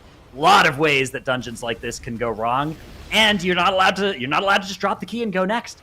A lot of us on the live servers would have a lot of keys that looked a lot worse than this if we didn't just hearth out at the first big wipe, right? Exactly. I mean, I've weekly no-levered some keys. I haven't. I had a 2.5-hour King's Rest last expansion. It wasn't even that much higher than like the key levels I was running as well. It was just things went wrong. Sometimes they do that. Yeah, I mean, it's really hard whenever you have to, like, complete a dungeon that you so desperately do not want to be in anymore as well. I would certainly be very tilted. My mental fortitude for something like this is not very high. That's what's going to be so exciting as well is how these teams adapt and recover going into Game 2 of this match because, yeah, this Plaguefall is potentially nearly over here. Please. One battle res is still available for Chabu Duo, and they are in the final intermission. They've made it. They just have to do the last phase here. No Lust, though. They did Lust P2, so they're going to have to do this part without Lust, but you can see big damage coming out from their gamers. 28%, and dropping is Margrave Shradama as that Infectious Rain cast begins to tick up there. It's going to be an early Dispel on the Hunter here on the 2-stack. I kind of like this because this lets you get your Dispel back for the later part of the later ticks on somebody else in the group. Pretty cool little way to sequence the Dispel on the Holy Priest. Ooh, Shining Force as well, keeping the mobs off the tank. That Prop Pally actually fairly fragile to a lot of autos from these Devoted, so good maneuver there. These Devoted ads do just infinite damage just on normal White Swings. Like, their White Swing damage, they hit, what, probably like 3 times as hard as any other mob in this dungeon? They are very dangerous. And mercifully, that is going to be it here. Chabu Duo, 2% on Margrave Shradama. Oh, death! Oh, no. Oh, don't do this to me. Tank down. No. Oh, no. Okay, I've done it. Tank down. Oh, my goodness. Oh, the boss. No. Oh, it's over. Oh. 29 deaths, 45 minutes and 49 seconds later. Chabu Duo have succeeded. They have stopped this timer. They have put the Turkey team out of their misery in this dungeon. They are advancing to a 1-0 lead in the series, and wow, that was something. Dude, they would have wiped at the end. That was very, very, very intense. Oh. The Dratus Classic, there's no possible way they could wipe from here, almost like actually doomed us. That was pain. I can't breathe, man.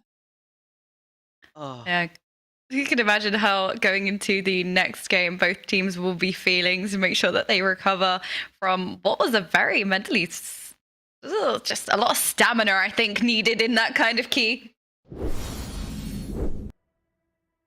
Well, there you have it. That is game 1 of our series with Chabu Duo taking the lead. I have forgotten which map we will be going to next. It was so long ago when we saw the map select screen. Wake, isn't it? Oh, wait, what is I think it's Theater of Pain. All right, well, we'll find out soon enough, I'm sure, to learn what the next exciting dungeon in our series is going to be. Whatever it is, okay, it's 23 as well, but it is Fortified Theater of Pain. Now, this is a lethal dungeon, but I think it's a little bit less checkmate potential than Plaguefall can have with those bosses like Globgrog, like Margrave Shradama on Tyrannical, where you can just wipe to them over and over again. I think Theater of Pain, without Tyrannical active, should be a little bit less danger of that happening. Yeah, I would hope so. Please, it is 23 fortified. I mean, so that is a high key level. I do think that the bosses just in general have less potential to wall you. I think that Plaguefall and Necrotic Wake generally are those bosses that are like that. The fact that this is the conversation we're having actually as well is maybe not.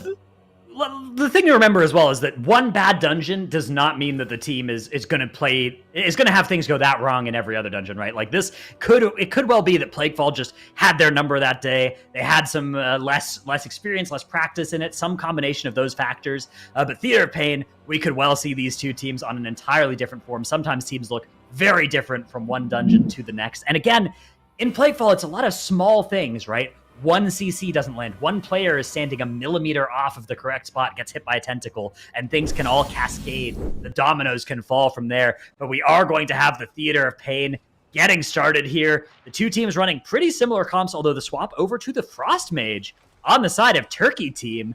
Oh, okay, Mage, what do you think about the Frost Mage here? Yeah, I think the Frost Mage might be brought to be the Necro Lord of the Key, which it does seem like that's true. And I think Necro Frost Mage does quite shine in a dungeon like this. It'd be interesting to know if they're playing which legendary. So it does seem like Turkey team have opted to do the trash on its own, whereas Chabudo have taken the trash onto the boss, which is an interesting choice, but it could just be, after the last dungeon, just wanting to play it safe, just getting momentum back. Oh, unfortunately, we do have a death. The Frost Mage going down in this first pack for Turkey team, getting the res quite quickly. Not too far to run, so that's not too bad. Just making sure that they are going to annihilate this pack. I mean, this pack can really, really hurt, especially on Fortified, and it's a 23 as well. Ooh. Unfortunately, Frost Mage going down again. Yeah, interesting here. The other Frost Mages I've seen this weekend have generally been playing Bonesmith, so that when they die, they have those like 10 extra seconds. Has been something I've been noticing, but it looks like Turkey Team's Frost Mage is opting for a different Necrolord Soulbind.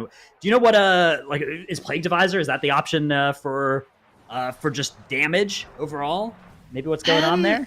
I think Merilith generally is much better on single target. So considering Theatre of Pain is more single target orientated with the large mini bosses and obviously the bosses themselves, it could mean that they're playing that Soulbind for those reasons. But utility wise, as you're saying, having that extra. Oh, unfortunately, they do have their Demon Hunter going down here. Yeah, Balorus is available here for Turkey Team, but they don't have anybody who can cast it particularly well. It's going to have to be the engineering res. Looks like maybe no time. Oh, nope, it's been spent. Okay, we have our Havoc Demon Hunter, top DPS, back alive. Meanwhile, over on the side of Chabu Duo, that boss is already dead, and they are making their way downstairs. But they are behind by 5% count because they skipped the first 3-pack there. So an important difference. Maybe they'll get that count later while they're waiting for the Mordretha RP. Yeah, you're right. They brought the Tantrum Mob into the first boss as opposed to the Tire Trash. It could just be they're doing the trap where they take it at the end, which is what you usually see. Waiting for the RP of the last boss to finish and making use of that time by fighting the Trash Mob. Right. Especially without any DK in the group to control Undead, a captain, and have that to fight at the end. Definitely makes a lot of sense. Oh, look at this prop pally play, though, from Chabu Duo. It's the bubble to group up all these mobs without getting slowed or anything. You can also freedom yourself there if you're a paladin without bubble trying to set that up. And yeah, they're going to get this huge pull of Shackled Souls now all grouped up onto this Necrolord banner as well. The Necrolord banner, something that they can't actually activate in this group, however. Chabu Duo not playing any Necrolords as far as I can tell. Yeah, it looks like their priest has swapped over from Necrolord in Plaguefall to the Night Fae Covenant here, which means they won't have that versatility and movement speed buff that you can collect from those 3 Necrolord banners. Look at the Divine Toll here. Such a great tool for gathering these Shackled Souls up as well. Yeah, exactly. Especially as you've got, the Warlock, you've got the Survival Hunter. You want them grouped up as soon as possible just so that the DPS can get all of their damage out. This pack is really, really scary. These souls really, really hurts. You want to make sure that they are dying as quickly as possible. So just that little setup, I know we spoke about it before in the other side, but I think, in order for the DPS to shine, sometimes it does take a lot of setup from the tank and the group in general just to make sure they are all grouped in order to make the DPS shine. So Team Turkey have taken down the first boss now, heading down into see which wings they chose to go for. See if it'll be the same route. The Kultharok wing first here for Chabu Duo. They're not making big use out of like Woe to skip anywhere. It looks like they're just kind of going through the dungeon here. Looks like Turkey Team are opting for also the Kultharok wing, at least as their first thing to do. No bubble available, so it's going to have to be the Vengeance Demon Hunter, but you can see that slowy chain being rather annoying here on them. And they are going to be fighting all these. Let's see which relic they opt to go for. Looks like it's also going to be an Ur, so no Woe to zoom around the dungeon here. Now opting for the cooldown reduction. So the mobs looking like they're going down relatively easy. Almost just as smooth, I think, with the Paladin bubble. It made it look more sleek, but I mean, they're taking this pack down relatively quickly as well. Absolutely fine. And you can see Charudo now on the platforms in Theatre. So Theatre is one of those dungeons that's kind of separated with the different platforms, so you're kind of limited on what you can take as opposed to, say, Halls of Atonement, where you can just pull quite large. The platforms do break up this dungeon a lot. There are some small things that you can do. It'd be interesting to see how they tackle this pull, whether they are going to bring, it looks like they are. I was going to say they're bringing in the 2 left mobs with this pack as well. So you're seeing the Soulbinder, I believe. Yeah, they CC'd the Necrotic Bolt Volley caster that's out there, Yes. which is that's a good one. That is a lot of damage. That will kill you if it goes off during a Soulstorm, but they've done a great job of mitigating this. There is that curse out. The team does not have a curse dispel, which Turkey team, through that Frost Mage and the Resto Shaman, has 2 curse dispels, making these Portal Guardians a little bit less lethal. The Portal Guardians do this shadow damage hit that you saw just go out on the Mage there for Turkey team. That also leaves behind Shadow Vulnerability, which is a curse that is dispellable. Makes it a lot easier to handle. Meanwhile, you can see over on Chabu Duo, Havoc Demon Hunter in a little bit of pain during that next storm. Yeah, they can super hurt. I think it's also worth mentioning as well with the Charido, the mob there as well that they CC'd. It does actually put a dot out on the group that the healer can dispel, but they can't dispel every single one. And as you can see with the Demon Hunter dropping kind of low there, yeah, it's shadow damage as well. Really hurt, especially on Fortified. So CCing that mob was really smart from them, just led to reduce the amount of dots that go out on the party, because that can really ramp up and put a lot of pressure on the healer. So I know with Theatre of Pain, a lot of people just consider the bosses in this dungeon, but the trash does very much hurt, especially on Fortified as well. The trash is no joke. It's not it's definitely not a dungeon that's just about the bosses. It's also about the trash. Absolutely here, yeah. Chabu Duo, again, they are into this mini boss here, the Bone Storm unit. They are going to go with the Ur Relic, and actually they're going to be pulling into these Bone Magi on the side. And the more Bone Magi you get from the sides of these platforms, the less that you have to do in the other wings. It means you can skip stuff like that Patrolling 3-pack in the Gore Chop wing, that Ancient Captain pack, which without a Death Knight in your group is extremely banned and should be skipped at all costs if you can't control undead, that Captain. Yeah, it's super At worst case, you trap it or something and kill the pack and then deal with the captain later. But realistically, it's so nice to be able to skip that if you don't have the DK for the control undead, which a lot of teams have been using over in the Western region. And actually, we've seen all 3 specs of DK out of the China region, but not in this dungeon. And you don't want to make your unholy DKs do it. Only make Frost or Blood DKs grab that thing. They lose a lot of damage, I believe. Which because they're a pet class and it's mutually exclusive with their pet. All right, so we have Chabu Duo. It looks like something maybe like 2 minutes in the lead here. There's also that 3 extra deaths that Turkey team have. Turkey team do have a little bit of a better count situation at the start of the dungeon, though. I still think Chabu Duo have gotten the better of these first 10 minutes. Yeah, for sure. I think it's just been a lot more efficient, especially as you were saying, you can skip the 3rd pack coming up in a different wing by bringing in the packs on the side of these platforms. I think just really neat to set up. So it'll be interesting to see what Turkey team, if they will do the same thing, just bringing those mobs in the side. I mean, if you're going to fight a mob that has a lot of HP, bringing in a lot of other mobs that have lower HP just in with it, I think is just very efficient across the dungeon in general. So just making use of that is really good. Yeah, especially for Turkey team with the Frost Mage, right? That is a big extra little bit of funnel that they're bringing. Although Destrolock also has a surprising amount of funnel. This patch you'll find as well with just the Chaos Bolts they can send into a primary target. So definitely something to keep in mind. Sometimes we talk about Subtlety Rogue being the funnel masters of the funnel DPS, but definitely Destro really not far behind on that if they choose to. It's just they often choose to AoE instead because it's so much AoE. The only key bind they have is Rain of Fire. Yeah, Rain of Fire. All right, the 4th death coming out here for Turkey team. They're going to wait until this pull is over to just res rather than have that person run back. That makes sense. The run back is pretty brutal here in the Kul'Thurok wing.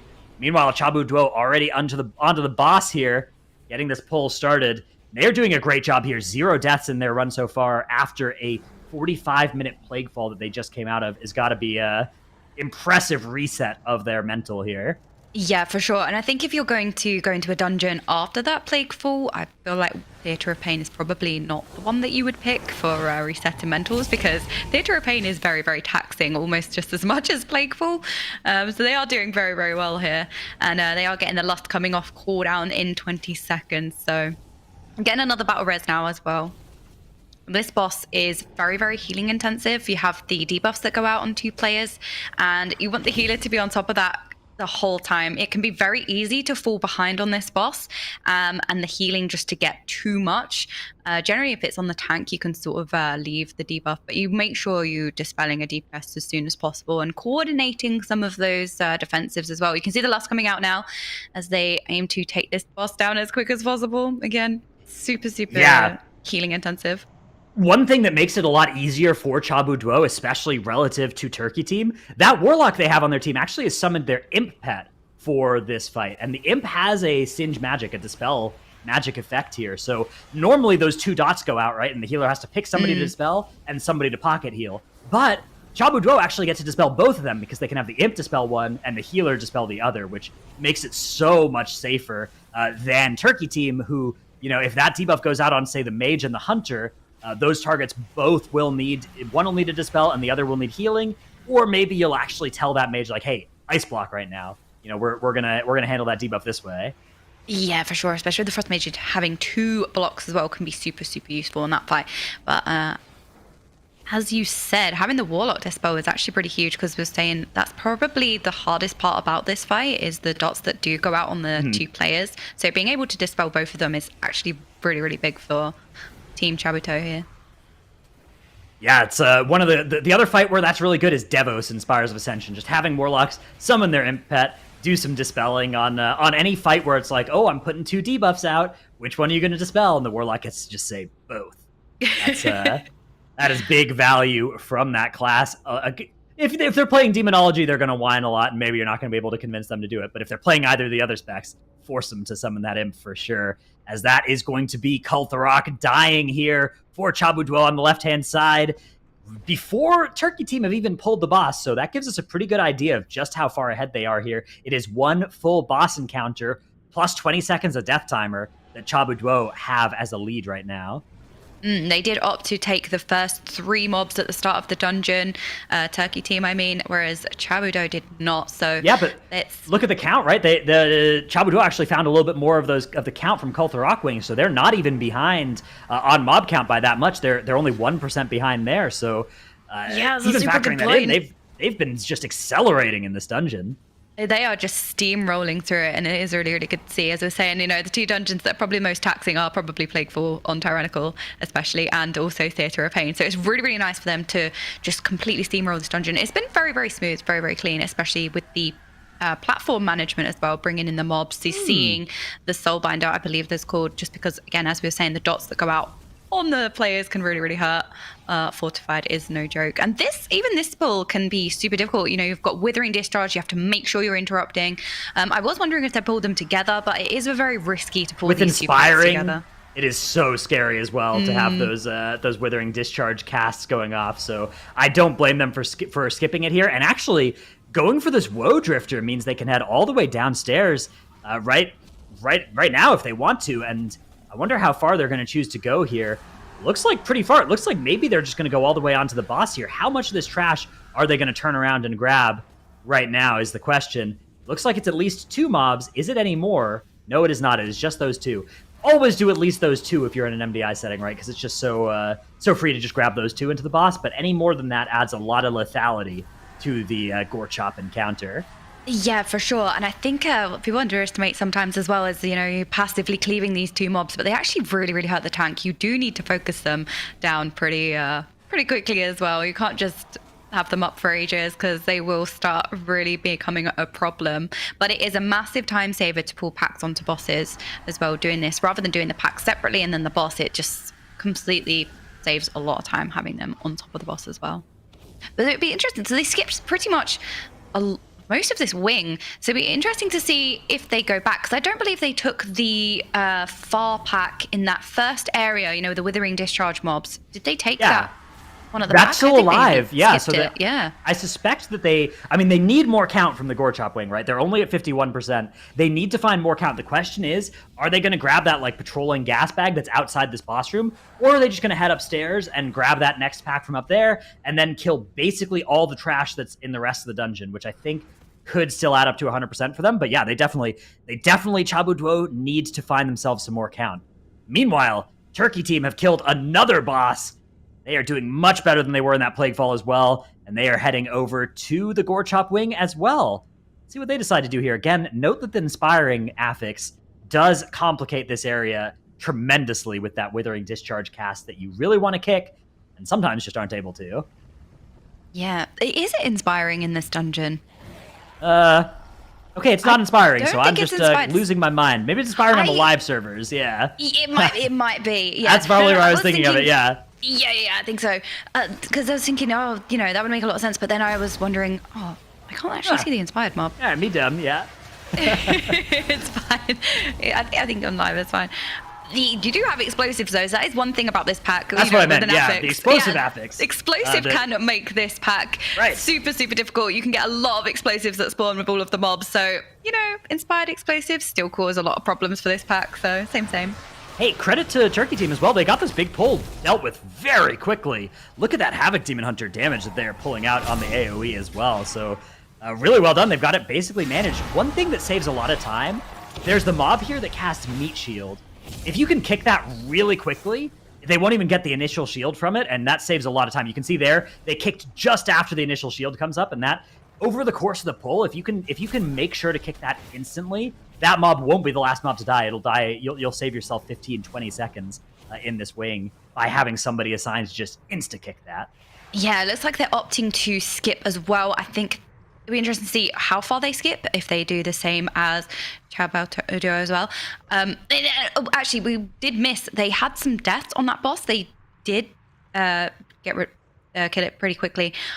But I think they had some issues with the chains. The prop paladin almost going down, getting very, very close at saving themselves with the lay on hands. But unfortunately, they did lose the Demon Hunter. Looks like the Demon Hunter may even be having some trouble releasing here. I didn't catch what happened either for them, but they are going to keep on pulling here. Sometimes what happens in the Gorchop wing is you get hooked into the corner of the room, and you get hooked through the wall, and then you can have to actually relog in. So that might be what's going on for the Havoc Demon Hunter there. Or maybe just, maybe some kind of DC, something like that is going on the side of Chabu Duo. I don't know. Either way, hopefully it is resolved soon for them. They are going to keep on chugging along, though. Meanwhile, Turkey Team downstairs here, working on this pull that Chabu Duo skipped. They're going to actually exit the Gorchop wing with quite a bit more count as a result of this, which means I actually think Chabu Duo need to get every single enemy in the Zav wing and those 5% that are at the start of the dungeon in order to actually get to 100% if they don't want to grab any extra enemies from the Gorchop wing, which I assume they don't since they already have chosen to skip all of them. Be interesting to see if they need to do the captain pack. Interesting indeed here, yeah. I think they have to, but oh well. Okay, so they're going over to the bridge. They're going to fight this 3-pack on the bridge. Now, this may be an adaptation to let's do something useful while our Demon Hunter isn't here. Let's not go do our big pull yet. Let's just get some count right now. But I suspect that they actually probably do just need the count from this pull as well. So maybe they were actually going to pull this with the previous pull, and they just slowed it down since their Demon Hunter wasn't here. Yeah, it could have been that they were going to take the back pack into this pack to speed it up, because as I was saying, sometimes people skip this 3-pack just because it does take a lot of time, and you can take more count elsewhere. So it actually... Deaths for Turkey Team here as the Demon Hunter does return for Chabu Duo, but this gas bag pull is causing quite a lot of problems for them. You can see they just have 2 members left alive here. The Havoc Demon Hunter is already released. Vengeance Demon Hunter getting very low here, and they are actually going to wipe here. Unfortunate for Turkey Team. Yeah, I mean, this wing, again, the trash I just need to reiterate, the trash in Theatre of Pain cannot be underestimated, especially on a high key on Fortified, because it does very much hurt, as you could see on Turkey Team, with the mobs, jumping and generating a lot of damage. It cannot be overlooked, and it is super scary, which is probably why you saw Chabudo opting to skip those packs, just because they can be very dangerous on a high Fortified key. Yeah, exactly. There is a lot of danger in this dungeon. Turkey Team, I kind of like this, just wipe and then go the other wing and come back later down to the Gorchop wing. Meanwhile, Chabu Duo going into this pull, they had that Arbalest CC'd actually. They were sending the Hunter ahead to start the RP of that champion so that they could just bring it in instantly into this pull, get that beautiful Wings Divine tool that's going to catapult the prop pally up on the damage meters on pull here. One of the best tanks for instant threat at the start of a pull. If you're trying to keep threat against stuff like bursting melee DPS, especially ones without misdirect, it is one of the best tank specs in the game for actually being able to do that right now is the Prop Paladin with Wings plus Divine Toll. You could see even towards the end of the pull, still in a close second place on the damage meters, fighting with the Warlock there. New main character of Shadowlands right there. But it was really, really nice what the Hunter did to trap that mob to go around again to start the RP. These tiny things can really add up over a dungeon. And it's really, really nice to see that streamlined in that way. These little tiny things that really do pay off, I think, are very, very worth it. So it was nice to see from Chabudo there. Yeah, they're actually going to pull the second champion into this pull as well. So on Fortified 23, this is a fairly deadly thing to do. You can see even just the one champion has taken a life on the side of Turkey Team. But yeah, this is pretty deadly for Chabuduo. It is manageable, but actually it is going to kill their Hunter. Instantly releases, though. That's 2 deaths on the board for Chabuduo. Still doing okay, though, relative to the 11 from Turkey Team. Yep. It always feels bad to do one singular mob. You always feel like you need to bring in more, whether it be trash on top of a singular mob or another, in this case, bringing both mobs onto each other.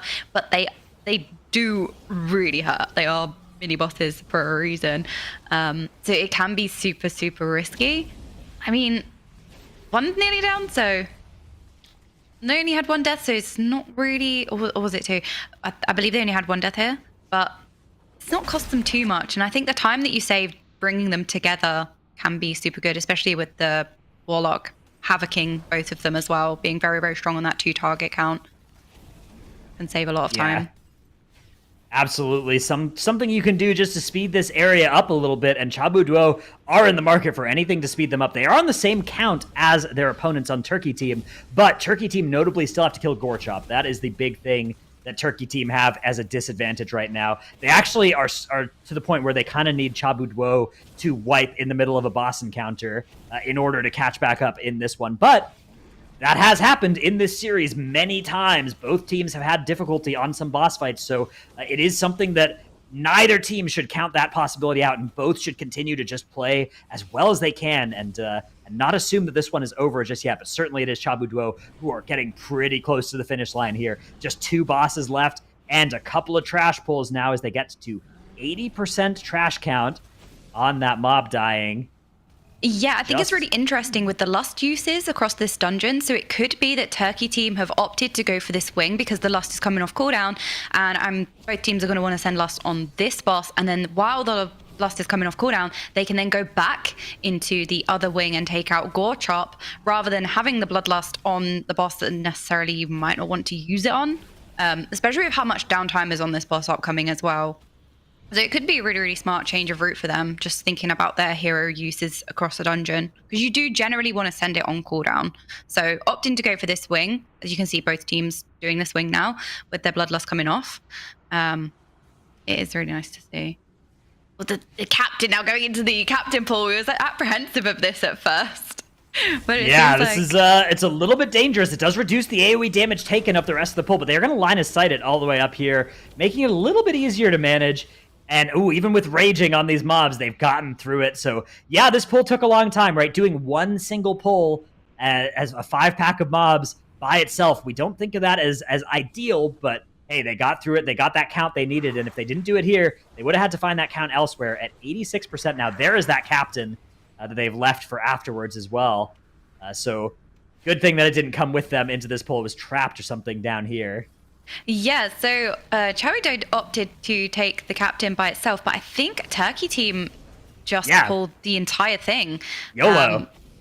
Well, that seemed like they're doing fairly well. They're getting the pack down relatively quickly. Obviously, it's going to be quicker to take down the whole pack if you can, as opposed to taking one singular mob. But it is very, very risky. You can see the survival hunter going down.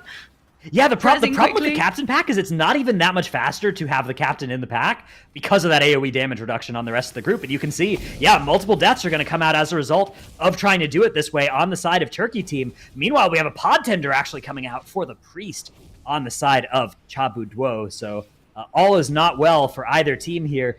Luckily, once Chabuduo finished this captain, they'll be at 96% count, and that will be enough for them to get to 100 off of those 3 mobs at the start of the dungeon. But a Survival Hunter death again for them as they get this relic killed. Oh, this dungeon is grueling for both teams, but luckily Chabu Duo have really avoided the worst of it. Yeah, I mean, this dungeon is no joke. It's super, super scary the whole way through. No matter what affixes, tyrannical or fortified, it's no joke whatsoever. I think the mini bosses as well, they just take so long to get down. Single target mob never feels great in general. Yeah, the fortified nature of this dungeon with these mini-bosses. These mini-bosses give so much count, but it's still, even though they're going to give you 8% mob count when you kill them, right? It's like, but this took me 3 minutes of my life to get this 8%. Like, maybe this wasn't worth it. But then, if you want to get the 8% any faster, you have to find these big AoE pulls that on Fortified Raging are so lethal, right? When we think about the Raging affix, single target mobs, when you have a hunter in the group, you can just soothe that off, right? You can have them soothe the enrage effect. When you're fighting 10 enemies, you can't soothe all 10. So a lot more deadly, even if potentially quicker, are the AoE pulls on Fortified Raging. Yeah, I think the raging is very, very important to note, just because there are a lot of dangerous mobs in here anyway. You know, you have the arbalists in the previous pool.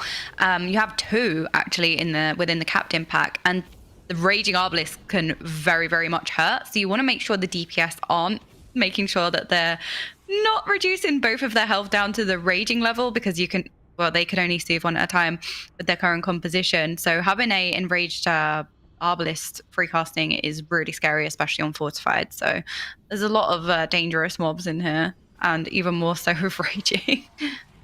So both of them going into the boss now. We have Bloodlust used on both sides. Kind of nice to see them both side by side. Even though Turkey team are behind a boss, it's nice to see them side by side on the same boss now. And I do think they opted to go for that just because of the lost timings. I believe they're going to go to the Gore Chop wing once the Bloodlust has been popped.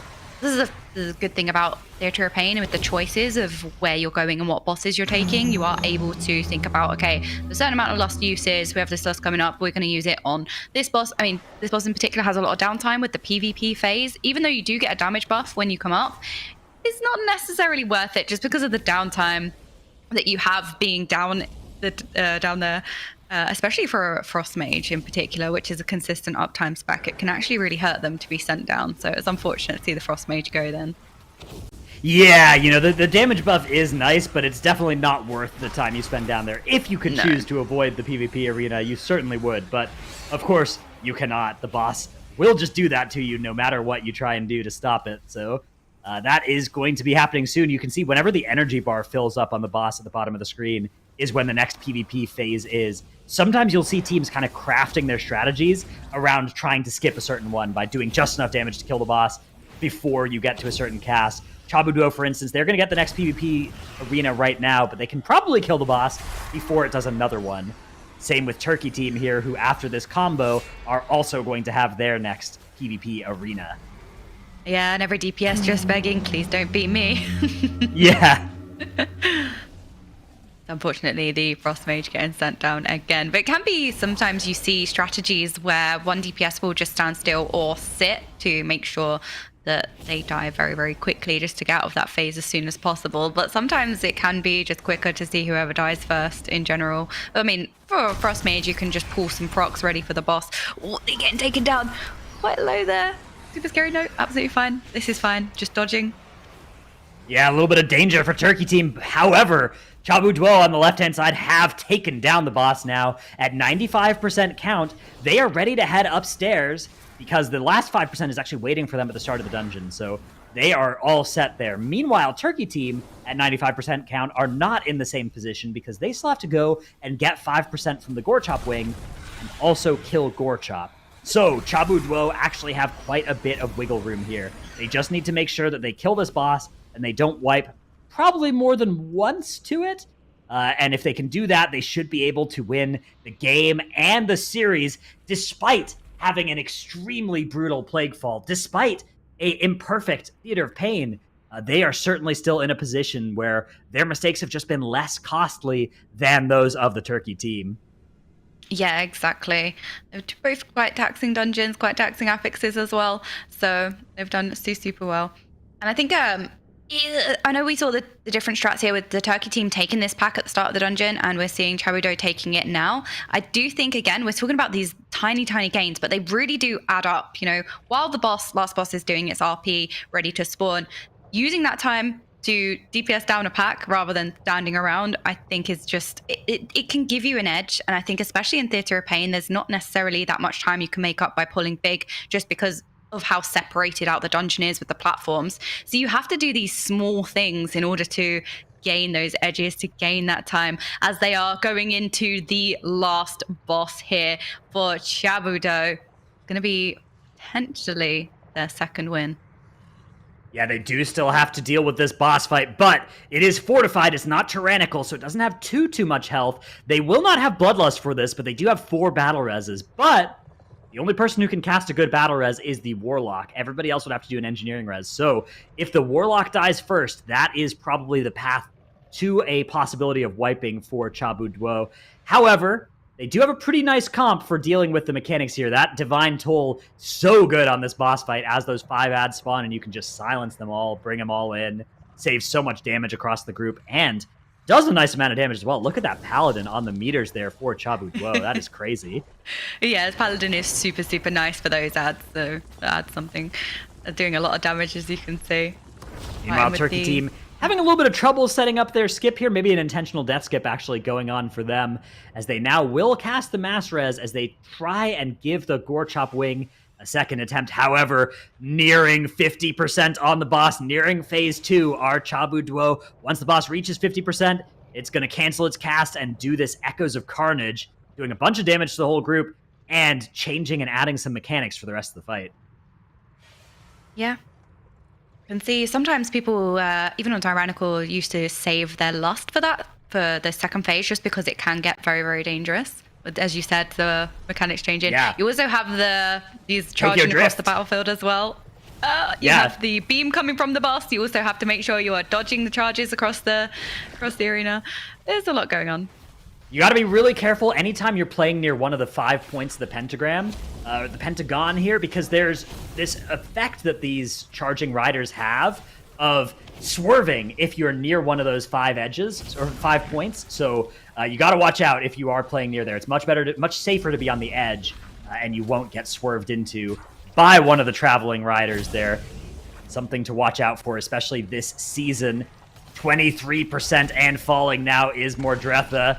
A lot of damage still coming out of this group here. The Prop Paladin still competing with DPS on the meters as well. Love to see it there. Yeah, doing tons of damage there. Tank damage. It's actually really nice that you don't have to play this boss with the slow from the last season. Yeah. This was one of those bosses that were particularly difficult with that slow. So going into the season with the relics, not having that slow is super nice. As the boss is getting to 3%, 2%. Chabudo doing super well, and the boss goes down, meaning that Chabudo take their second win. There it is, unfortunately eliminating Turkey team. Credit to them. They gave it their best. They were trying in there, especially getting through that Plague Ball. I have so much empathy for them there, but that is going to be the end of their tournament.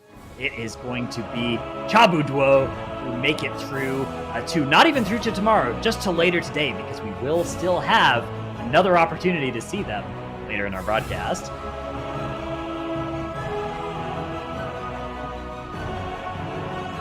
Yeah, the Turkey's certainly going down here. I bet you guys feel very foolish after siding against the cats. Oh yes, I do. Oh yeah. All right, here's our damage meter.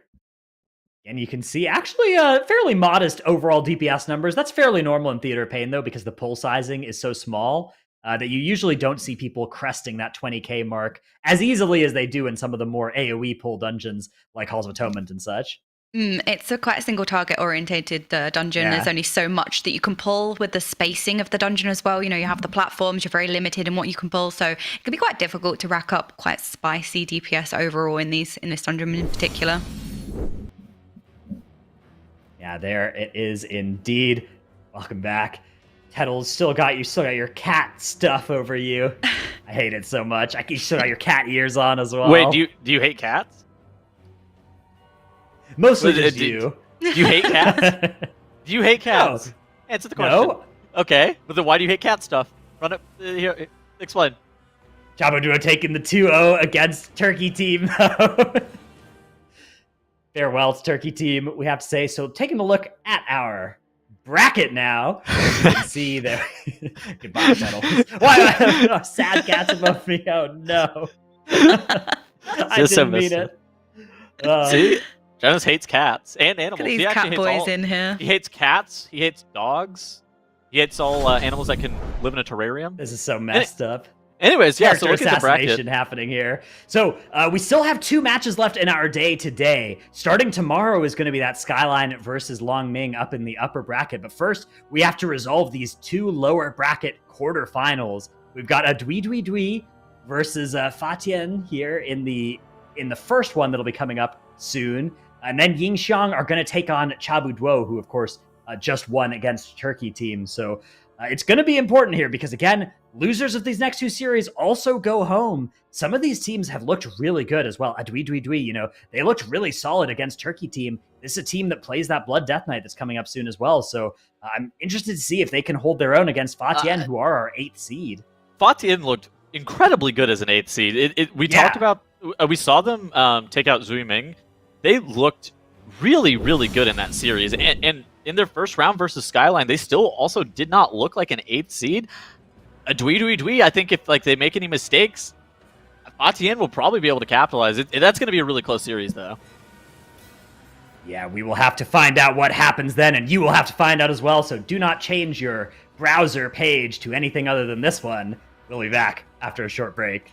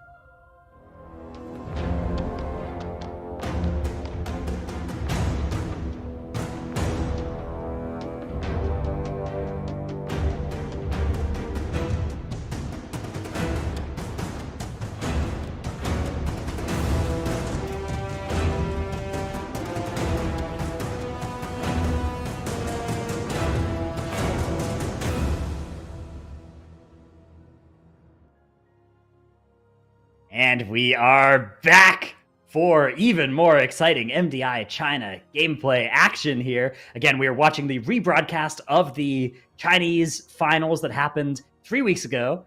It was played on the previous patch, so just before the Blood Death Knight nerfs and the Windwalker buffs, I guess most notably. And we have 2 more exciting lower bracket games coming up, starting off with a ZHUI versus TIAN here, who we've seen both of these teams earlier today. Any predictions for how this series might go? It's so weird because ZHUI has definitely been playing more meta compositions and have, I think, more potential. But for some reason, TIAN is like one of the most consistent teams that we've seen across the weekend. And so I think for me, consistency is maybe going to prevail over the more meta strategies. And so I would predict TIAN, but it's like, this is a 3 versus an 8 seed. So I think that generally most people would pick a ZHUI. Yeah, I mean, we've seen both teams play super well, but TIAN have, not necessarily surprised, but they have been very smooth and consistent, as you said, which can, save more time across a dungeon, just being consistent rather than making mistakes or doing anything spicy.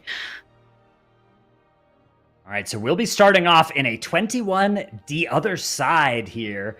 Fortified, Inspiring, Grievous are the affixes. ZHUI have taken out that Court of Stars, whereas Necrotic Wake is TIAN's ban over there. So, I have a question. So, how do you feel about banning the 5th map of a potential series?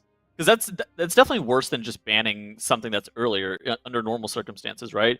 Well, if you like the earlier maps, though, like if you feel like Mists and Sanguine Depths are both pretty good for you, don't ban them. Yeah, right? yeah, absolutely. But at the same point, it's like it definitely has less value than banning a 2, 3, or 4 position map, right? Yeah, Just because it would always be the 3rd game in a series. Yeah.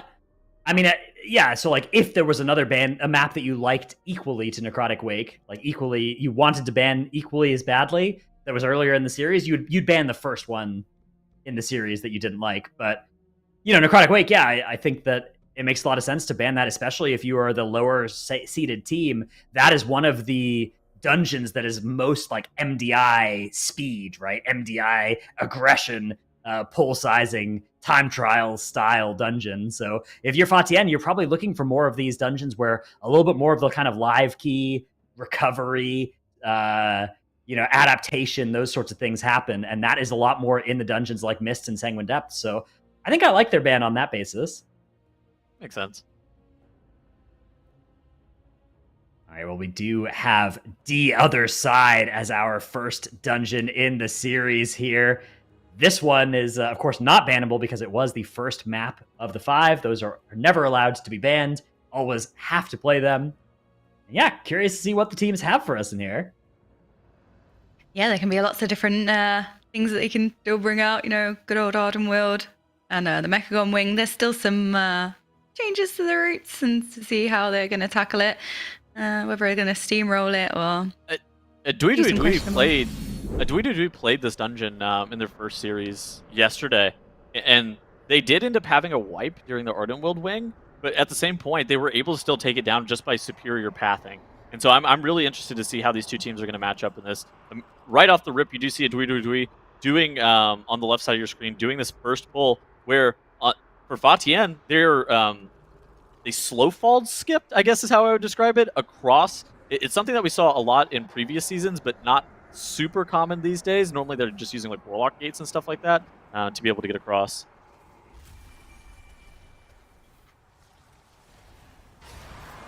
Yeah, okay. Exactly. Sorry, doing a classic accidental mute there from me. Oh, really awkward.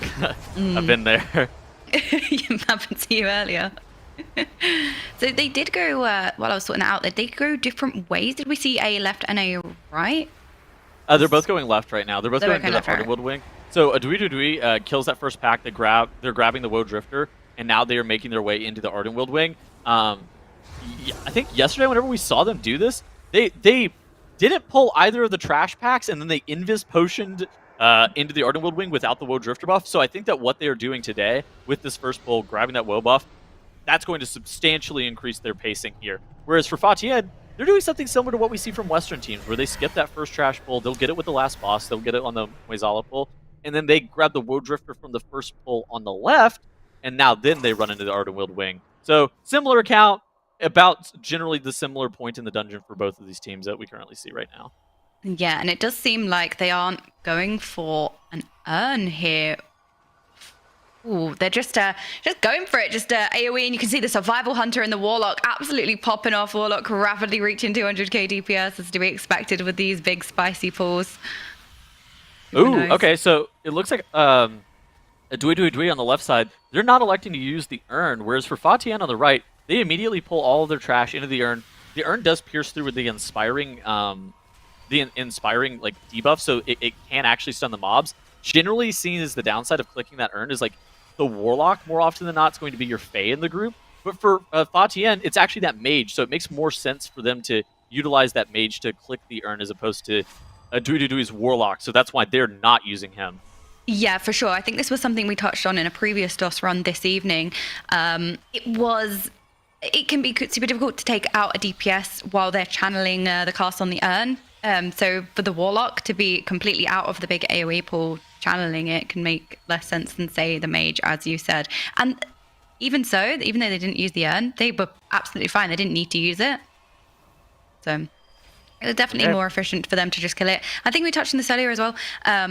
Sometimes when the key, is a 21, which isn't necessarily that high, so you don't need necessarily urn. You can be absolutely fine without it. It's just risky with inspiring. But you do see ZHUI taking the dragon, which I'm not sure if we've seen yet. At least not today, which is an interesting choice. We saw them do it yesterday, so I mean, I'm not surprised they're doing it again. Oh, it looks like somebody got feared and ended up body pulling one of these Staghorn packs. The biggest thing that I want to point out is also like a ZHUI lusted the first trash pull in this Ardenweald Wing.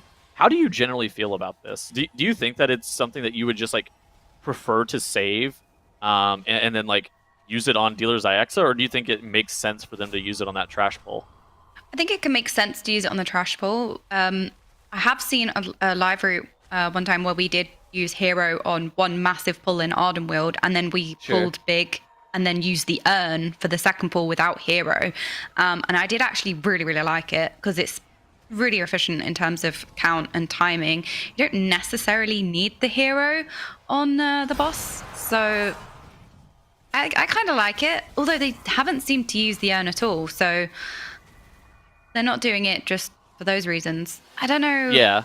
I don't know how necessary it is. I think they could have got through this area without the Lust and maybe sped up the boss. So I'm kind of torn. It made sense when we was doing a massive pull under the urn and then the previous pull with Hero, but because they didn't use either, not having it for the boss, I don't know. I don't know if it will save them much time.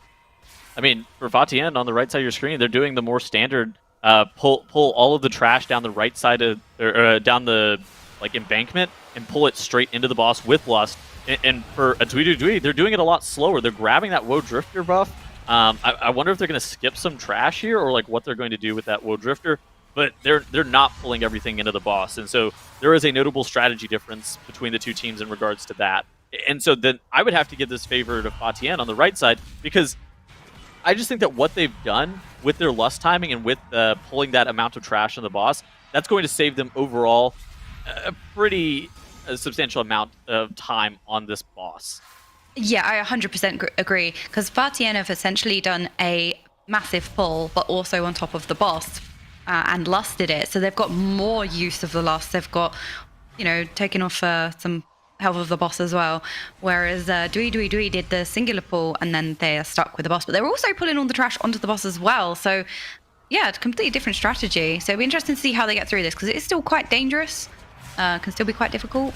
Oh, interesting. Yeah, I mean, it's certainly, it's one of these moments now where, so instead of for TIAN, they're just going to be able to like cryo down the boss. They're going to be able to dump a lot of their Destro Warlock single target damage, like a lot of their funnel into ZYXA whenever they have this pull set up like this. But for TIAN, like they do have the Rogue, but like more often than not, they're going to have to dump a lot of their damage into AoE, just due to what their composition is good at and like their cooldown alignment. for something like this. But TIAN, 51% enemy forces count. They are a little bit behind in terms of like count, behind of a ZHUI, but they get the boss killed off. I mean, something in the range of maybe like 45 seconds ahead. We're going to see at the bottom with those boss one splits in just a moment. But TIAN is looking pretty solid right here, okay, Mage? Yeah, it was really nice to see how they did this whole entire wing. I feel like it was much more streamlined and efficient in comparison to ZHUI, but then you do have the difference of they did pull the dragon, which is more count, so it could save time later where they aren't going to necessarily pull something that TIAN will now have to pull because they didn't take the dragon. It'll be interesting to see how much time actually is saved.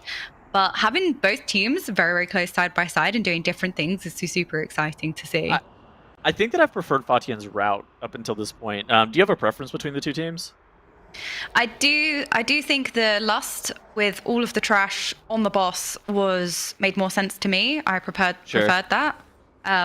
Especially as I said, I seen a poll where you send Lust on a massive AoE pool in Ardenweald and then you take another massive AoE pool with the Lantern. They didn't necessarily do that, so I'm not sure how much worth that first Lust had in comparison to using it on the boss. I do prefer TIAN here. I mean, it's generally Mythic Plus as well. Like, Lust is not like a great AoE cooldown unless you have to have it to be able to facilitate a large pull.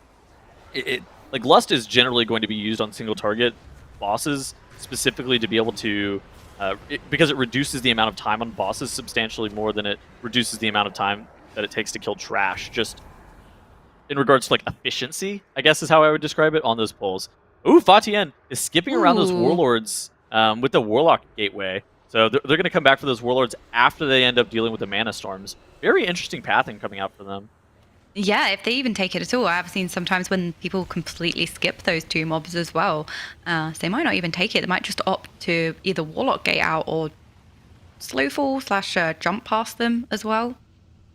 Making sure that they are pausing for the pathing of this mob as well, because that can be a little bit sketchy if you're trying to run through there and then it starts pathing. So they are taking this pack. We have seen in the past some different routes over today. In terms of taking this and not taking this. So I think that everybody's played it. It just kind of depends on when you're going to come back for it. It is a very dangerous pull, and like you really want offensive CDs available for it because of the inspiring aspect. So those headless clients, they do that whirlwind that you see. It's like they do the whirlwind and they also do the lightning cast, and both of those things are quite dangerous. And whenever the mob is inspired on top of it, of course, you can't really interrupt them, and so like a bunch of casts will be going off on the whole entire party. Yeah, you can see ZHUI now coming up to this area. It does look like they are going to pull this pack onto the Spirit here, which is a tactic that I like to see, although the pathing hasn't really favored them. Oh, yeah, where that patrol is really tough. Are they going to be able to get this into the Lantern before the first Rage cast starts? I don't think so. I think it's just too far away. I mean, no, they're not going to be able to, so they are going to have that first Raging. Oh, man. I mean, I think they could have made it if they kept moving it. They just their tank kept walking back into melee and stopping it from moving. I don't know. I think they could have made it? I think this mob is quite difficult because if the tank moves too far away, I do believe it starts casting Rage before it casts masks. So it could be that the tank was just making sure that it didn't cast Rage first. Off. That was very close. That was weird. It looked like they almost fell off. But I think pulling the trash mobs into this mob is very good. I think efficient use of time. So again, you're not just stuck doing a single target mob. You have some funnel in there just to make sure it dies super quickly. Because on Fortified, they hurt. What is going on for TIAN? So this is, for reference, this is the first team across the whole entire weekend that we've seen snap the triple sentient oil into the Mana Storms. This is a pull that we really love to see from Western teams whenever they're able to implement it, but it's a pull that's like I've heard that it's like giga inconsistent and like it can cost you runs due to things like the tank being snapped to the mobs, or if the setup just doesn't get done correctly. We saw it debuted last season during the Aster Y finals whenever they ended up winning in a DOS map. And so for TIAN to be the only team to bust it out as the 8th seed this weekend is so impressive. They were able to get it killed off, and now they're onto the Mana Storms, and they're looking really solid. What in the world is happening? Yeah, I didn't even see that, but that is so impressive. As you're saying, TIAN just keep impressing with these successful, very, very high-end strats as well. Like, snapping them on, as you said, it can be very finicky. Doesn't necessarily work. It's very risky. As you said, it can cost a pull. So seeing that well executed, they just keep impressing, honestly. I feel like they're performing super, super well, as they have been. Oh, you can see ZHUI losing their tank here on this pull. As we said, this is a very, very dangerous pull. It can very, very much hurt. They unfortunately lose their DK tank. I believe maybe a cast could have gone through. It's so interesting because both teams are performing very, very well as side by side. Could be very easy to miss something. But they don't wipe, which is the most important thing here. That it doesn't cost them a wipe. They res very, very quickly, and they can get this pull back under control. And skip. So do you think we're going to see a similar snap from ZHUI here? I mean, they did it yesterday. Granted, they've retooled. So they've changed some of their sequencing for Ardenweald specifically. So clearly they're redoing this dungeon, at least in a little bit. It looks like the answer is no. So you would have expected the DK to like have blood boiled those sentient oils as they ran through, if they were going to pull it. But they're not tagging them at all. They're going to get their count somewhere else. And I think that that's why they came out of the car wing at a little bit more count than where we saw from TIAN, is because ZHUI was going to skip those sentient oils, where a lot of other MDI teams, they are able to get just a little bit less trash in the Ardenweald area because of the sentient oil snap, because it's relatively free count for them. All right, so TIAN able to down boss 2. There's something like 2.5 minutes, I think, at this point ahead of where ZHUI is. So things are looking really solid for TIAN. Yeah, they're doing really, really well. They're just completely steamrolling through this dungeon. Super, super quick, as you said. Perhaps a minute and a half ahead. So they are coming up to this spirit now. They don't have trash to pull into it, so they will be taking this solo. But with the Fire Mage combusting it, completely nullify it. You know, Fire Mage being very strong single target cooldowns. So, you know, they can take out this mob with relative ease, even though it is by itself. I think that's where the Fire Mage is going to come in really, really strong. How do you like Fire Mage in this dungeon? Do you think it's a good pick here, or do you think it's just like more or less like an acceptable third DPS slot? They're kind of all the same, like Windwalker, Road, Demon Hunter, Fire Mage. I think it's an acceptable third slot. You know, having the combust on this mob has, as you can see, the Fire Mage has pretty much soloed that mob, which I think adds more value rather than 3 DPS all just being pure AoE. You know, if they were Frost, they'd just be doing AoE with the Survival Hunter and the Warlock. It's not necessarily needed. So saving the time on the Spirit, where nobody would really want to pop their cooldowns because they're going to go into an AoE pack here, I think saved them more time. So I actually really like the Fire Mage pick. Makes sense. All right. I mean, now the Fire Mage doesn't have any damage, and he's nope battling very. Oh, he's actually getting beat by the healer, huh? Resto Shaman, very powerful. Yeah, I don't know if they're that powerful. You already have a lot of AoE in this key with the Survivor Hunter and the Warlock, as I said. So, you know, it can be overkill sometimes to have everybody just. I think what's really important is having coordination with all of your DPS cooldowns. You know, having the combust on the single target mob was really, really nice, and I think it just shaves off so much time overall. Sometimes you have to do the janitor duties where you're doing the work that you don't necessarily want to do, but at the same point, like, you're the one with the combustion up. You're gonna have to pop it right there. Yeah, it's like in season 1 with the pride. You know, the combust on the pride, the sacrifice. But yeah, sorry. Anyways, as I was saying, TIAN here, making their way into the car area. Okay, so they're doing a little bit of a modest pull here. They're not grabbing all of the trash into this urn. This seems pretty reasonable to me. They burned actually a lot of CDs onto that Death Speaker pull right before this area. And like you were just talking about, it's about cooldown coordination. It's not something that's really taught in a lot of Mythic Plus bugs. More often than not, you have all 3 DPS burning all of their CDs on the exact same pulls because, oh, these are big trash pulls. We should just use everything here. When in reality, that's not normally the most efficient thing for time. And on a pull like this, TIAN even drops their Lust here. And so this pull is quite dangerous on Inspiring. And I think that this Lust, while it's not the most time-efficient usage of it, that is a safety Lust. And I think that is a pretty good usage of Bloodlust, generally. Yeah, I really like this Bloodlust use. It can be super, super scary, especially with Inspiring, as you were saying. I think just to touch on what you were saying about cooldown arrangement and management, that is definitely something I think on live keys people don't really run into, just having that coordination. I mean, Season 1 Fire Mages, Combust and the Pride might understand that, but I don't think other classes kind of really run into that during their pugs, that, you know, everyone blowing cooldowns on the same pack and then the next pack taking forever is not just going to be great overall. It's going to take up a lot of time. So ZHUI coming into this wing now. It'll be interesting to see how they tackle it. It looks like they're pulling the same. They're not pulling all three. They're just pulling these two. But I say just pulling, but they are super, super scary.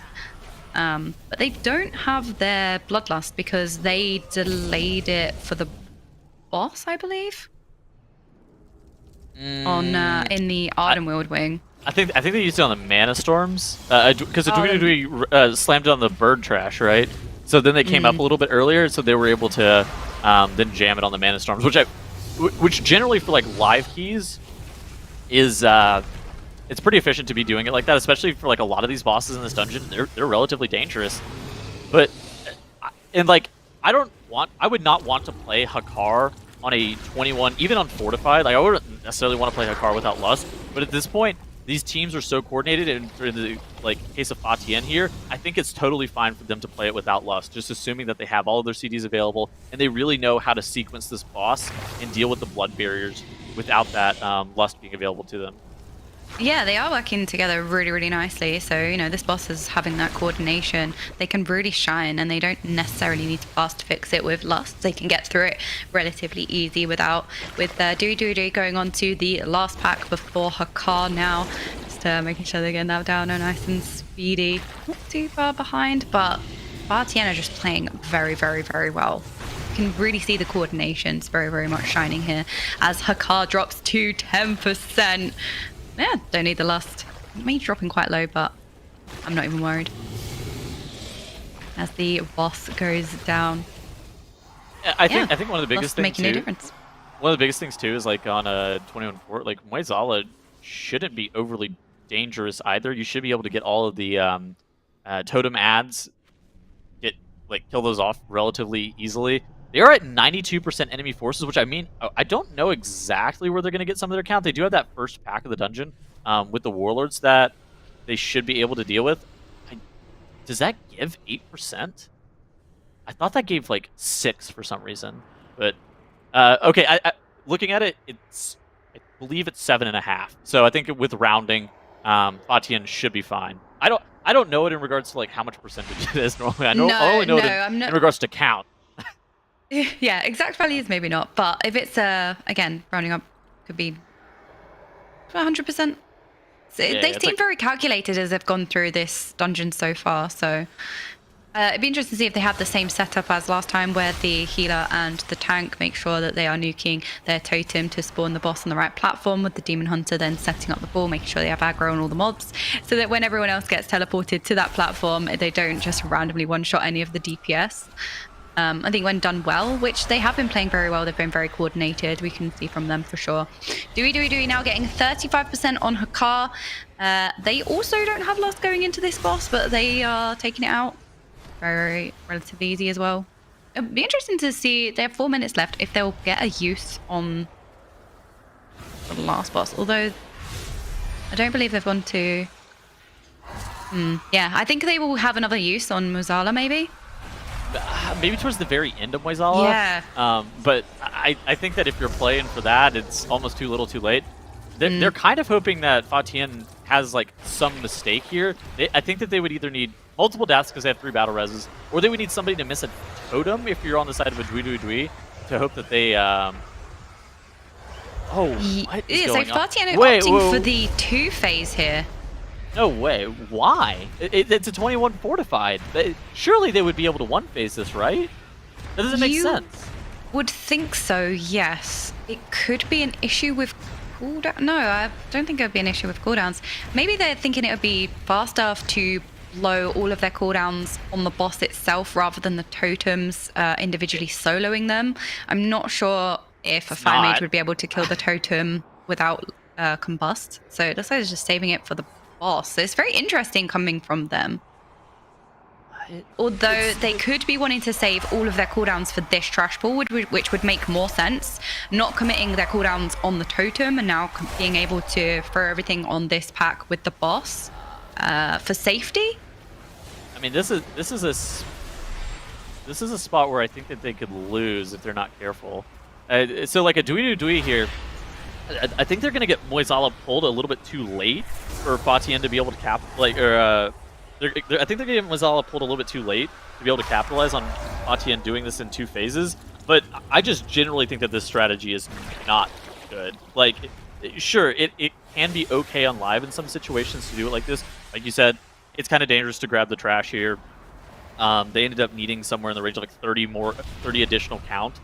And so they are at 100% enemy forces now.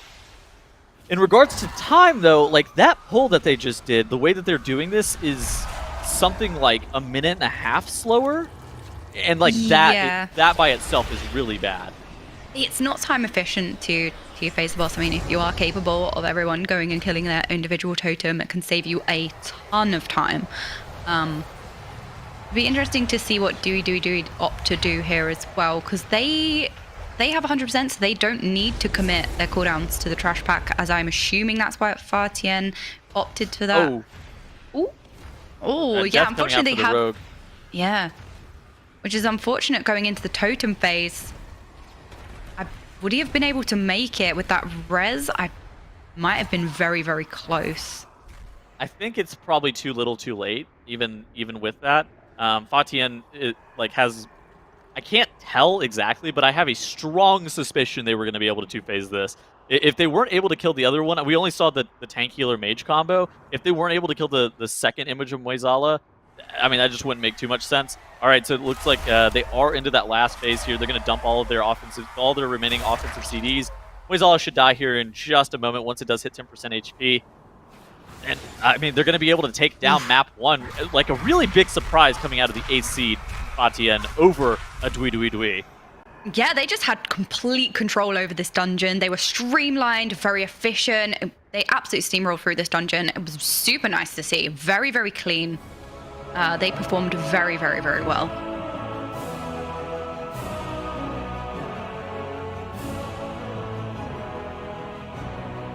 Yeah. Execution of their strategies.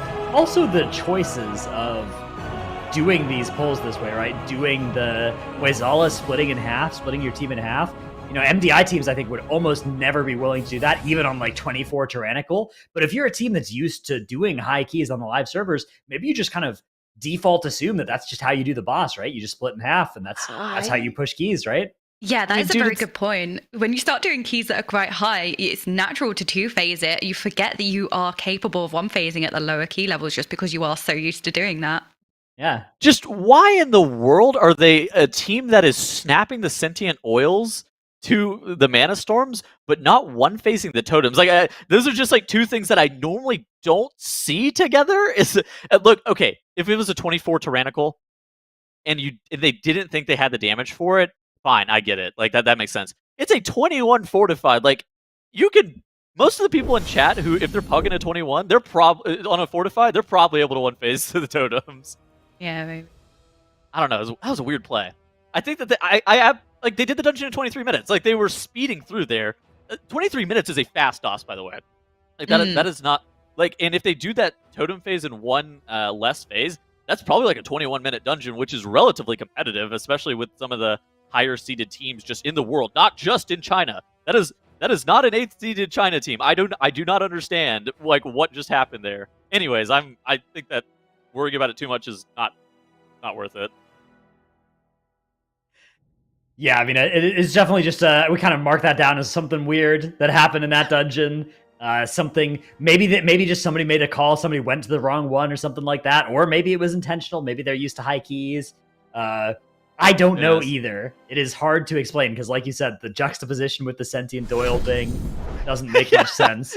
Either way, we are on to our next map, which we're not going to even have to leave Ardenworld for this one. It's the other Ardenworld's dungeon. We've got Mists of Tyrna's Scythe. Slightly higher key level here on plus 22, but we're swapping over to Sanguine Grievous. So actually, everything is the same except one higher key level, and we've swapped Inspiring out for Sanguine. That's kind of beautiful when you look at it that way. Yeah, I feel like Inspired Mists is pretty a toxic. little banned. Yeah. That's where we actually saw some of the Western teams when Mist was inspired, pulling out the Horde for the Arcane Torrents and just letting some of those casts go off and torrenting them. The Chinese region's kind of been way ahead of it, though. They've just been using Horde racials in a lot of dungeons. So maybe we'll see that out of one or both of the teams here as well. Curious to see what they've got for us.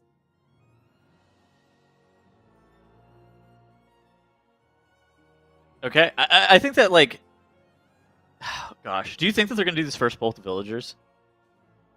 No, none of the Chinese teams we've watched have really done that, so I suspect no. I think that pull would not have been very popular in the Western region either, had Echo not done it. But Echo did it the exact same weekend that this all took place, right? We're, of course, for those who are just joining us, we are watching a rebroadcast from about 3 weekends ago when this final did happen over in the Chinese region. It was the same time as Group A in the global region. So at that point, Echo pioneered the double villager 17% first trash pull tech. But I don't know. I think it's not super likely. We're going to see what they are up to here. Ooh, we've got the Frost DK coming out from ZHUI as they are heading out with Invis Pots. Both teams, in fact, are using Invis Pots to get past the first villagers of the dungeon.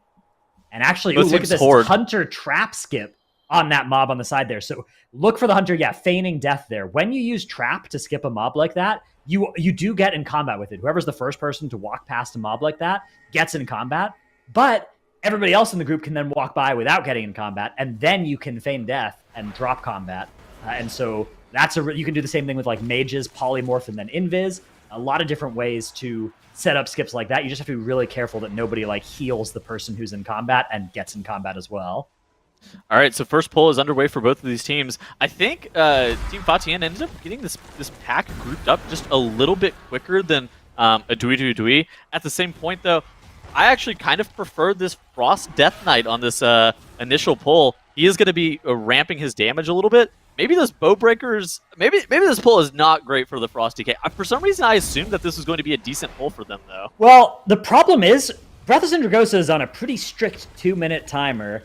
I'm not sure you're allowed to press it on this pull if you want it on boss for the burn phase. Maybe you are, but maybe you're not. You're definitely not allowed to press Dragon, which I think is a 3-minute cooldown. So I think that may be what's going on here. Oh, a death for Fatian. 2 deaths for Fatian, as you said.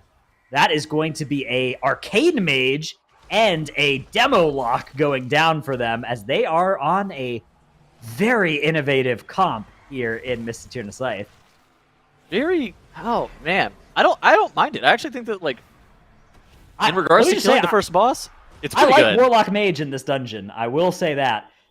I'm not convinced by the specs of Arcane and Demo. I'm not convinced about the wipe. I think the wipe is definitely the most problematic thing I've seen. Yeah, they're actually kind of in a bit of a checkmate position here. Maybe they will use the Warlock. Oh, nope, the Warlock is dead as well, of course. So they are going to have to run back. Who's that across the way for on Fatian? That's their mage. Yeah, the mage is farther ahead here. It looks like they probably have to call an audible and just kill this villager pull, because they don't have invis pots, of course. They don't have shroud. They're going to summon the mage back to rejoin them, maybe, to the start of the dungeon here. All right.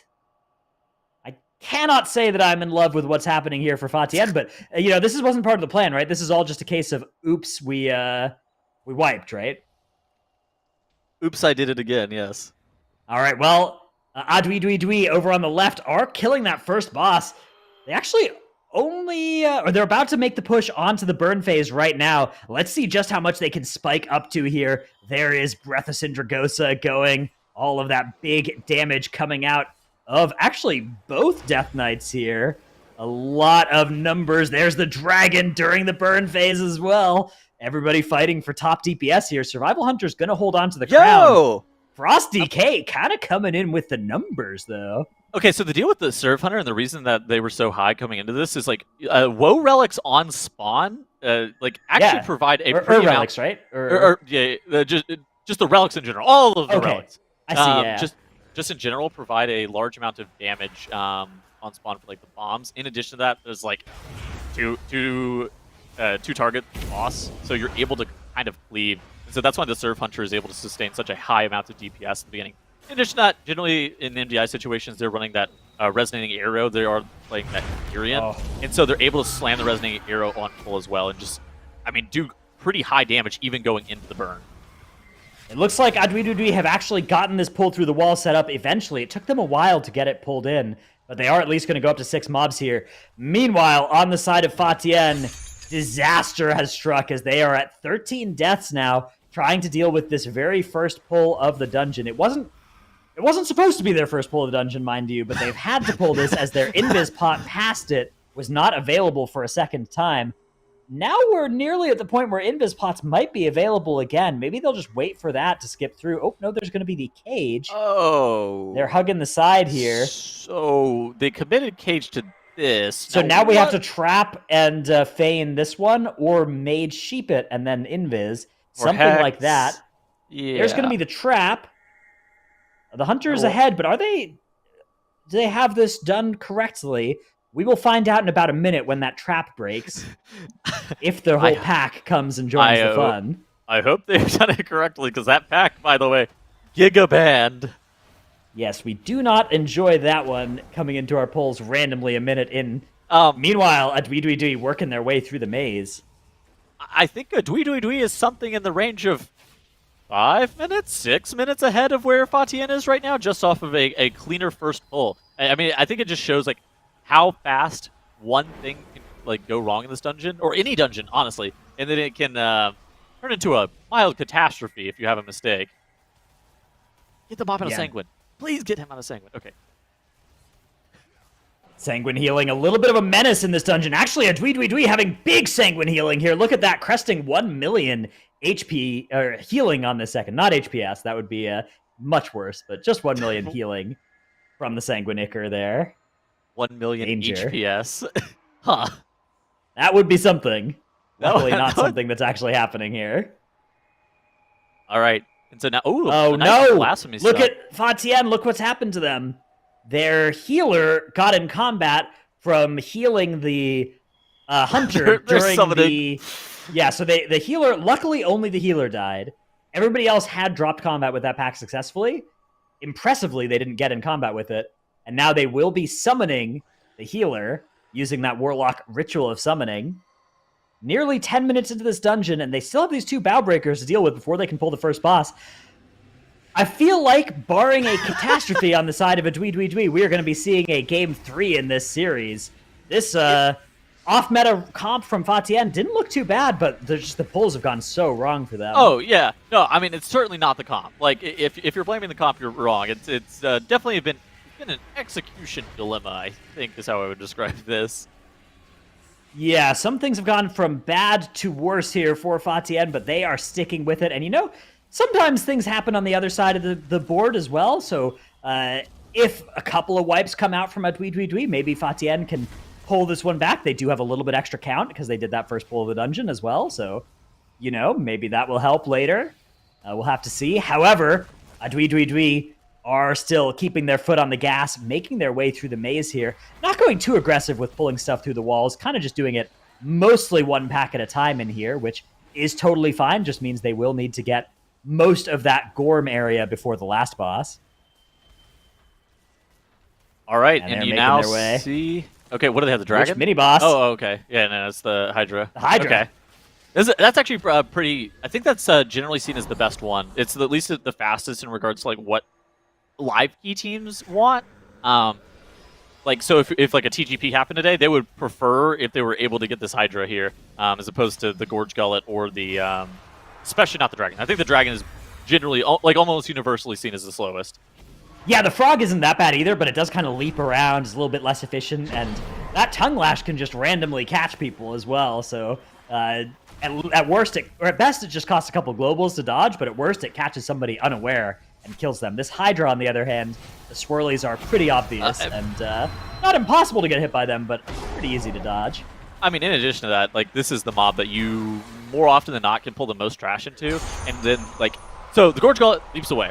The dragon heals. This guy just smacks your tank around a little bit, and with tank survivability and sturdiness, on this patch being relatively high, more often than not, like you'll see teams pull a lot of trash into the Hydra because it's just kind of chilling. It's not gonna leap out. It's not gonna heal the mobs. You'll just pull all of the trash on top of it that you can.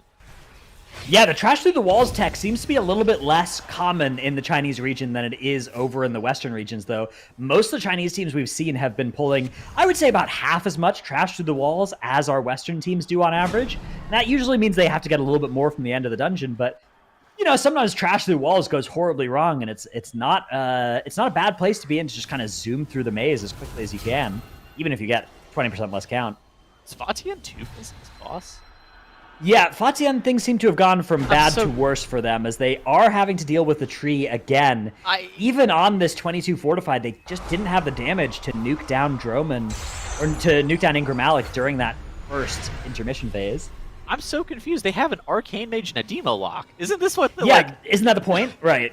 Yeah, isn't that the point of the comp? Like, Arcane Mage and Demo Lock, in my opinion, should be able to just one-phase this boss. Like, Touch of the Magi burst into, like, maybe he messed up, like, a Touch of the Magi or something? I actually can't explain this. Nothing makes sense to me, man. Yeah, I mean, because it's... We are able to make that happen. Most teams are able to make that happen on 22 fortified, even with, you know, Subtlety Rogue, Survival Hunter, Destro Lock. So if you're going to change your comp in this dungeon to these more bursty specs, you really have to at least be able to one-phase Ingram Malik. But, you know, a lot of things have gone wrong for Fatian's run. Maybe something has destabilized them. Maybe their cooldowns are different than expected. Maybe something was just going weird for them because, of course, once one thing goes wrong in an MDI run, often you kind of get all of your future stuff a little bit off track as well. Yeah. All right. I mean, things are looking pretty good for a Dui, though. 0 deaths. I mean, it's not the fastest mists that we've seen thus far. They're like 10:51 into Mistcaller.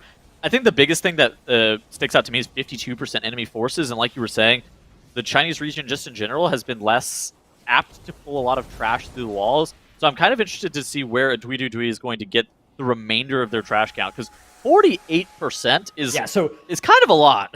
48%, it is every single Gorm along the left path, plus that big pack on the right at the first branch in the fork in the road, plus some pulls after the last boss. You need to get at least one of the pulls after the last boss. So we are talking about a lot of extra trash that needs to get done.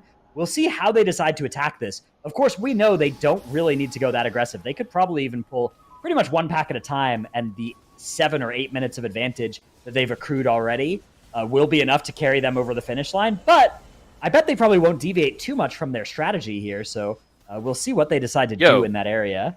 This Frost Death Knight's kind of owning, yeah? Yeah, Frost DK, playing the Fae as well. Fae DK, actually a really strong Mythic Plus choice just for overall damage and even the single target that they're bringing as well on these boss encounters.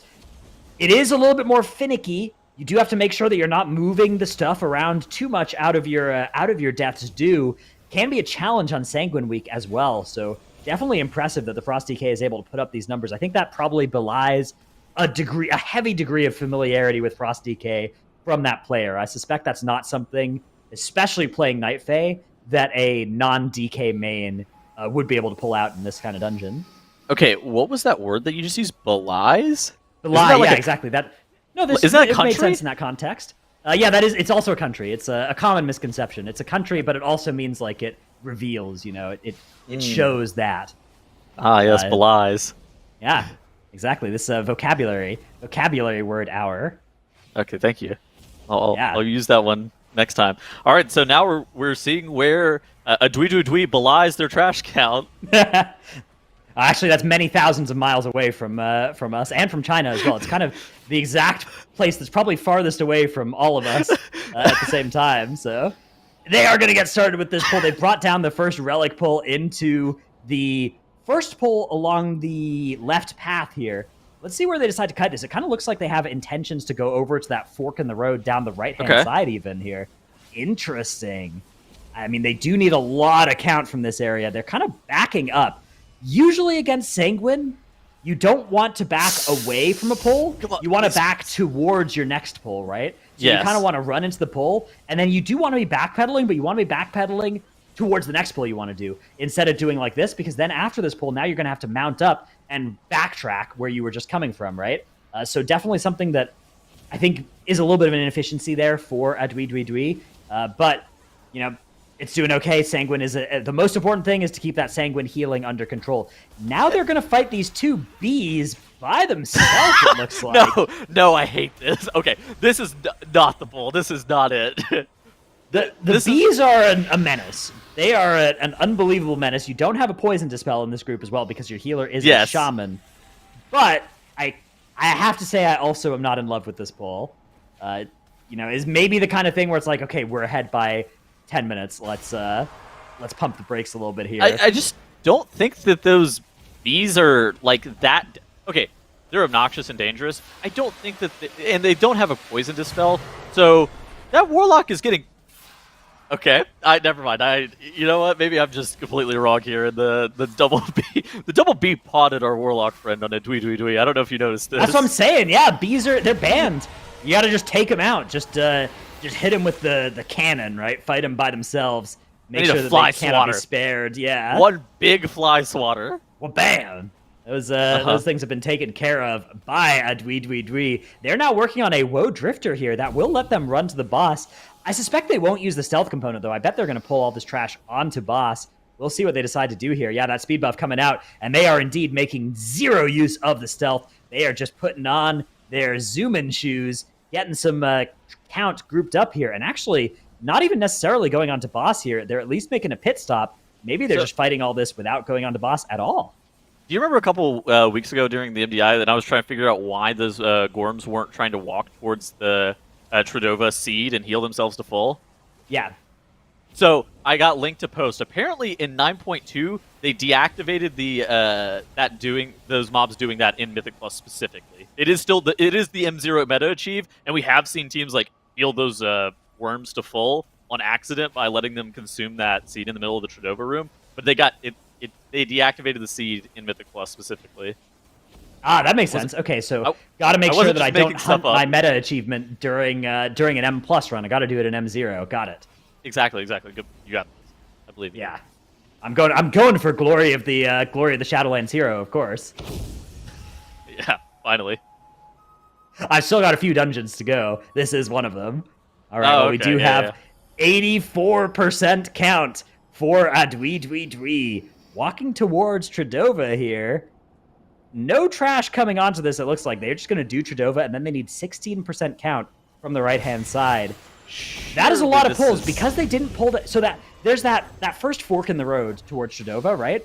That has a really good pull available over on the right-hand side, but they didn't grab that, so they're going to need to grab a lot of the trash after this side here, and there are some patrolling bees in the area as well. Now, this is a team that chose to fight 2 bees by themselves. There's like a flying 3-pack of bees that you will grab if you're fighting trash over on the right-hand side. So we'll see how they choose to approach this and how many pulls it will take them to get their 16% count. We do have a death coming out, though, on that Frost DK. B-Res does land. Just 1 B-Res left now for ZHUI. It's quite unfortunate that he lost his Lust. Yeah, like Lust and Breath of Cindergosa probably as well gone there. Oh, if both of those things are gone, he's doing literal tank low damage. Healer damage. Yep, that is an... Oh, no, there's the breath. Okay, we're good. As long as the breath wasn't pressed, it's not the end of the world. Wait, his breath is gone now. Is it? Maybe it just isn't playing the animation. I hope. Oh no. Looks like look at the runic power. Look at the runic power. That runic power is just kind of slowly taking those hits of 20. That's Breath of Cindergosa. Yeah. Okay. It's okay. DPS is going up. Yeah. Wait, somebody get those ads inside of his blue D&D. He needs it. Yeah. All right. Well, it is. There, and that's the breath over, I think. Okay. Yeah, breath has now ended at 11.6k, so certainly was a costly res there, a costly time to die. Mostly losing the Lust was the worst of it there for the Frost DK. Hopefully, by the end of the fight, might be able to surpass the Blood DK in damage, but you know what? I actually don't think so. This is a really rough fight for Death's Due, because you keep having to move out of it. Look, it's over there, over on the side, but you can't go over there. That's not allowed. So, really brutal fight here for Frost DK playing Night Fae.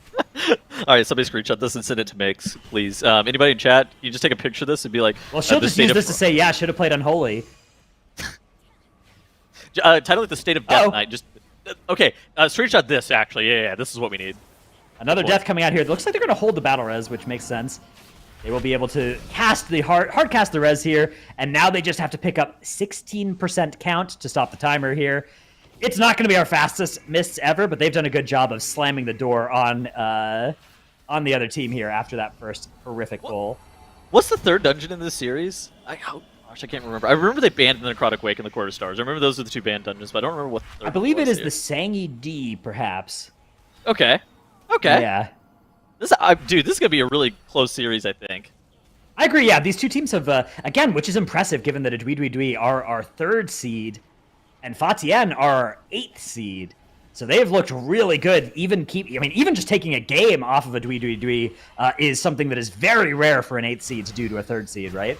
But they certainly, if they hadn't had that huge wipe in the start of this dungeon, and I also think with their comp in this dungeon, it's probably the farthest from meta specs that they play in any of the dungeons is what they do in Mists. So maybe they'll even have a better time as we move into Sanguine Depths. But first, ZHUI do still have to find 10% more count.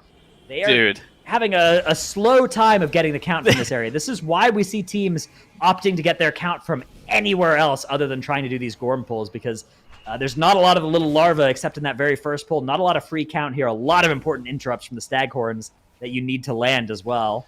I'm really surprised that they didn't grab any additional trash. I think just 2 packs into the Hydra would have alleviated at least, I think, this whole pull, right? And it would have been way more efficient in terms of time. So they would have probably been able to shave something on the order of a minute off of this dungeon if they were able to just grab that trash and pulling it into that Hydra that they had in the maze.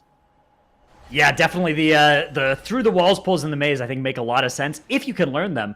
It does take quite a while to learn those pulls, though, especially because you have to learn 12 different possible mazes that you can get. So maybe something that they've just decided to not do as much, as a team and potentially as a region, just not focus the time in there. But that is 100% trash count, and that is going to be a 100% Game 3 that we have, excitingly, in this series. ZHUI tying it up here against TIAN.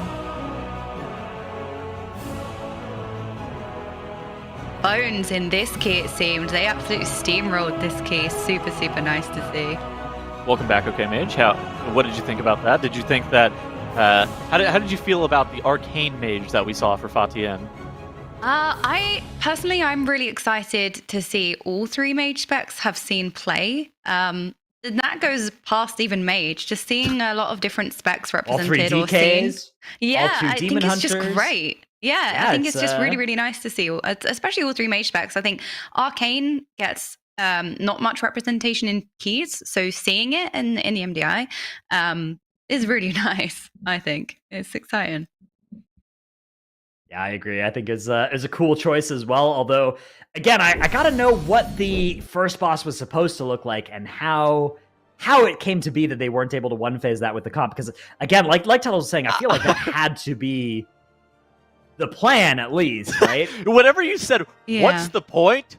That was basically exactly I was thinking. It was what is the point of this comp if it's not to one-phase maybe this it's a case boss? of just, it's not something they really when you think about this, it's the same team that doesn't go for the Muezala one phase either, right? So maybe this is just a team that doesn't really think about what's possible on these 22 keys that we can't do in, say, our 27s on the live servers, right? Maybe that's what's going on for them in terms of boss phase. I don't know. I'm trying to explain these. Maybe it's just inexplicable, though. Dude, we are moving on to Sanguine Depths, however. Whew. This team they snapped the sentient oils into the boss, but wouldn't one-phase the Muezala totems. I'm going back to that, man. That is the craziest thing I've ever seen. Anyways, I'm not talking about it anymore. Sanguine Depths, I think it's gonna be Lantern Management that's going to kill one of the 2 teams. Basically, the team that wins this is probably the team that's going to play the most consistent. If either of these teams has 0 deaths, 100% they are going to win this map, I think. Yeah, I completely agree with that. I think this is another one of those dungeons that can go very wrong very quickly. So just having that consistency, cleanness throughout the key can really, really provide some time saver in terms of, well, rather than doing something spicy and potentially wiping. It is tyrannical. The bosses can be quite scary. So what's the spiciest thing in here? Yeah. What do you think is the Oh, what- spiciest thing in here? Okay. Maybe. I think some of the trash is they can get. I don't know. It can be very easy to get behind. You know, you can lose momentum. You can have odd deaths here and there. So yeah, I just think small things, small mistakes. As any Havoc Demon Hunter coming to this patch can tell you, losing momentum can suck. So that is something you want to avoid if you're either of these teams. Tettle's facepalm. You guys can't see it, but he's facepalming hard over there. Dude, the fact that you blamed me for the turkey jokes and then you proceed to do this is unbelievable. You Googled turkey jokes. I came up with that clever World of Warcraft related joke entirely in my own. Well, you're brain. actually just made up words in the you actually just made up words in the last dungeon. Yeah, look, if there's not a good word to describe what you're feeling, just come up with a new one. That's how the first words were invented. So it's not like it's suddenly not the right way to do it now, just because it's 2022. So going into this dungeon, who are either of you going to go with in terms of victory? I think I like Fatien. I feel like they've looked stronger in the dungeon. I mean, obviously, like, the mist was really bad, but that was just mostly the one mistake. We do have Fatien actually playing fire in here. Is that their third mage spec in 3? No, I guess they play in DOS. They played Fire and Dust as well. That would be cool, though, to get the triple crown in one series. Yeah, just do it all. I'm down for Fatien. They do the weirdest stuff. They're down to bust out like really unorthodox, very MDI-esque pulls that save 30 seconds. Oh, as I'm gassing them up, they immediately lose lantern stacks on their hunter, which I hate worse than Ev. They're gonna get up to 6 at least for the hunter here. The 6 stack is okay. Good quick release from the hunter to make sure that he caught the stacks that were dying right then. But so the hunter, it has generally been the highest damage source on on Crixus across most MDI weekends. They are able to crest something in the range of like 300,000, 400,000 DPS sometimes if they're able to get like really good red bomb procs. And it's like him only having a 7 stack, while it's not catastrophic, it's certainly not good. All right, so it's going to be a Dwee that actually, even without the death, are pulling the boss second. They did get a little bit more count, though, from their first pull of the dungeon. Meanwhile, Fatien going in here as well. We do have, again, the slightly different comps in here. I do like Rogue for speeding up damage on a lot of these pulls, but I don't know. Mage might just be much more overall. We'll have to see how it lines up here. Again, this is a great Fire Mage pull. Oh, the 1% health Ice Block. Beautiful reaction there. Love to see that. The healer hated to see that one, but yeah, maybe the mage loved to see it. Look, if you're ice blocking above 1% health, that's, coward behavior. But he blocked after the damage went out. I don't know, man. Anyways. that's the mark where you're like, oh maybe not the block for me. Yeah. Anyway, so, like, mage versus rogue in this dungeon is an interesting discussion. I think the biggest thing that I see between the two is, like, it's tyrannical, and so the boss damage is going to matter a lot more, and that's where I would generally prefer the rogue, because, I guess on the second boss, the mage is going to help you out a lot more on Tarvald, but I do prefer, I think, the rogue's damage profile just in this dungeon generally for being able to kill the bosses off. I was going to add to that and just say, coming out of that, it did seem like Dewey had more boss HP, even though they did have the funnel from the rogue in comparison to Fatien, which was quite... You would have expected to go the other way, with the more funnel going into the boss, so you'd expect it to have less HP, so... I think there's a Warlock gap is what's occurring right now. Yeah. Well, they're not too far off of each other, but they just have the Survivor Hunter doing a lot of damage. So I guess it makes it look slightly less. So you would think that that Subtlety is the highest funnel spec in the game currently. You would be wrong. It's Destro Warlock. Destro Warlock is everything. It's actually Destro Warlock. Yeah, because they can choose to Chaos Bolt over Rain of Fire to get some single target. The Pod Tender and the Cauterize both coming out here. This mage is nearly out of panic buttons. That ice block will be back up in a little while. Petal's fuming about the number of cheat deaths that Fire Mage does have available to it. Why does Fire Mage have access to multiple cheat deaths? I will never understand. I mean, I also... He's so mad. Yeah. I made a tweet about Paw Tender. I made a tweet about Paw Tender the other day, is what Dratnos is referencing. I can see. Bad Turtles tweets. All right, so it looks like a ZHUI are actually backpedaling into this room from before the boss, getting a Woe Drifter here. Okay. I much prefer what TIAN are up to, though, which is just zooming through the dungeon, getting their next pull in order.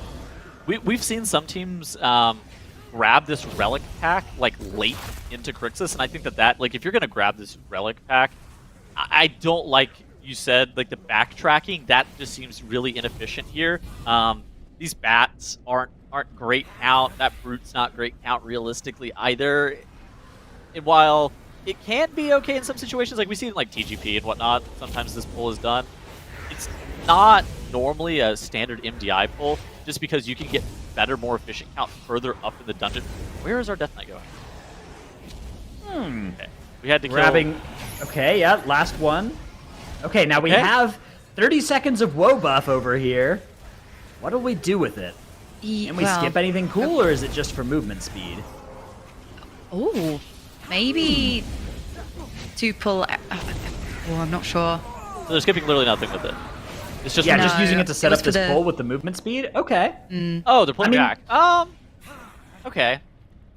Yeah, so I mean, this does give you some nice speed. It makes setting up that pull easier, but I feel like TIAN's strategy of just running in there, I like that a lot more, because I don't think you got a lot of count in that room back behind where a ZHUI did that extra pull. Oh, a ZHUI, a hunter, a dead. That's over on TIAN, right? Or TIAN, yeah. Oh my goodness, TIAN side, they are playing that that Destro Warlock that has that Venthyr, so they are able to put like out an AoE Curse of Tongues. But this pull without the Surf Hunter, now they're starting to get that Oppressive Aura stacked back up. Okay, the Hunters come back. He is getting stacks of the Lantern. Is the Lantern going to expire before they get a 10 stack of the buff is a question, though, and that can become problematic if they activate the Lantern maybe a little bit too early. For sure, because we know we're talking about momentum, and these Lanterns are definitely the only way to lose momentum. But they're fine. Yeah, they're getting the stacks. I think they just missed that last one, but that's fine. Yeah, that Lantern buff, very, very powerful here, TIAN. I think what they do here, I think we've seen them here before, right? Is they pull this back into the mini-boss room. Yeah. I liked their Sanguine Depth earlier whenever we saw it. Their Sanguine Depth was quite impressive whenever we saw it earlier. It wasn't the fastest thing we'd ever seen, and like there is some room for like depths and whatnot, but I do believe that they generally have a relatively solid Sanguine Depth route if they're able to execute it. Yeah, I was just going to add on to that. I generally like bringing the trash pool into this just because, especially in this segment of the dungeon, the trash can be super difficult to move and it can cost you a lot of time. So being able to line of sight it as much as possible and, you know, bring it in, say, with the single target mob essentially here as well, can really speed things up. So I do like this pull back into this room. Like I've seen a lot of runs where just time goes from... Again, the mobs being pretty difficult to move and efficiently grouping them together as well to make the most out of your AoE. So little things like this, I think, is super, super good. All right, TIAN heading over to that Lantern on the right-hand side here. Pretty big pull they're setting up. Ring of Frost is going to be used, and they're going to line of sight to help group all the mobs up. Those research scribes, you really do need to do a lot of work to get them grouped up, especially with the fairly small range of the Lanterns. But over on the side of a ZHUI, we're actually having deaths starting to happen on this pull that they're working on. Raging mobs here, starting to take them down as well.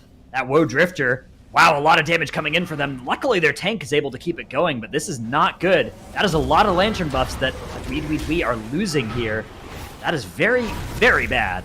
So, yeah, and on the right side of your screen, you do see TIAN. They are pulling a bunch of the trash on top of their Lantern. They don't extend their 10 stack into further stacks. They actually just reactivate the Lantern and just reset that. They'll re-grab the buffs. And so while their strategy isn't the most efficient, because you'd rather just like refresh that 10 stack, going from 10 into like a 7, and then they let it like expire, and then they go into another 7. It's mostly okay. TIAN, it's not like, again, it's not the greatest way of dealing with this, but overall, it's what they have deemed to be the most consistent strategy for them. Yeah, 100%. Just to add on to that, sometimes, you know, extending the lantern buff can be super difficult, and I think you can lose more time. So they're obviously more comfortable doing it this way around. So just having complete, not necessarily a refresh, but brand new buffs is working very well for them. They feel very well rehearsed at this point. So going through the dungeon. Yeah, they are making their way through here. TIAN. 7% extra enemy forces. There's that next Ring of Frost that they are setting up on their next lantern. Meanwhile, ZHUI looks like just doing actually a lantern pull as well over on, I believe, the left-hand side. See how this works out. I think probably what TIAN are going to be up to is a boss right after this lantern. So they're hoping to maybe refresh their stacks. They're currently on 6 stacks of lantern, and they actually have 10 more seconds or so of that buff. Maybe they can kill something quickly enough to get the extendo. Not quite, unfortunately, for them. They're going to have to build from 0. Not a problem, though.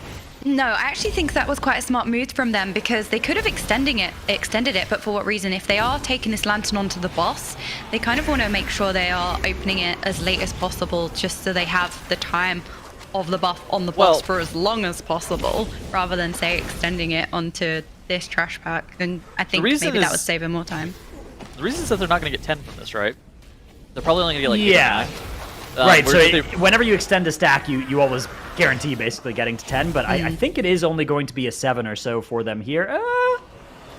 6? Yeah, 7, 8. Okay, so that's not bad. You know, it's 10% less damage on the buff, but not the end of the world there to be on 8 stacks instead of 10. Actually, it's going to only be 7, yeah, like you said, because one of those was a minion that doesn't actually fill up the lantern.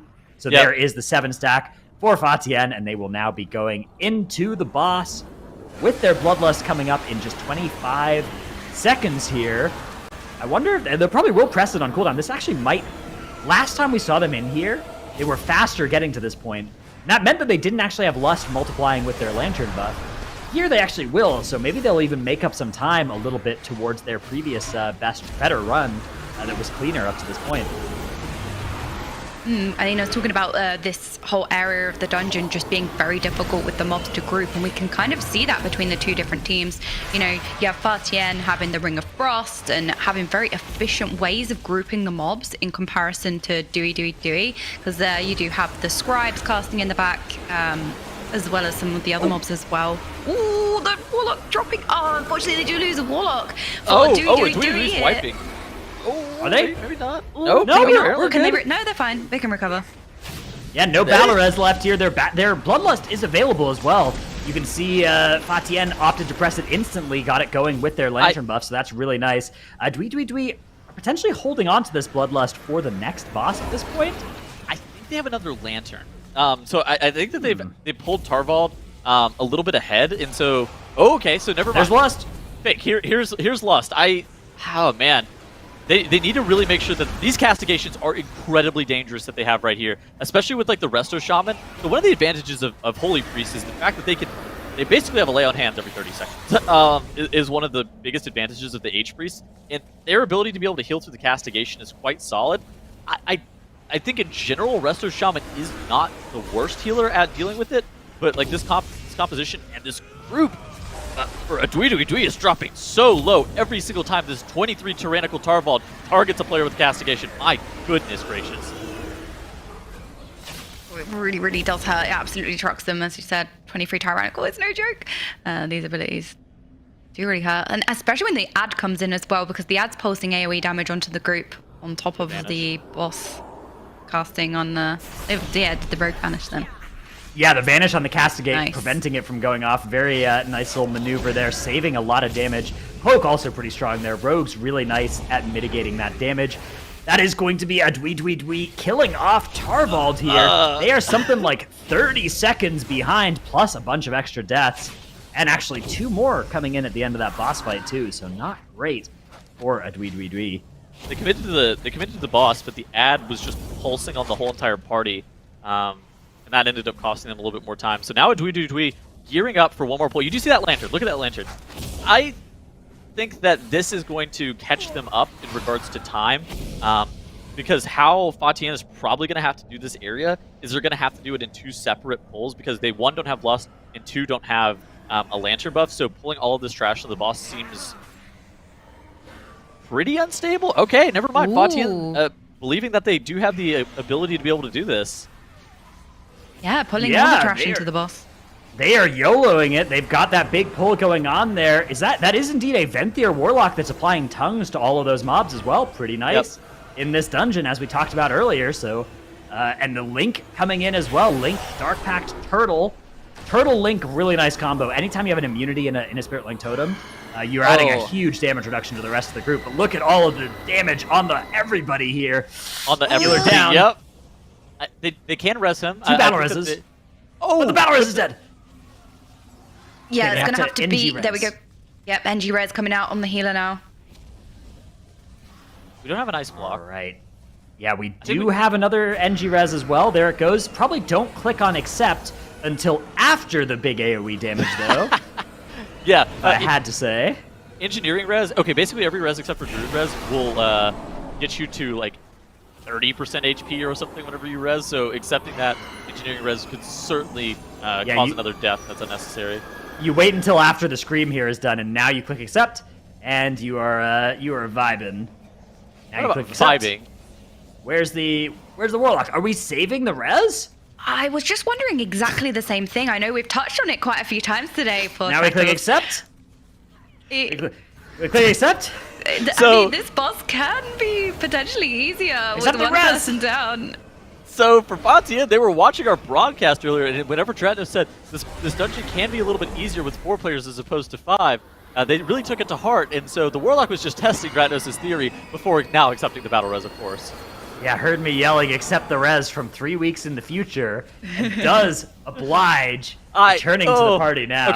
Okay, they are messing up their defensive cooldowns. I don't really want to like hammer this too hard, but what Fatian has been doing with their CDs has been really tough. So during the first AoE, they burned Turtle plus Pact. That's not great, but like if Turtle you had to Pact press and Link as well. yeah, Turtle Pact and Link. If you have to press it, that is what it is. What they just used right there, they used block, but they used it on the scream as opposed to on the initial hit. You can certainly just like alter time that and be fine. Like there is no need to block that there. That is a very dangerous block that you otherwise could like save it. The mage could pod tender and I would probably have been fine with it. He could have cauterized and I would have probably been fine with it. Him blocking there means that he's now going to be soaking up more of these orbs on the AoE hit phase that the rest of his party needs, notably that hunter. Yeah, just to touch on, ZHUI unfortunately lost their healer quite a while ago. So they actually lost their healer quite a while ago, and they lasted a substantially long time without a healer, which was quite surprising. But unfortunately, the boss does a lot of damage. You can't really afford to lose a healer. They did not have any battle reses. Oh, No. and I blame The the hunter down. It's the mage's Yeah. fault. On God, it's the mage's fault. All right, it's okay. This fight's easier with only 4 people anyway, so don't res the hunter. My opinion is Having deja different when vu. it's a hunter down versus a warlock. If it's a warlock, they can accept. They're not going to need any extra healing. But hunters, once they die, do not res them, which of course, neither team has the option to res, even if they wanted to. All of our battle reses are currently recharging. None are available. I am certainly having deja vu. All right, now nearly done with the fight. Fatian doing a good job. This has been the thing I've liked the most about Fatian. You know, they obviously wiped to that trash pool and missed, but in every other dungeon, they've done a really good job of not having the first death lead to 4 more on these hard boss fights. A lot of other teams in our tournament this weekend have struggled with everything's fine, one person dies, we wipe. But Fatian have really done a good job of holding it together anytime that happens and preventing it from becoming a full team wipe. They're really paying homage to my my MDI team right here. Yes, Manning this boss. exactly. This is a sinking ship special for sure. I've been here before. Yeah, do you know that?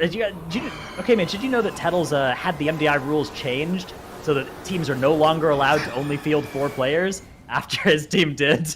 I don't think we fielded 4 players. We Unbelievable. fielded 5. Yeah, but only 4 were there that day. Okay, there we go. Now we're being real. That's always an impressive thing to be able to put on your resume, though, right? Got a rule changed because of me. Yeah. One man's impressive is another man's tragic. But yeah, I guess that is Yeah. what it is. Am the reason for a certain policy to be in place. Very impressive.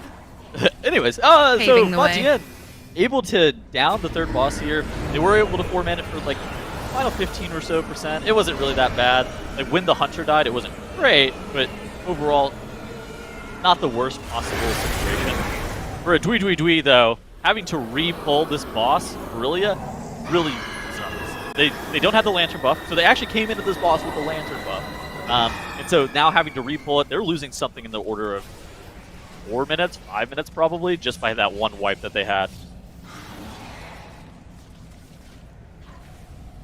Yeah, they are going to be now TIAN rezzing through to the other side. 83% count. They are ready to do the trash gauntlet here. I think they're going to need 2 of those floating bats to round out their enemy forces count here. But as long as they can avoid wiping, they have 30 seconds of death timer in their favor, plus a pack and half a boss of advantage. So looking really good here for TIAN to pull off an upset in this series. Again, let's not forget, this is the 8th-seeded team in our bracket coming up against the 3rd seed. Very impressive work from them so far, but they have to hold on for another trash gauntlet and a reasonably tough boss here at the end of the dungeon. Would you describe this as a bat chest? Exactly what's going on here for TIAN. There's one of those, flying, actually that wasn't a bat, that was a flying gargoyle. Don't pull that pull that one. Don't Do want not that. pull that one. That thing doesn't get count. Yeah. That one is banned. Do not pull that mob. Please and thank you. Yeah, but just to touch on what you guys are saying, it's really impressive the way that TIAN have been playing. It's just very smooth. You can tell they, just completely streamlined these dungeons in terms of coordination with the damage cooldowns, and even the way that they've laid out the pulls going into the ring area of the dungeon where the second boss is. Just the way they had the Ring of Frost and they, line of sight. It just felt very streamlined. It was really nice to see. They've been performing very, very well. So you can see ZHUI also coming up to the gauntlet now, this final pack before it, if they skip the next one. Yeah, this is the lantern portion here for TIAN now of the gauntlet. There's one of the bats coming in from the side. They are sitting on a 10 stack, hoping to refresh from one of these Gargans, and they have done that. Refreshing that 10 stack, always a really nice priority to get here. Yeah, I think that's really they got important another as well. refresh. Ooh, did they manage to... Oh, that's really, really nice, because the endless Gargants that spawn are really, really good. Don't mind if I keep do. stacking One up. more at the end. It's quite hard to miss whether the lantern's still up just with the change of colors in the graphics.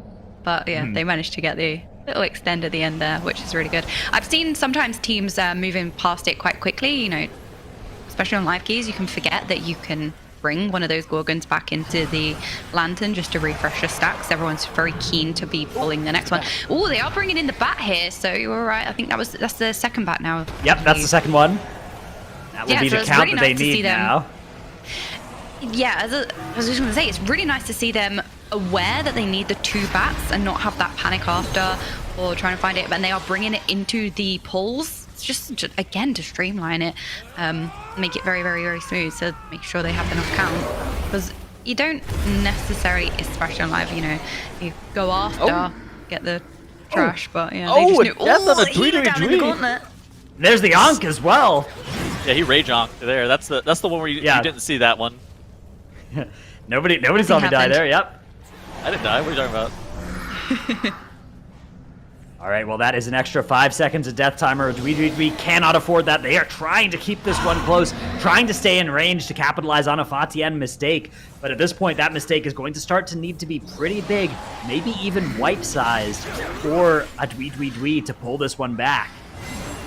I think that TIAN could even afford 1 wipe. I don't think they can.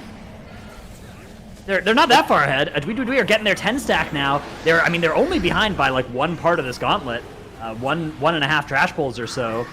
So I think 1 wipe would be enough for a ZHUI to get this one back. But even though this boss is tricky, it's one of the ones we don't see teams wipe to that often.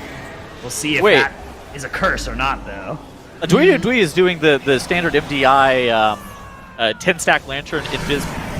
Actually, they're not getting a. Are they getting a 100% count here? Oh no! They did a death on their healer. He is rest. Okay, this is fine. This is fine.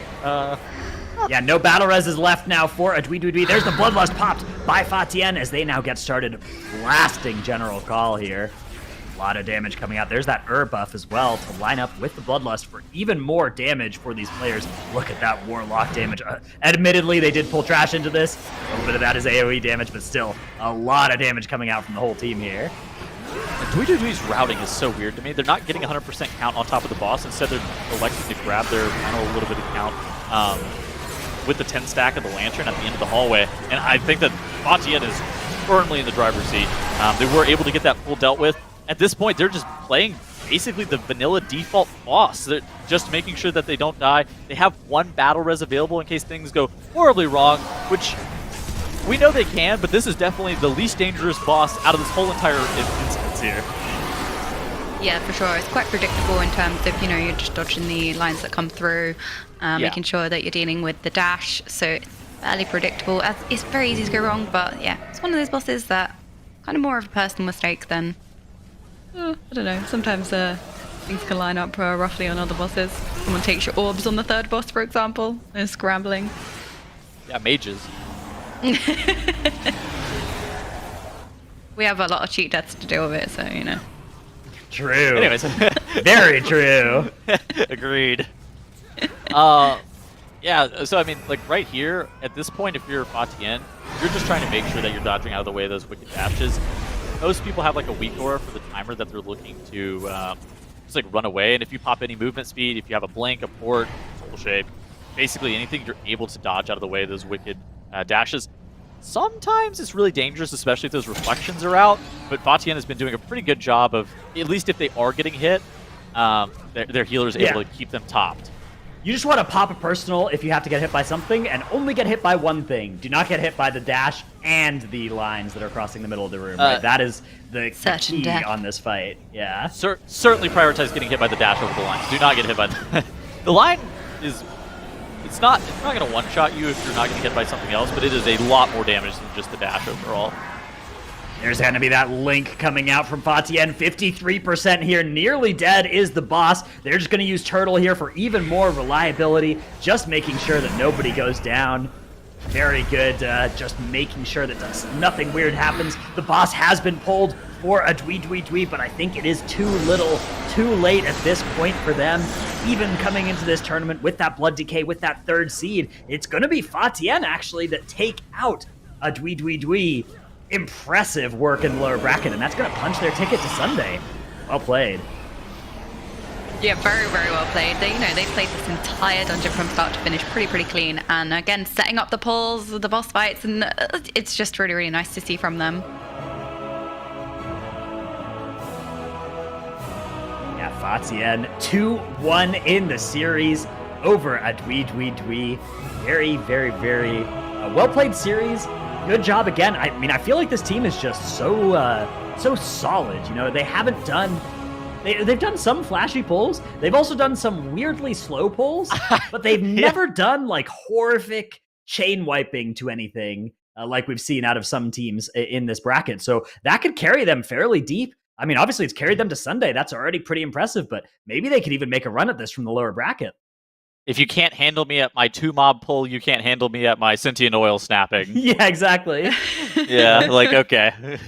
Thank you, TIAN. I really appreciate that.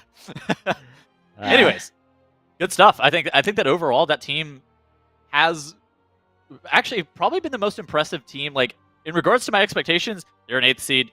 I didn't really expect much out of them, if I'm being honest.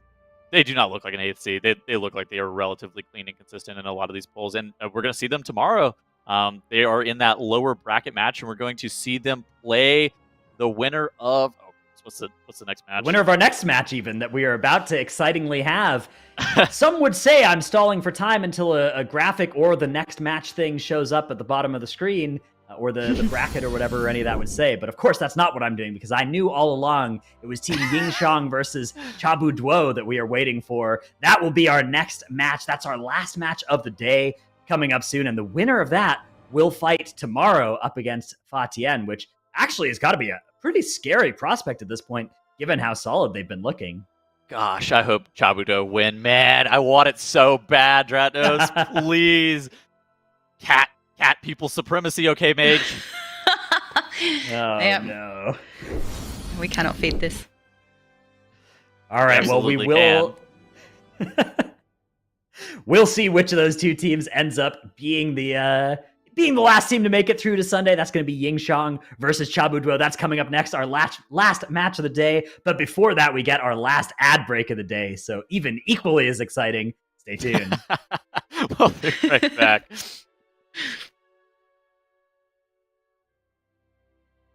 Hello?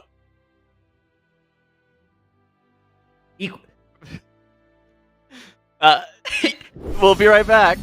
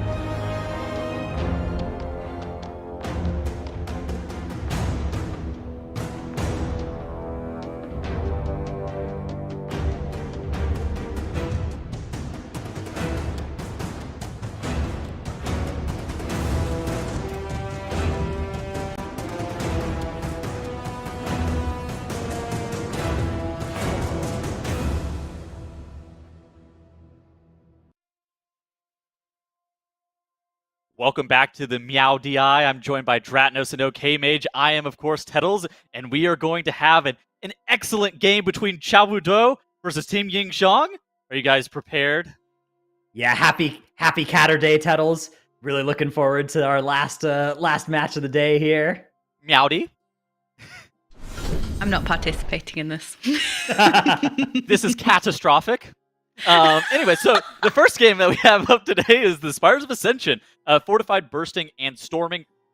Overall, I think across this whole weekend, we've had some pretty nasty affix sets on some of these dungeons. This Spires of Ascension's looking pretty lenient, I will admit, compared to some of the other stuff we've seen. Yeah, although I feel like with Spires of Ascension, it kind of comes down to the Angels at the end, which Fortified can obviously make super difficult. So it being a relatively high key on a 23, and then the Angels themselves taking quite a lot of time individually, but also being super scary. Oh, I don't know.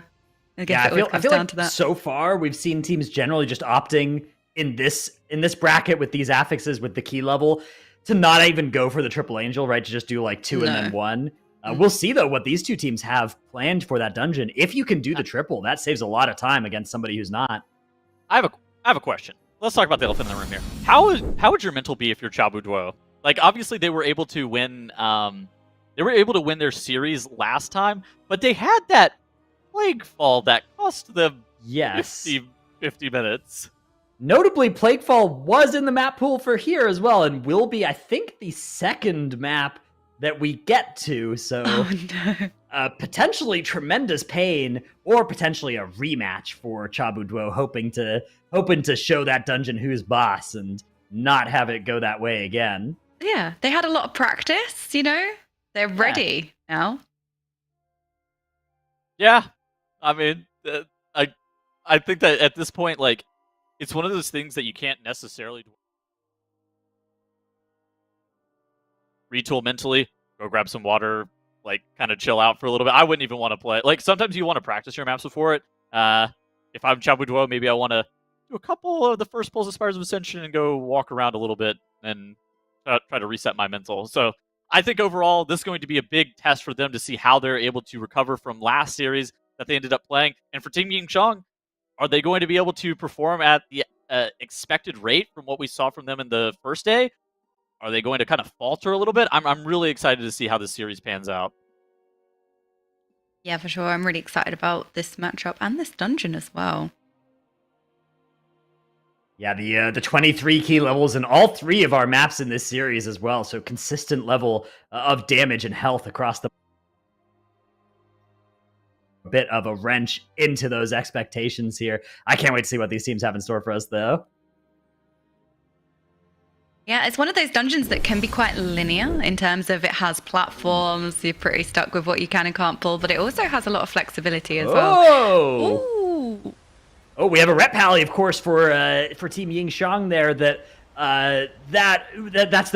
player is just she's a known rep paladin main streamer over on Douyu, but the prot warrior that they've busted out before showing up once again here in Spires of Ascension. On the other side, we have the prot paladin instead as the tank. So we've got two of the less meta tanks in this series. Pretty excited to see how this turns out.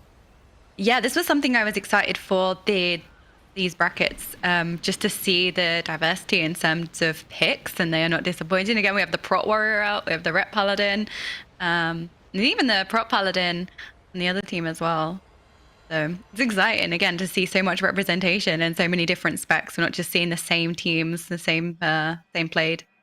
I think comfort picks are also quite important. Sometimes it can be quite difficult to pick up and play something new to the same level as you would your main. And when you're faced with, the big pulls that the MDI can force you to do, but also, a 23 is no joke either. So you still have to play very, very well, not necessarily have your mind on your rotation. It's like driving. Your mind can't be on changing the gear. It has to be on the road. And I generally feel like it's the same with Mythic Plus or even raiding.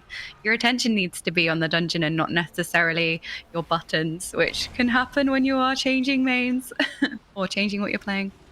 Yeah, so exactly. Super strong. Even at the first exchange of this dungeon, things have looked so good for Chabuduo over on the right. They did that whole first pull all at once. Meanwhile, Team XIONG split it in half, and died 3 times during it as well. So they are far behind at this point, even just off the very first 2 minutes of this dungeon. Yeah, I didn't see that. We did have 3 deaths, and they did pull the start in 2 as well. So, yeah, that's going to cost them a little bit. Yeah, all right. Chabu Duo, though, getting into their boss fight. We've seen some teams just pulling trash onto this boss. That is a very aggressive thing that some teams like to do. Not interested are Chabu Duo, though. I wonder if Team Yingxiong, though, maybe are. They've saved their Bloodlust, whereas Chabu Duo used it on the first pull. So maybe that was the reason that Team Yingxiong pulled the first pulled the first platform in 2 rather than 1 pulls, so that they could save Lust and do this all at once. Let's see if they're doing it. Yeah, they are. They're throwing caution to the wind. Maybe. Ooh. Maybe. Are they going to send it? Looks like it. There's that resonating arrow. There's the Bloodlust. Is there going to be an axe flying towards the boss in the near future? Yes, there is. Yes, there it goes. That boss is coming in. This is a super scary pull. Yeah, especially for the melee. There's a lot of frontals. There's a lot of things to dodge, so it can be super, super scary. We're having 2 as well. Can be interesting.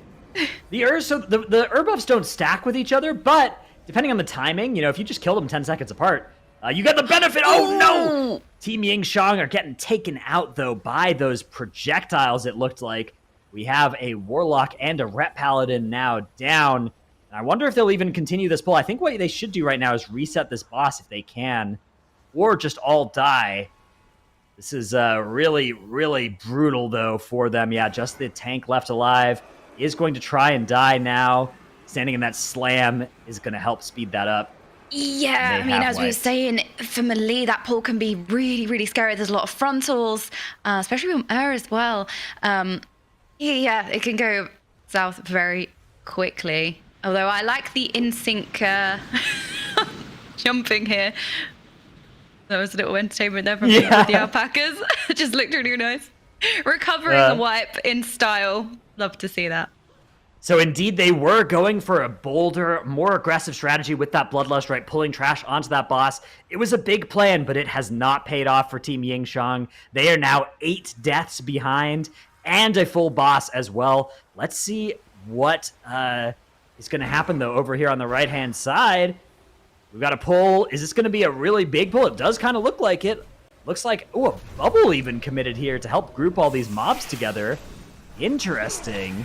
Yeah, it's interesting to see as well. So many different people stand in different places when they're trying to group these mobs. Generally, it only matters where your tank is. You just don't want to take aggro too early, as it can make them jump backwards and start hurling. Oh, they do lose their Survival Hunter, unfortunately, in that pull. Quick release, quick run back. Luckily, the respawn is not too far away. So Survival Hunter coming straight back into the pull. Yeah. Didn't spec far enough into the survival tree there. Has to get a couple more points to be able to survive that kind of pull. That's most of the mobs dead here. That bursting affix actually a little bit lethal. Luckily, I think that's a big reason why we see the Holy Priests in both groups, right? Is the Mass Dispel against those big stacks of bursting that you have in these MDI-style pulls. Kind of mitigates the worst of the affix, especially when you've got dwarfs across a lot of your group. Although, kind of surprised to see only really, one dwarf for Chabu Duo and... what's that, a couple Dark Irons over on the side of Yingxiong? Actually, 4 Dark Irons, 5 Dark Iron Dwarfs for Team Yingxiong. So that is way more ability to press a button and make bursting go away than Chabu Duo have. Yeah, it's super strong, as you said, for bursting, which can catch you out. It's one of those affixes that you can tend to forget about, especially in doing the big MDI style pulls as well. You know, you're doing your AoE and then all of a sudden, oh yeah, it's bursting and you have all of these stacks. But, you know, for the Priest Mass Dispelling is... kind of nullify it. It just depends.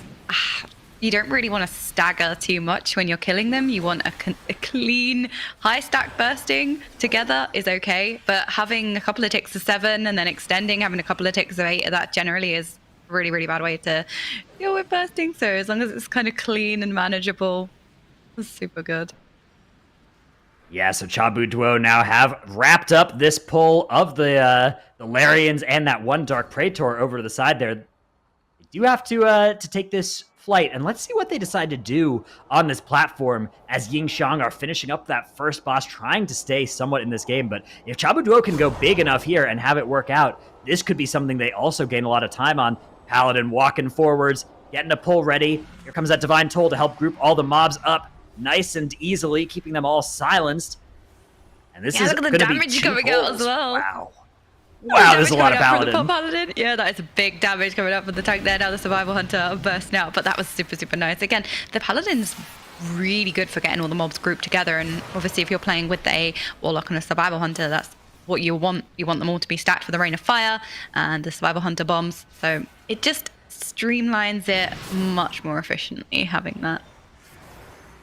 Yeah, absolutely. One of the nicest parts is about that Paladin, you know, that Avenger Shield just bouncing to everything, silencing 5 mobs with the Divine Tool, making a bunch of threat as well, so they're all running to the right person.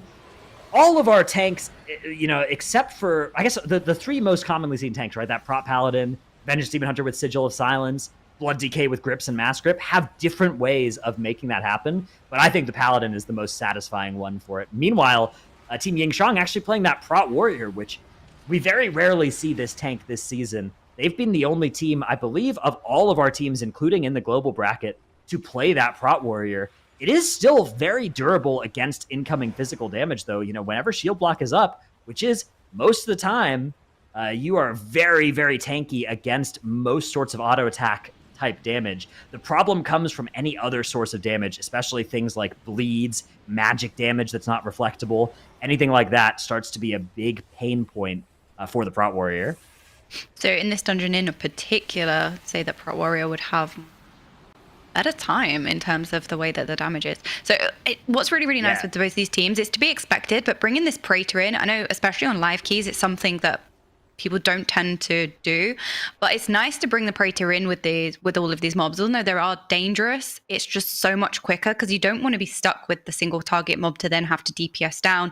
And you can slightly funnel depending on what classes you have, or, you know, your DPS sort of put in a little bit more damage into the Praetor, but you can see it just goes down with the rest of it. So that was really, really nicely handled by them. And it's really good to not have it bring in after.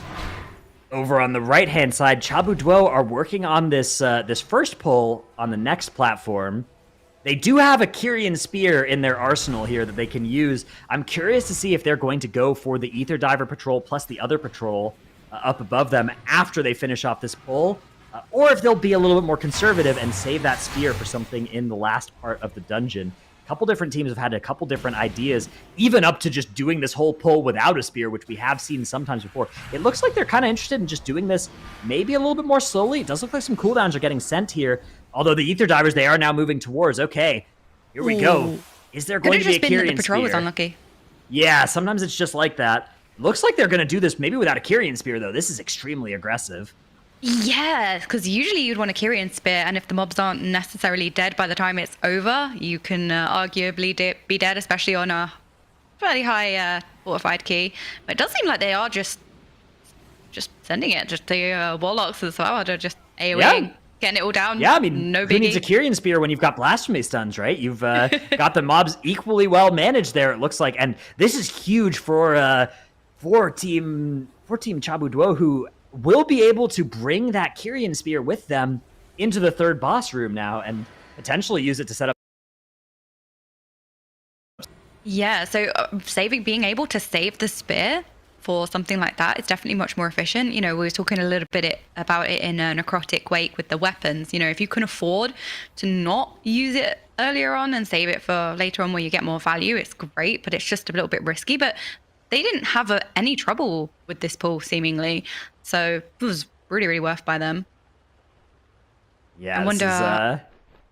Yeah. Okay, heading around the side now, our Chabu Duo, they've done it. They've avoided that patrol. The mount jump here is going to work for them to get ferried over to the next platform.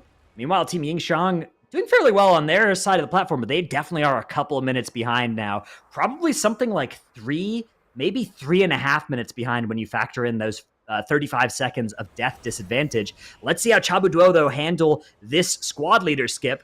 Looks like it's going to be invisibility potions. Not even using Mind Soothes and CC to try and get through there. Just not messing around. Invis pots all the way through. Yeah, just safety skipping it just to make sure. Can't really afford for it to go wrong. I was wondering how they'd handle this. Ooh, they're not. Are they in combat? Looks like the Demon Hunter is fairly far back there. But no, they're not in combat. All right, they're able to get the pull going. So everything looking okay. There's a Demonic Gateway deployed for them that they can use potentially to help move after one of the boss ability goes out. Let's see what they decide to do with that, actually. There's a gateway. Yeah, actually, they're just spawning the pool right under that gateway. I wonder when they'll ever be able to press this gateway profitably. Yeah, it'll be super scary. I mean, it's possible. You just have to really make sure that, although when the second pool goes down, I suppose it'll be more difficult to try and navigate the two. Oh yeah, maybe once this goes down, yeah, okay, the Warlock clicks it after the second one spawns to move with the rest of the group over here. Interesting little piece of tech there. I'm not sure how much time it saves or anything, but pretty cool movement from Chabuduo. They're now fighting on the exact opposite side of the room than those two wells of dark energy, which makes it fairly easy to dodge, given that they're both coming from pretty far away and from the same side of your character. Yeah, and you can see Team Heroes Never Die also coming up to the same pack. It'd be interesting to see if they send a spear here or if it's a double, how they're going to handle this. It seems like they're waiting for the patrol, so it could be taking both. So I wonder if they'll be able to save a spear as well. Yeah, that Prot Warrior playing Necrolord as well, I've noticed there on the Fleshcraft channel.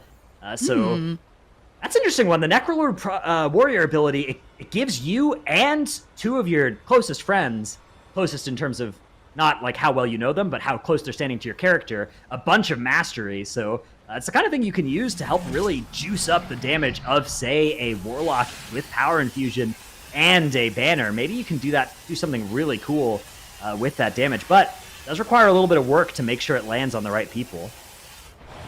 Yeah, so it does seem Team Heroes Never Die did commit a spear to this trash pack here, which can be, is safety. You don't really want to wipe to that pack, so they committed one and relatively unscathed. So you find all the bursting again. Nope, they deal with it fine, but it can get super scary as soon as you start killing and stacking up for the bursting. It can get super scary with all the ticks. So. Yeah, they've done a good job of handling this pull, but like you said, Chabuduo still have that Kyrian Spear. They'll actually be able to pick up the second one here because they have multiple Kyrians in their group, and they'll be able to use 2 in the rest of the dungeon. I wonder what for. You could do so you could do a big Hellion Warden pull at the top of the stairs. Not the one that's just at the top of the stairs here, but in towards the third boss. Or you could use 2 spears on a triple angel pull and just spear into spear. Really make sure it dies. Yeah, that would be super interesting to see if they do that. Or it could alternatively be a double with a spear and then the one spear on the singular third mob. with the spear. That works as well, yeah, because we have seen spears used on both the third angel by itself and the first 2 together, so why not both? Yeah, although, again, we lightly spoke about it. It could be used on any one pack, really, in this area. They could take the third boss and kite it towards one of the bigger pools on the left, and it could commit a spear here. I have seen this pack be taken before with the spear, so it does look like they're going into that. Now, this is a super scary pack, especially on Fortified. Yeah, it is a very dangerous set of enemies, but it doesn't even look like they're using the spear here. It looks like they are able to get through this by itself. You really want to make sure you try and interrupt as many of these abilities as possible. Only like one of the spell casts that any of these mobs do is safe to let through. Everything else you basically have to stop. So they're doing a good job, though, of stopping most of these things. You can see they are going to get that Cipher as well. is really nice on this pull as well because it gives you interrupt cooldown reduction. You can basically just interrupt twice in a few seconds with that active. Yeah, I think that's something people forget about, get the DPS cooldowns, but you can always get utility cooldown reduction as well. All right, so now they are going to grab the skirmishers, group them all up behind the pillar. At 76% count, Team Chabuduo certainly do need to find some more enemies. They're going to get up to something like 80% with the 2 sides of skirmishers. We really need to see them get another 8% or so, though, from some other pulls in this area. Looks like they're going to just start off the boss right now, though, and they'll say, that's a problem for after the boss. Let's do the boss right now first. Yeah, it'd be interesting to see if they pull the other pack into the boss as well. I do think it can be scary, but it does save time. It's one of those things, catch-22, I guess. Super scary, but sort of necessary. Although for them, they are speeding through this dungeon, so might not need to risk anything super sketchy. So they do have both spears. I do think they'll probably commit on the double angel and then the single angel, but there is still a pack here on the left of this boss that I have seen sometimes the boss get kited over there and then you spear it and take it in with the boss. So Yeah, usually you would see, if a team wanted to do a pack with the boss, usually they're pulling it over to the right-hand one, but maybe Chabu Duo have a different idea about how to attack this. There is still the 6 small mobs that you'd usually take care of first before going and doing that, so I think because those mobs are in the way, they don't intend to do anything with boss, but we'll see. Here's that first recharge phase they're entering now. Meanwhile, over on the left-hand side, Team Heroes Never Die are getting finished with the second boss, so yeah, there's something, they're solidly behind here. I think 4.5 minutes now. They've lost a little bit of time on this split as well, compared to Chabu Duo, who have been looking really solid, actually, all weekend. Definitely looking strong. Yeah, they just unfortunately had too many deaths, and I believe a wipe on the boss as well. It just costed them too much time. Super, again, Catch-22 is super spicy pulls that can save you time, but they can be costly as well. And having some early deaths on the first couple of pulls as well didn't go in their favor. It's worth noting, Chabu Duo are actually our 7th seed overall, up against Team Heroes Never Die, which is our 5th seed overall. So definitely, you know, 2 teams that, even just making it this far, not being in the top 4 seeded teams is pretty impressive out of both of them. But again, just like we were seeing in the last series with a team that was 8th seeded doing much better than that in terms of how well they were playing in the maps here, Chabu Duo, even though they had the 7th seed in the time trials, are looking really solid in this run. Again, 1 death. And it's not like they're pulling small. They are doing fairly big, fairly MDI-sized pulls. So really liking this look from the region in general and these teams specifically. Yeah, I mean, the level of competition is super fierce, and you can see it. You know, they didn't commit the spears to the super spicy double pulls or even the pack before the hurling mobs coming into this boss. So they are performing really well, and it looks so smooth. They seem confident. Oh, unfortunately. Oh, did the survival? Oh, sorry, Team Heroes Never Die, losing a couple of DPS here on the left. Or are they going to wipe here? This pull is so dangerous that they are trying to do here. This is the kind of pull that usually you'd want a spear for this. They actually have those little mobs in as well, hurling the spears. I don't think those were supposed to get pulled in with that, but they are going to have to reset this. Meanwhile, over on the right-hand side, Chabu Duo taking care of those non-elite little mobs. This is going to bring them up to 81, 82% trash count. They do need to find another 7% or so. I wonder if it's going to be a big double pull with the spear, or what exactly their idea is going to be over here. Yeah, at 81% count. Let's see what this looks like. Infernal is available. Power Infusion is available. Anything crazy going on? No, so this is the pack I was wondering about. Yeah. Oh, the damage from the prop paladin. Yeah. Oh my god. Yeah, the Wings Divine Toll is so much damage on pull. It's crazy. The tank damage this patch is really nice. It's a casual 70k burst from the tank, no biggie. Yeah, I mean, even the Prot Warrior over on the side of Team Heroes Never Die on the top of the meters for them right now as well. Of course, yeah, it was a pull that did end in a wipe, but still impressive amounts of damage, especially on any pack you could ever hit Spell Reflect profitably on.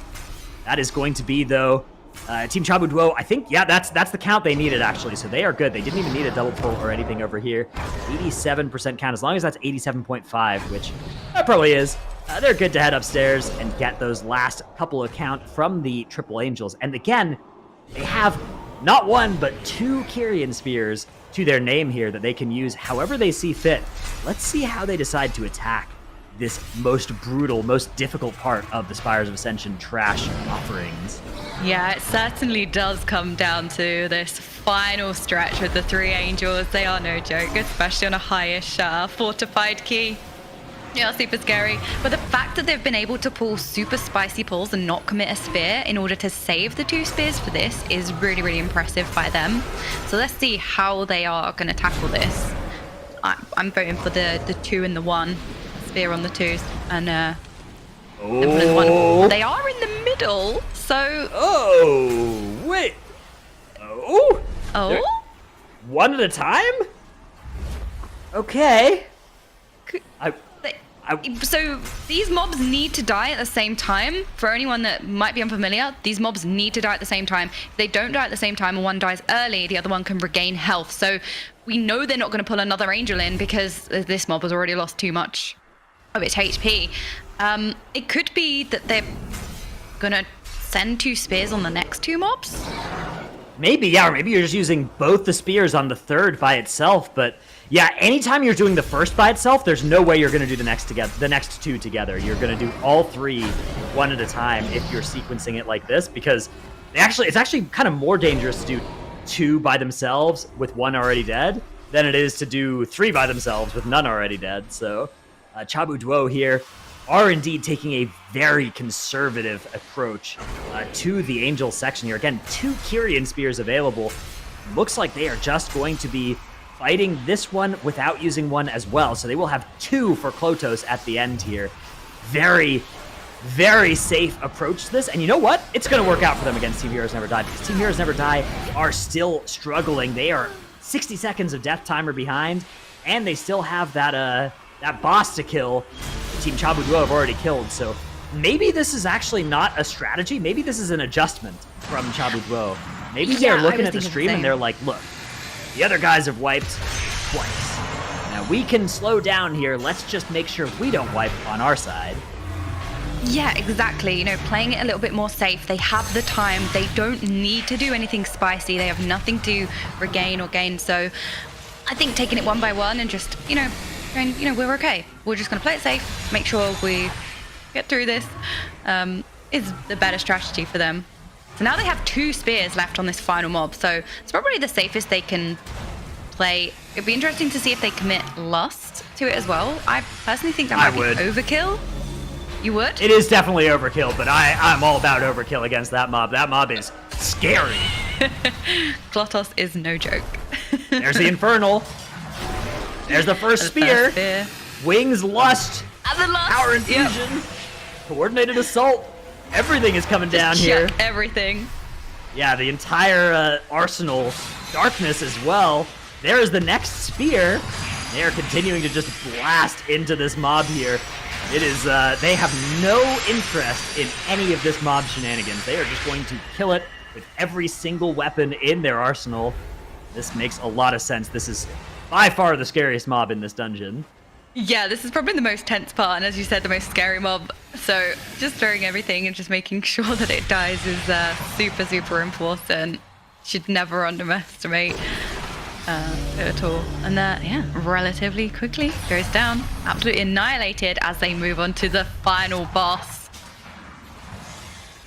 Yeah, they are doing so well in this dungeon. They have such a lead built up at this point. And again, technically the underdogs in this series, but they have looked so smooth so far. 1 death only as they get started on Devos here. On Fortified, on Fortified this shouldn't be too bad, right? But definitely could still pose a problem if they're not too careful. Yeah, for sure. It's still not a boss to be underestimated. The Imp is out for the Warlock here. That's going to mean that they have extra Dispels available for whenever those 2 dots go out. So a little bit of extra value, making sure that they are not going to have too much extra healing to do during the fight. They are getting that Cypher. Some teams sometimes like to get a Vi on this boss and then save it for when she comes down after the first intermission.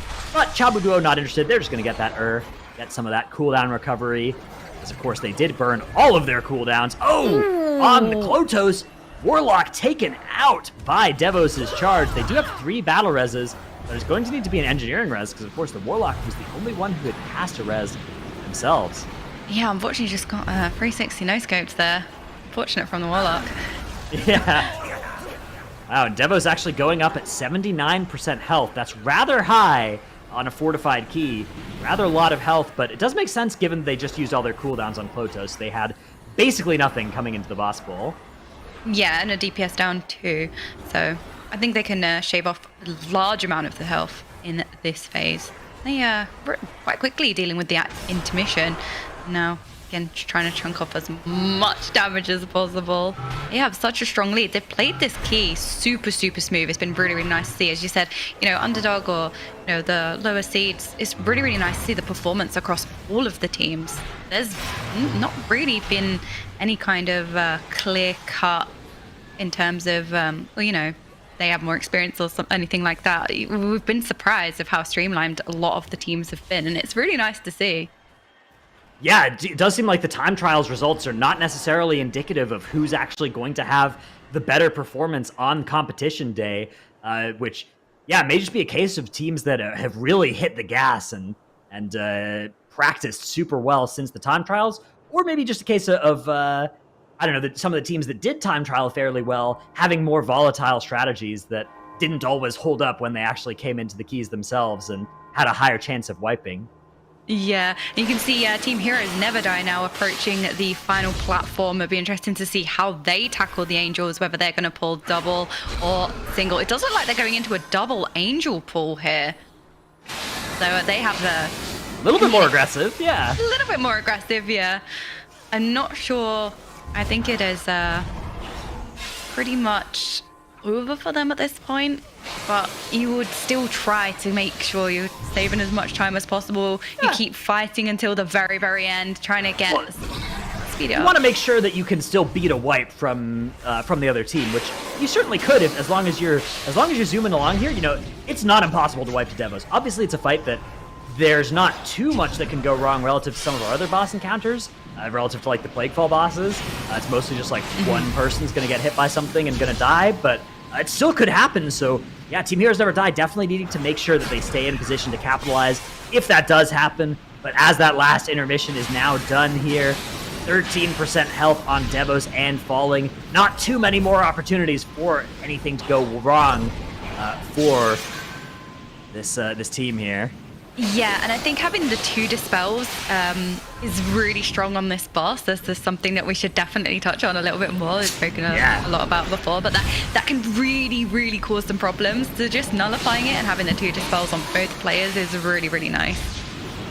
As Devos is going down. Indeed, a big strategy for Team Chabuduo there. They have now 28 minutes and 40 seconds. They are going to take a 1-0 lead in the series over Team Heroes Never Die. Impressive result from them. Whew. Welcome back, Tettles. How'd you... Well, Cats proving... Cats. They're back Apex in town. Predators. I'm telling you, man. That's what I was saying.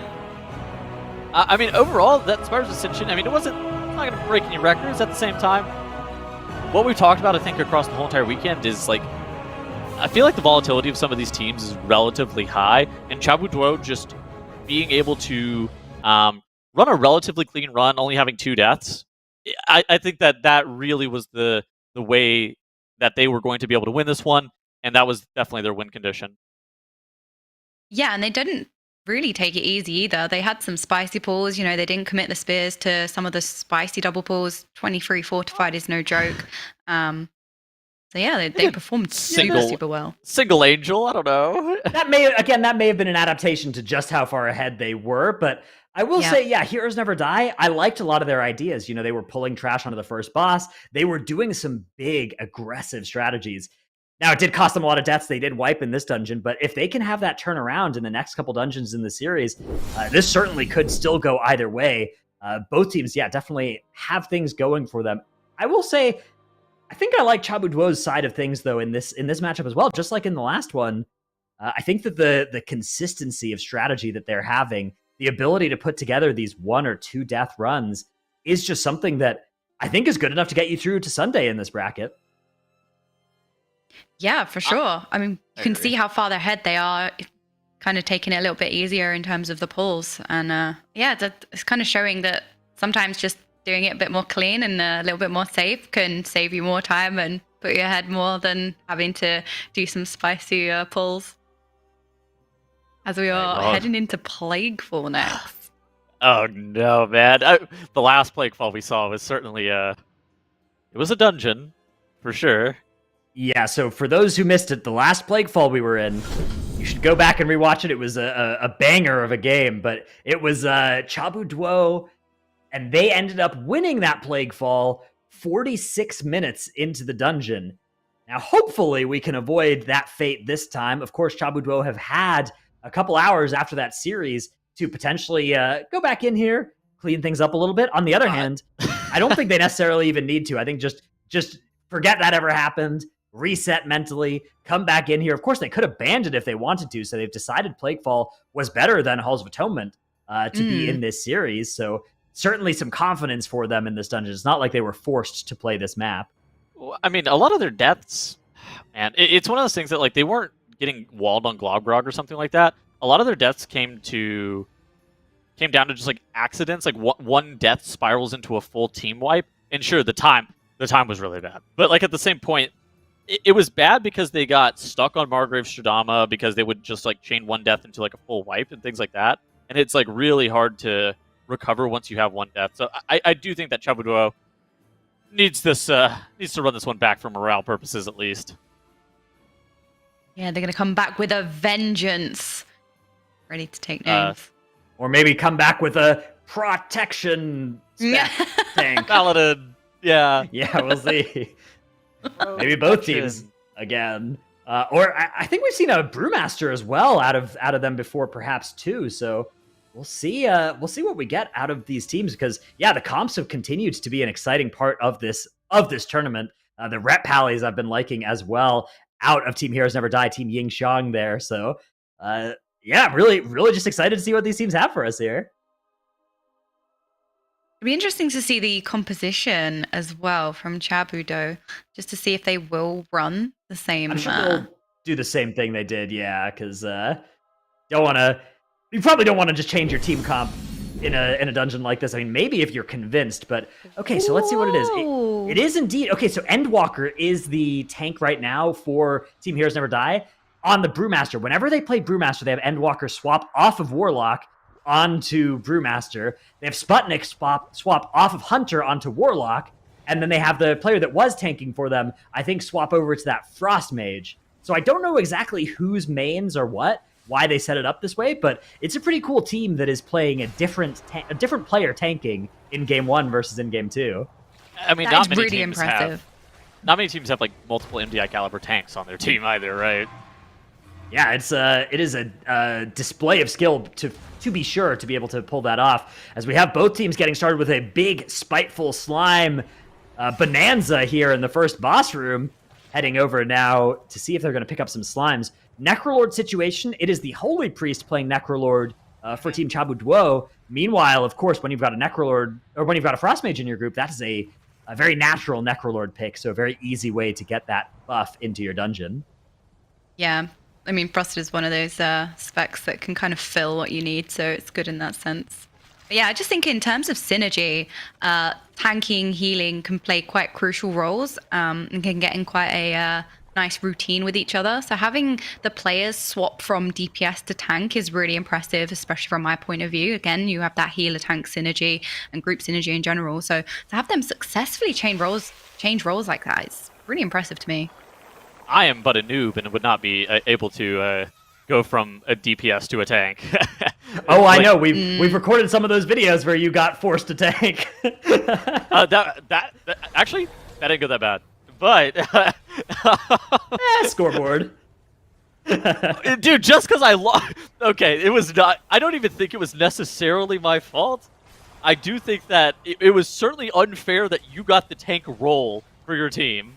Didn't ask. Anyways, we have Endwalker now, as we said, flexing over onto that tank, grabbing this pull here. This has one of those haste slimes, so I wonder if they are looking to bring this back onto the boss, or if they're just going to pick up the Necrolord buff off of it and then run back and do the boss. Of course, both teams are doing this strategy of pulling some trash and then going and doing a U-turn and backtracking to Globgrog.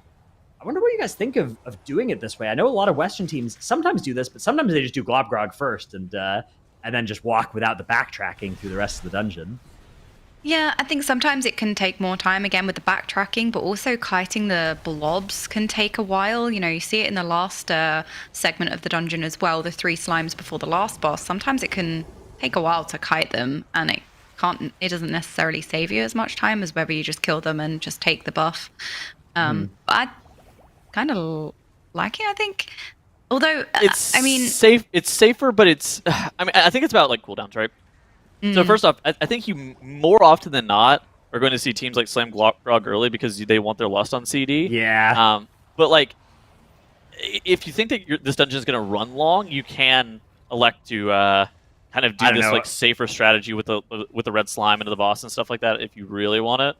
I mean, we're holding this bloodlust now for more than 4 minutes for both teams. If I was one of these teams, I'd definitely feel like it was burning a hole in my pocket, as we do have Heroes Never Die at 24% count, making their way into the boss room here. Meanwhile, Team Chabu Duo are actually, they're bringing that slime with them into the room. Oh, they've actually mind-controlled it. Yeah. Bring it in further. Charmed. How do you actually charm that thing? Don't know which... It's a priest. Oh, can priest mind control?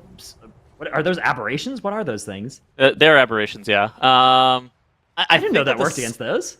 I think the slimes in particular can just get mind control, but I'm not 100% sure why. Huh. All right, well, there is that slime now for them. They've got that puddle on the ground that giving them haste, and they've got the haste aura around their priest with that fleshcraft, so they have so much extra damage Chabu Duo do against this boss here. Meanwhile, Team Heroes Never Die are just fighting the boss with, it looks like without that effect. Without that slime being in the room. Yeah, the boss is going down pretty quickly as well, despite not having the slime. So the mage actually does have the buff, like you can see around the feet, the puddle explosions. So they have the haste buff for anybody that's standing near enough to the mage, but they don't have the double haste buff like Team Chabu Duo do. And so you can see, even though Chabu Duo pulled the boss later than Heroes Never Die, they're actually catching up and now overtaking on boss damage as a result of just having infinity haste. Yeah, it's definitely paying off now. You can see they are taking the boss down much, much quicker in comparison. I mean, it's also due to like I think the prop paladin, right? I mean, generally the prop paladin's going to be a little bit more DPS Then the brewmaster, yeah. Whenever you're playing a brewmaster as well, and there's no physical DPS in your group, it's always like, I hate this, right? This Mystic Touch is doing nothing. But Brewmaster single target, it's not bad, especially when you're playing Kyrian against a tyrannical boss like this. Like, you get a fairly beefy stagger sometimes, depending on how you set this up. You can sometimes take some extra damage as well to even further get some damage going onto the boss, but it looked like maybe those cooldowns weren't all available on pull for Team Heroes Never Die. And Heroes Never Die, 24% on the boss as it dies for Chabu Duo. Chabu Duo have just done so much damage to that boss. Yeah, again, the double haste did definitely pay off by the time they got it there. So it's like, I think the mind control worked really nicely because, as we said, sometimes it can take a while to get the slime to be where you want it.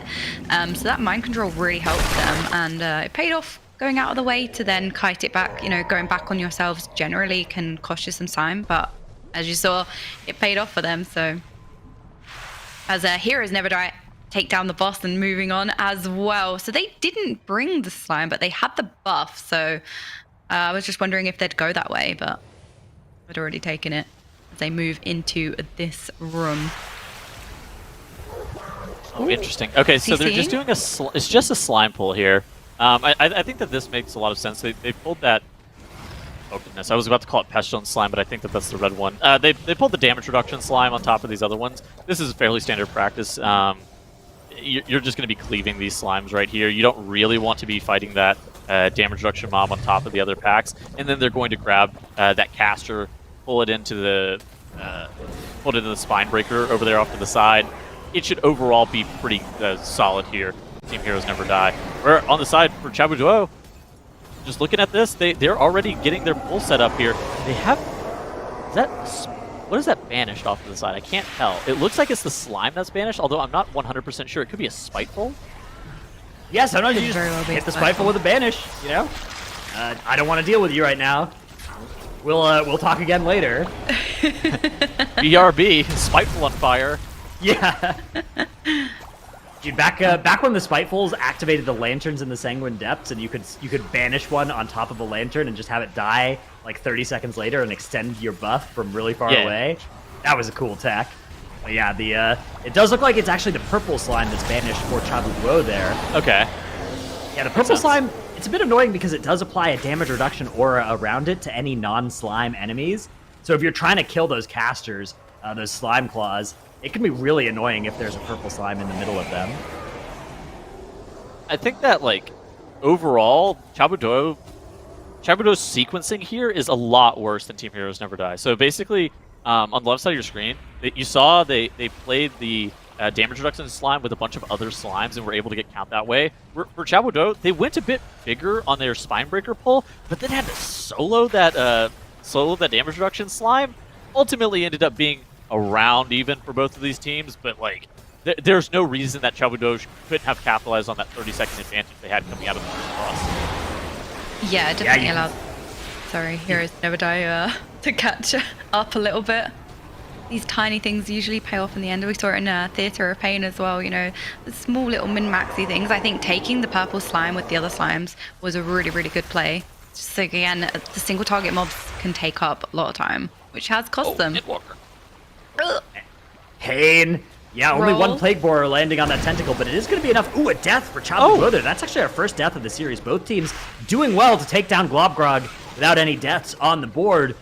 And they are going to have to now think about whether they want to use that battle res. The answer is yes. Chabudo pull the trigger on that. They'll have the next battle res up in a few short seconds here, though, as they work on this mini boss. Both teams are neck and neck right now. This is going to be a really close game. Yeah, I wonder if they're going to, it looks like they are going to bring in some of the trash around the second boss area to make use of these Plague Borers.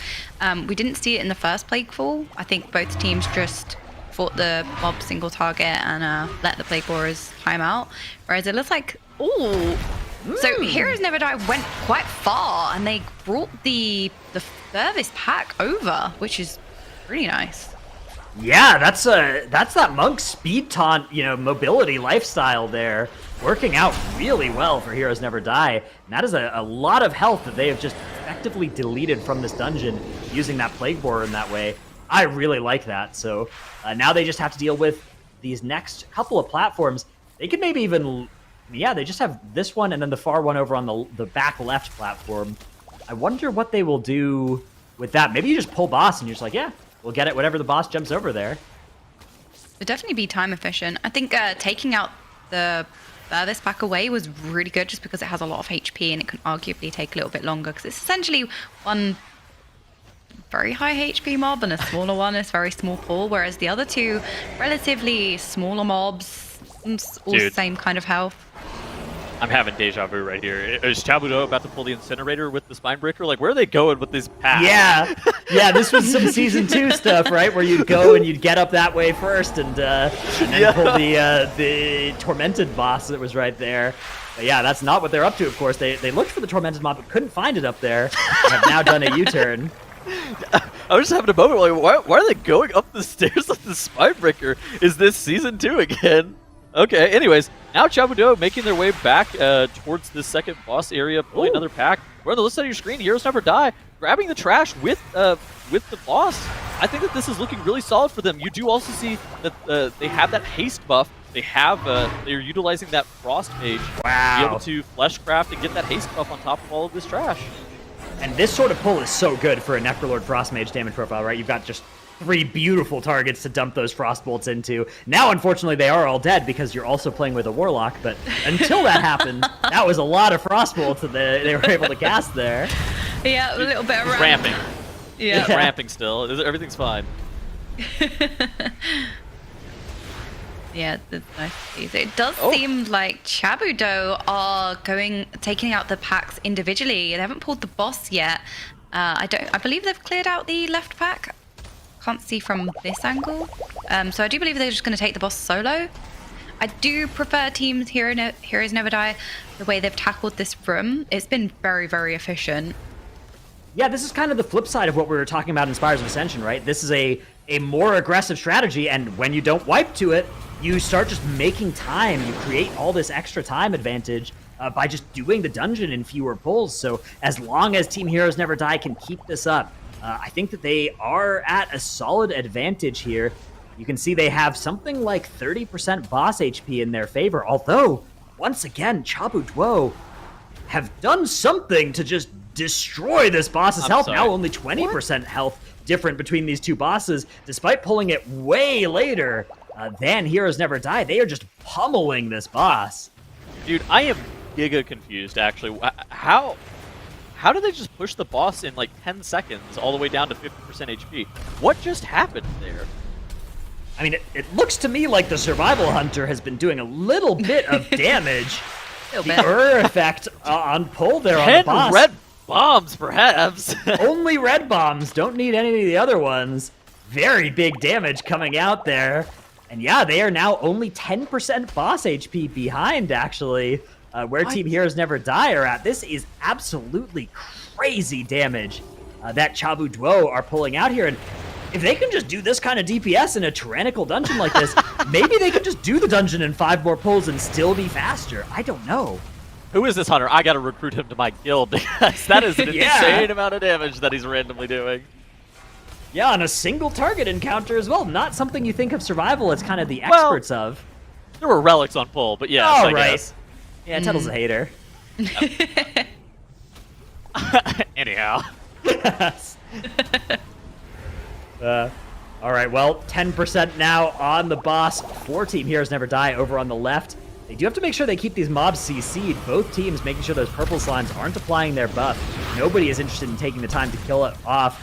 Unfortunately, it does sometimes get in range of the boss, though, for a couple of seconds, increasing the boss's effective health there. It does die now for Team Heroes Never Die.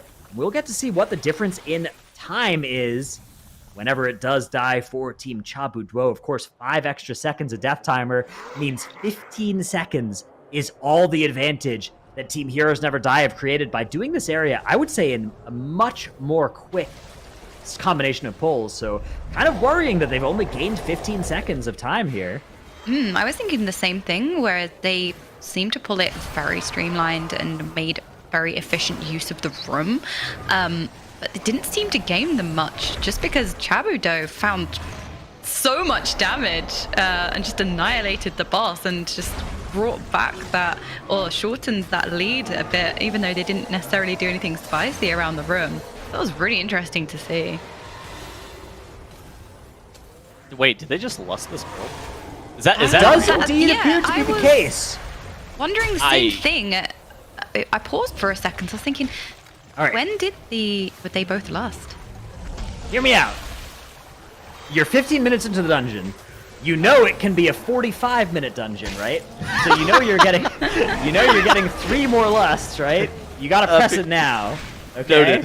Noted. That could be the thought process here.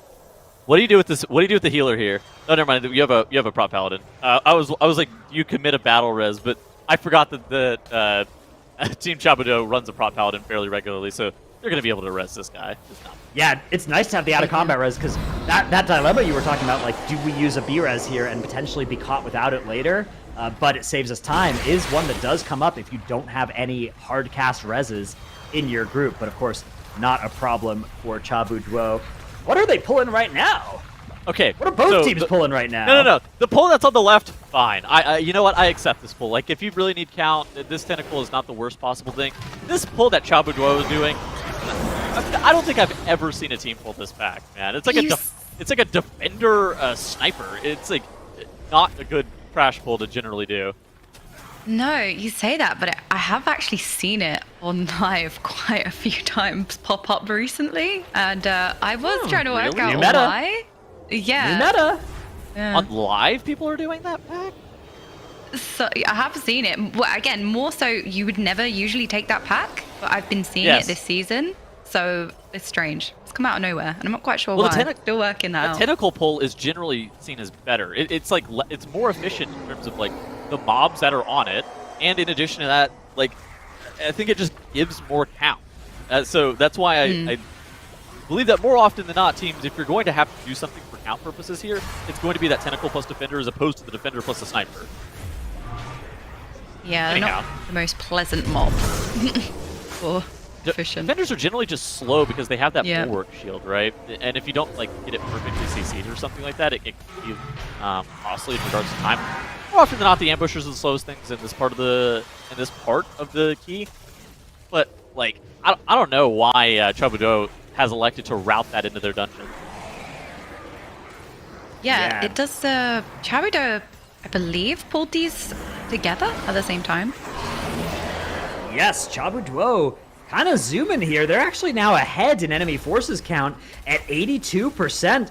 they are ready to go boss, and then they're ready to jump downstairs. Meanwhile, Heroes Never Die still have to finish this trash pull, so even with those 2 deaths on the board, I actually think Chabu Duo are now in the lead here. So 82% is you need all 3 slimes if you're at 82% whenever you jump down. So that's an important thing to note. Normally, MDI teams elect to not pull those slimes because they deem them as like pretty inefficient. However, it is a lot more common in like live key situations where those mobs give 6 count a piece. You can pull all 3 at once. It's like it's a relatively and you get the low Necrolord buff for the boss as well. Yeah. Very nice whenever the boss is like hard enough and a high enough key level. But hey, 23 Tyrannical, that's pretty hard. That's a pretty hard boss. Nice to get that Necrolord buff. I don't know. Not fake. I mean, you're trying to spit facts right now. Yeah, I was going to say the same thing. You know, even though we are playing at MDI, it's still relatively high key and tyrannical, so the slimes can have a lot of use. Yeah, even on the MDI. Both of the teams are looking pretty good compared to what we saw earlier in Plague Fall. I will admit, I am quite happy to see that this is what we are getting as opposed to the 45-minute, whatever you want to call it, that last run that we saw in Plague Fall. Yeah, and Chabudo are absolutely annihilating every single boss in this key. You know, the boss is already at 60%. Just completely trucking. I'm Their really boss damage is insane. Yeah, the Survival Hunter, the Mechanome hack, coming in here for unbelievable damage. I don't think it's a hack, but yeah. Mechanome hack. Diaper baby supremacy. A lot of damage coming out for sure for Team Chabu Duo. 82% also the trash threshold that Heroes Never Die have reached on the left. So both teams are going to need to do, those slimes, as we said. Yeah, the damage is looking so good for Chabu Duo. Again, I struggle to see how this has happened, how they keep having the damage just be so much more, but I guess it's just, the comp, the players, some combination of these effects are leading to the bosses just melting. Well, part of it on this fight is like the hunter is like, okay, look at what's happening right here with these assassins.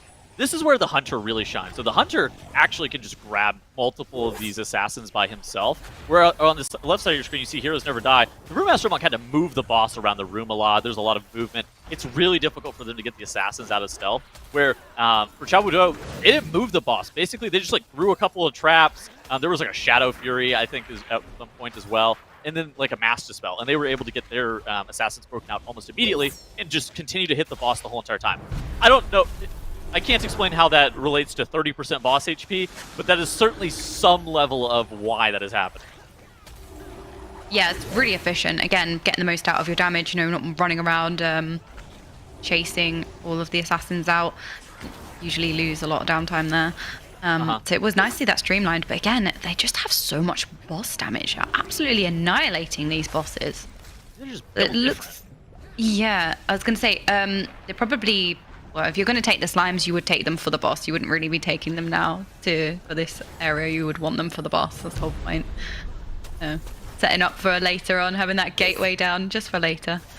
Part of it too is like Red Paladin's not the greatest single target damage as well. Generally, like, I think that they're just not that great on single target, and it may be one of those things that sure their damage looks not bad on the meter right now.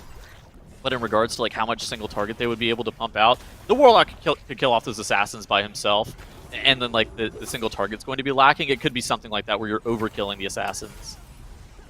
Yeah, definitely a possibility, especially, if you have a Frost Mage in your group, you can actually lose single target by killing the ads too quickly. So is potentially an anti-synergy running on the side of Team Heroes Never Die.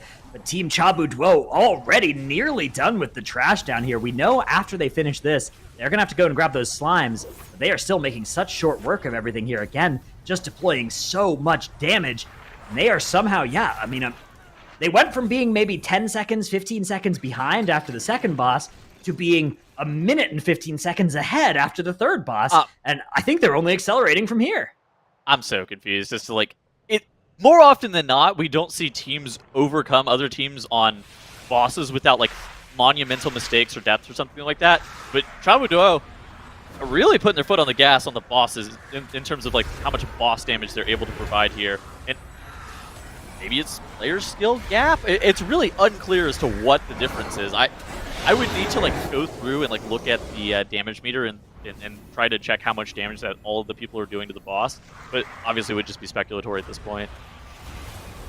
Yeah, it could be the Warlocks maybe throwing out more Chaos Bolts.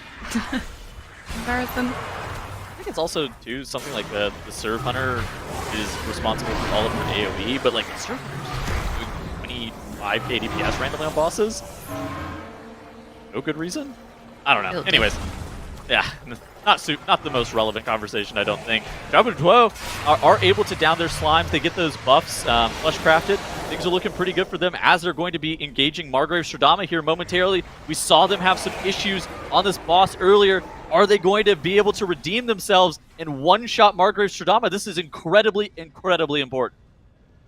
Yeah, they have wiped to this boss before, but they are saying, you know what? That was then. This is now. We are a different team. We are. That was us 2 hours ago. We are not interested in having that happen again. We are going to kill this boss and redeem ourselves, make our way through to Sunday. Meanwhile, Team Heroes Never Die need to keep the pressure on. They need to make sure that they stay in range to catch ZHUI if something bad goes on here for them. Yeah, I mean, it's even though it looks like ZHUI are ahead, it could go wrong at any moment. You know, neither team is still. It's not won yet. It's not over yet. So just still play. There's no possible way they could wipe from here. No. Just taunt the tentacles. We're fine. Then they won't hit anyone. I mean, their wipe in the previous run that they were doing in this dungeon, a lot of those were to out ads, just meleeing people. They were having like one-off death for their healer and whatnot. I think that right here, like even if they don't have the most mob control in those devout ads, like they have double battle res. They also have lust coming up here in 6 seconds. It's not like I'm saying that they can't wipe from here, but it's kind of difficult to wipe from this position. Yeah, they are looking pretty strong going into this. They sending Lust?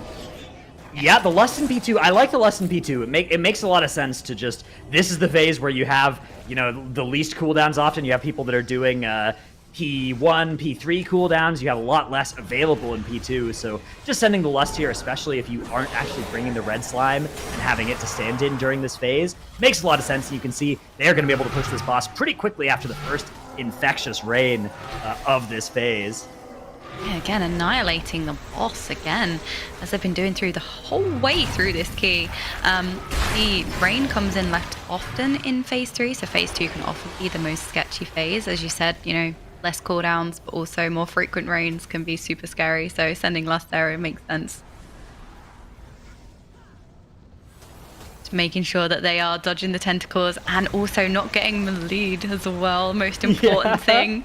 We have seen some deaths to them, so just keeping them away is really important. And they are just getting annihilated by the rain of fire here. No issue. They can just focus on the boss and make sure they're dodging the tentacles. Did you say they're getting annihilated by the rain of fire? Hold on. That'd be a tragedy if they were getting hit by their own rain of fire. That's the way to balance Destro Warlock. Hold on, I've come up with it. Make Rain of Fire hit friendly targets that way. Nobody can bring Destro Warlock. Exactly. Yeah. Then you have free rain on the trash. Wait, I don't like that idea. All right, Margrave Stradama going to be going down for ZHUI. ZHUI going to be able to take down the series too. Oh, I feel like this was a little bit of an unexpected victory considering how they were able to take their last series. But, I mean, they were able to pick themselves back up. They looked pretty good here. And all things considered, no complaints. So we're going to see them tomorrow in that lower bracket to see if they can continue their miracle run. Yeah, well done by ZHUI. Again, 2-0 in this series, getting the revenge on the Plague Fall. Very, very well played by them. And farewell to Team Heroes Never Die. I loved the Ret Paladin. I loved the Prot Warrior. I loved the Brewmaster Monk. I loved a lot of the stuff that they showed that they brought to this tournament. But unfortunately, we are going to be saying farewell to them. That does mean, though, that we have our final 4 teams lined up for Sunday, and it is going to be an exciting day of matches that we are going to get tomorrow. Yeah, for sure. Seeing the level of play from all of these teams, just how smooth the dungeons have been. Again, they tackled this Plague Fall with an absolute vengeance. And it would be really, really exciting to see them all tomorrow on Is SKYLINE still the favorite for you guys after today? Yeah, Oof. I think so. I mean, obviously we still have yet to see them matching up against, say, Long Ming or even some of the 7th and 8th seeded teams that have made it through to Sunday. But I feel like they still got to be favored in our tournament, right? They're 2 minutes faster in time trial times. It's a name that we've come to know means like great team. Although it is, of course, a slightly different team than the previous SKYLINE team we saw last season. I still think they've got to be the favorites. Yeah. Makes sense. I think I would tend to agree with that. I think that SKYLINE are still at least my favorite coming into this weekend. Yeah, as good as the other teams have performed, I do see SKYLINE just having that little bit of an edge, in terms of the timings that they've been completing the dungeons in, just being a solid team overall. Still favorite. God, I love the cats from Chabudo though. Yeah. My people. I see you've summoned one right there, so impressive. I didn't summon him, he summons himself. I see. I wish warlocks could do that. True, honestly. Well, I think that so those are our matches now taken care of for the day. You can see we started off the day with SKYLINE and Long Ming taking 2-0 victories in the upper bracket. That Clash of the Titans is scheduled for our first match, I believe, of tomorrow in the upper semifinals. And then we had our lower bracket with TIAN and Chabuduo. Even though they both were in the lower bracket from the start, right? They did a really good job and both upset their opponents to stay alive in this tournament. And even though they've come in with the 7th and 8th seeds respectively, they are also through to Sunday. So yeah, this is going to be so exciting as we get into tomorrow. Of course, in the Chinese region, there is only one ticket to the global finals. This is not going to be a case of 2 of these 4 teams making it. Only one is available. So SKYLINE, Long Ming going to have to fight tooth and nail to get that. And of course, TIAN and Chabuduo interested as well in getting that ticket and stealing it from that lower seeded position. In that lower bracket game, who do you think is going to win between TIAN and Chabuduo? I feel like TIAN at least showed me a lot of promise today. Yeah, I would completely agree with that. TIAN really stood out to me today. They were just very, very efficient with the way that they tackled their dungeons. So 100% agree with that. Yeah, I think TIAN have looked stronger, but I don't know. Both teams have had moments of brilliance, and both teams have also had these moments that have left me pretty confused about why their strategy is designed the way it is. So, sometimes you just see them making such aggressive plays to save 30 seconds somewhere, and then just giving up 3 minutes somewhere else that would have been much easier to gain. So, yeah, I'm curious to see what their strategies look like in the maps that we have for them in the lower bracket tomorrow. That is of course, again, that one spot coming out of the group will be decided tomorrow, though technically it has been decided, of course, 3 weeks ago. We have been watching a rebroadcast for anybody who hasn't been aware. So that's what we will be doing tomorrow, though. We will get to see exactly which of these 4 teams takes one of those spots. Overall, I've been most delighted just to see the specs that have been seeing play here. And some of them, I will say, have looked kind of sus. In some of the dungeons, I've been like, I'm not sure that this is making a lot of sense, but some of them have looked really good, surprisingly so in some of the dungeons. So, yeah. I mean, for me, I think Demonology Warlock was the thing that, like, I was the most surprised about how good it was in the times that we saw it. It was able to just provide an immense amount of damage on some of the packs. And again, I said it whenever we saw it. I don't think it should be played instead of Destro Warlock. I think it should be played with a Destro Warlock. If it is going to be played. It's one of those specs that I did think was relatively solid, though, and we could potentially see it in future MDI competition. Yeah, I think it offered a lot, especially in the Necrotic Wake, more recent, in terms of, sometimes the weapons can nullify the AoE in those kind of dungeons, and then there are some mobs that have a lot more health than the others that can take more time. So, having the damage in the right places is good, and you could see that from Warlock as well. All right, well, we will get to see which of these 4 teams takes home that ticket to the global finals. Tomorrow at 10 a.m. Pacific, 7 p.m. in Europe is when our championship Sunday will begin. So we will see you then. What time is that in Yeehaw time? I need to know. Noon Yeehaw time, I believe. Yeah? Pretty cool. That's when we'll be back.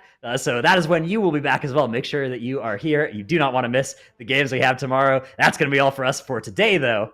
Bye, everybody. Goodbye. Bye-bye.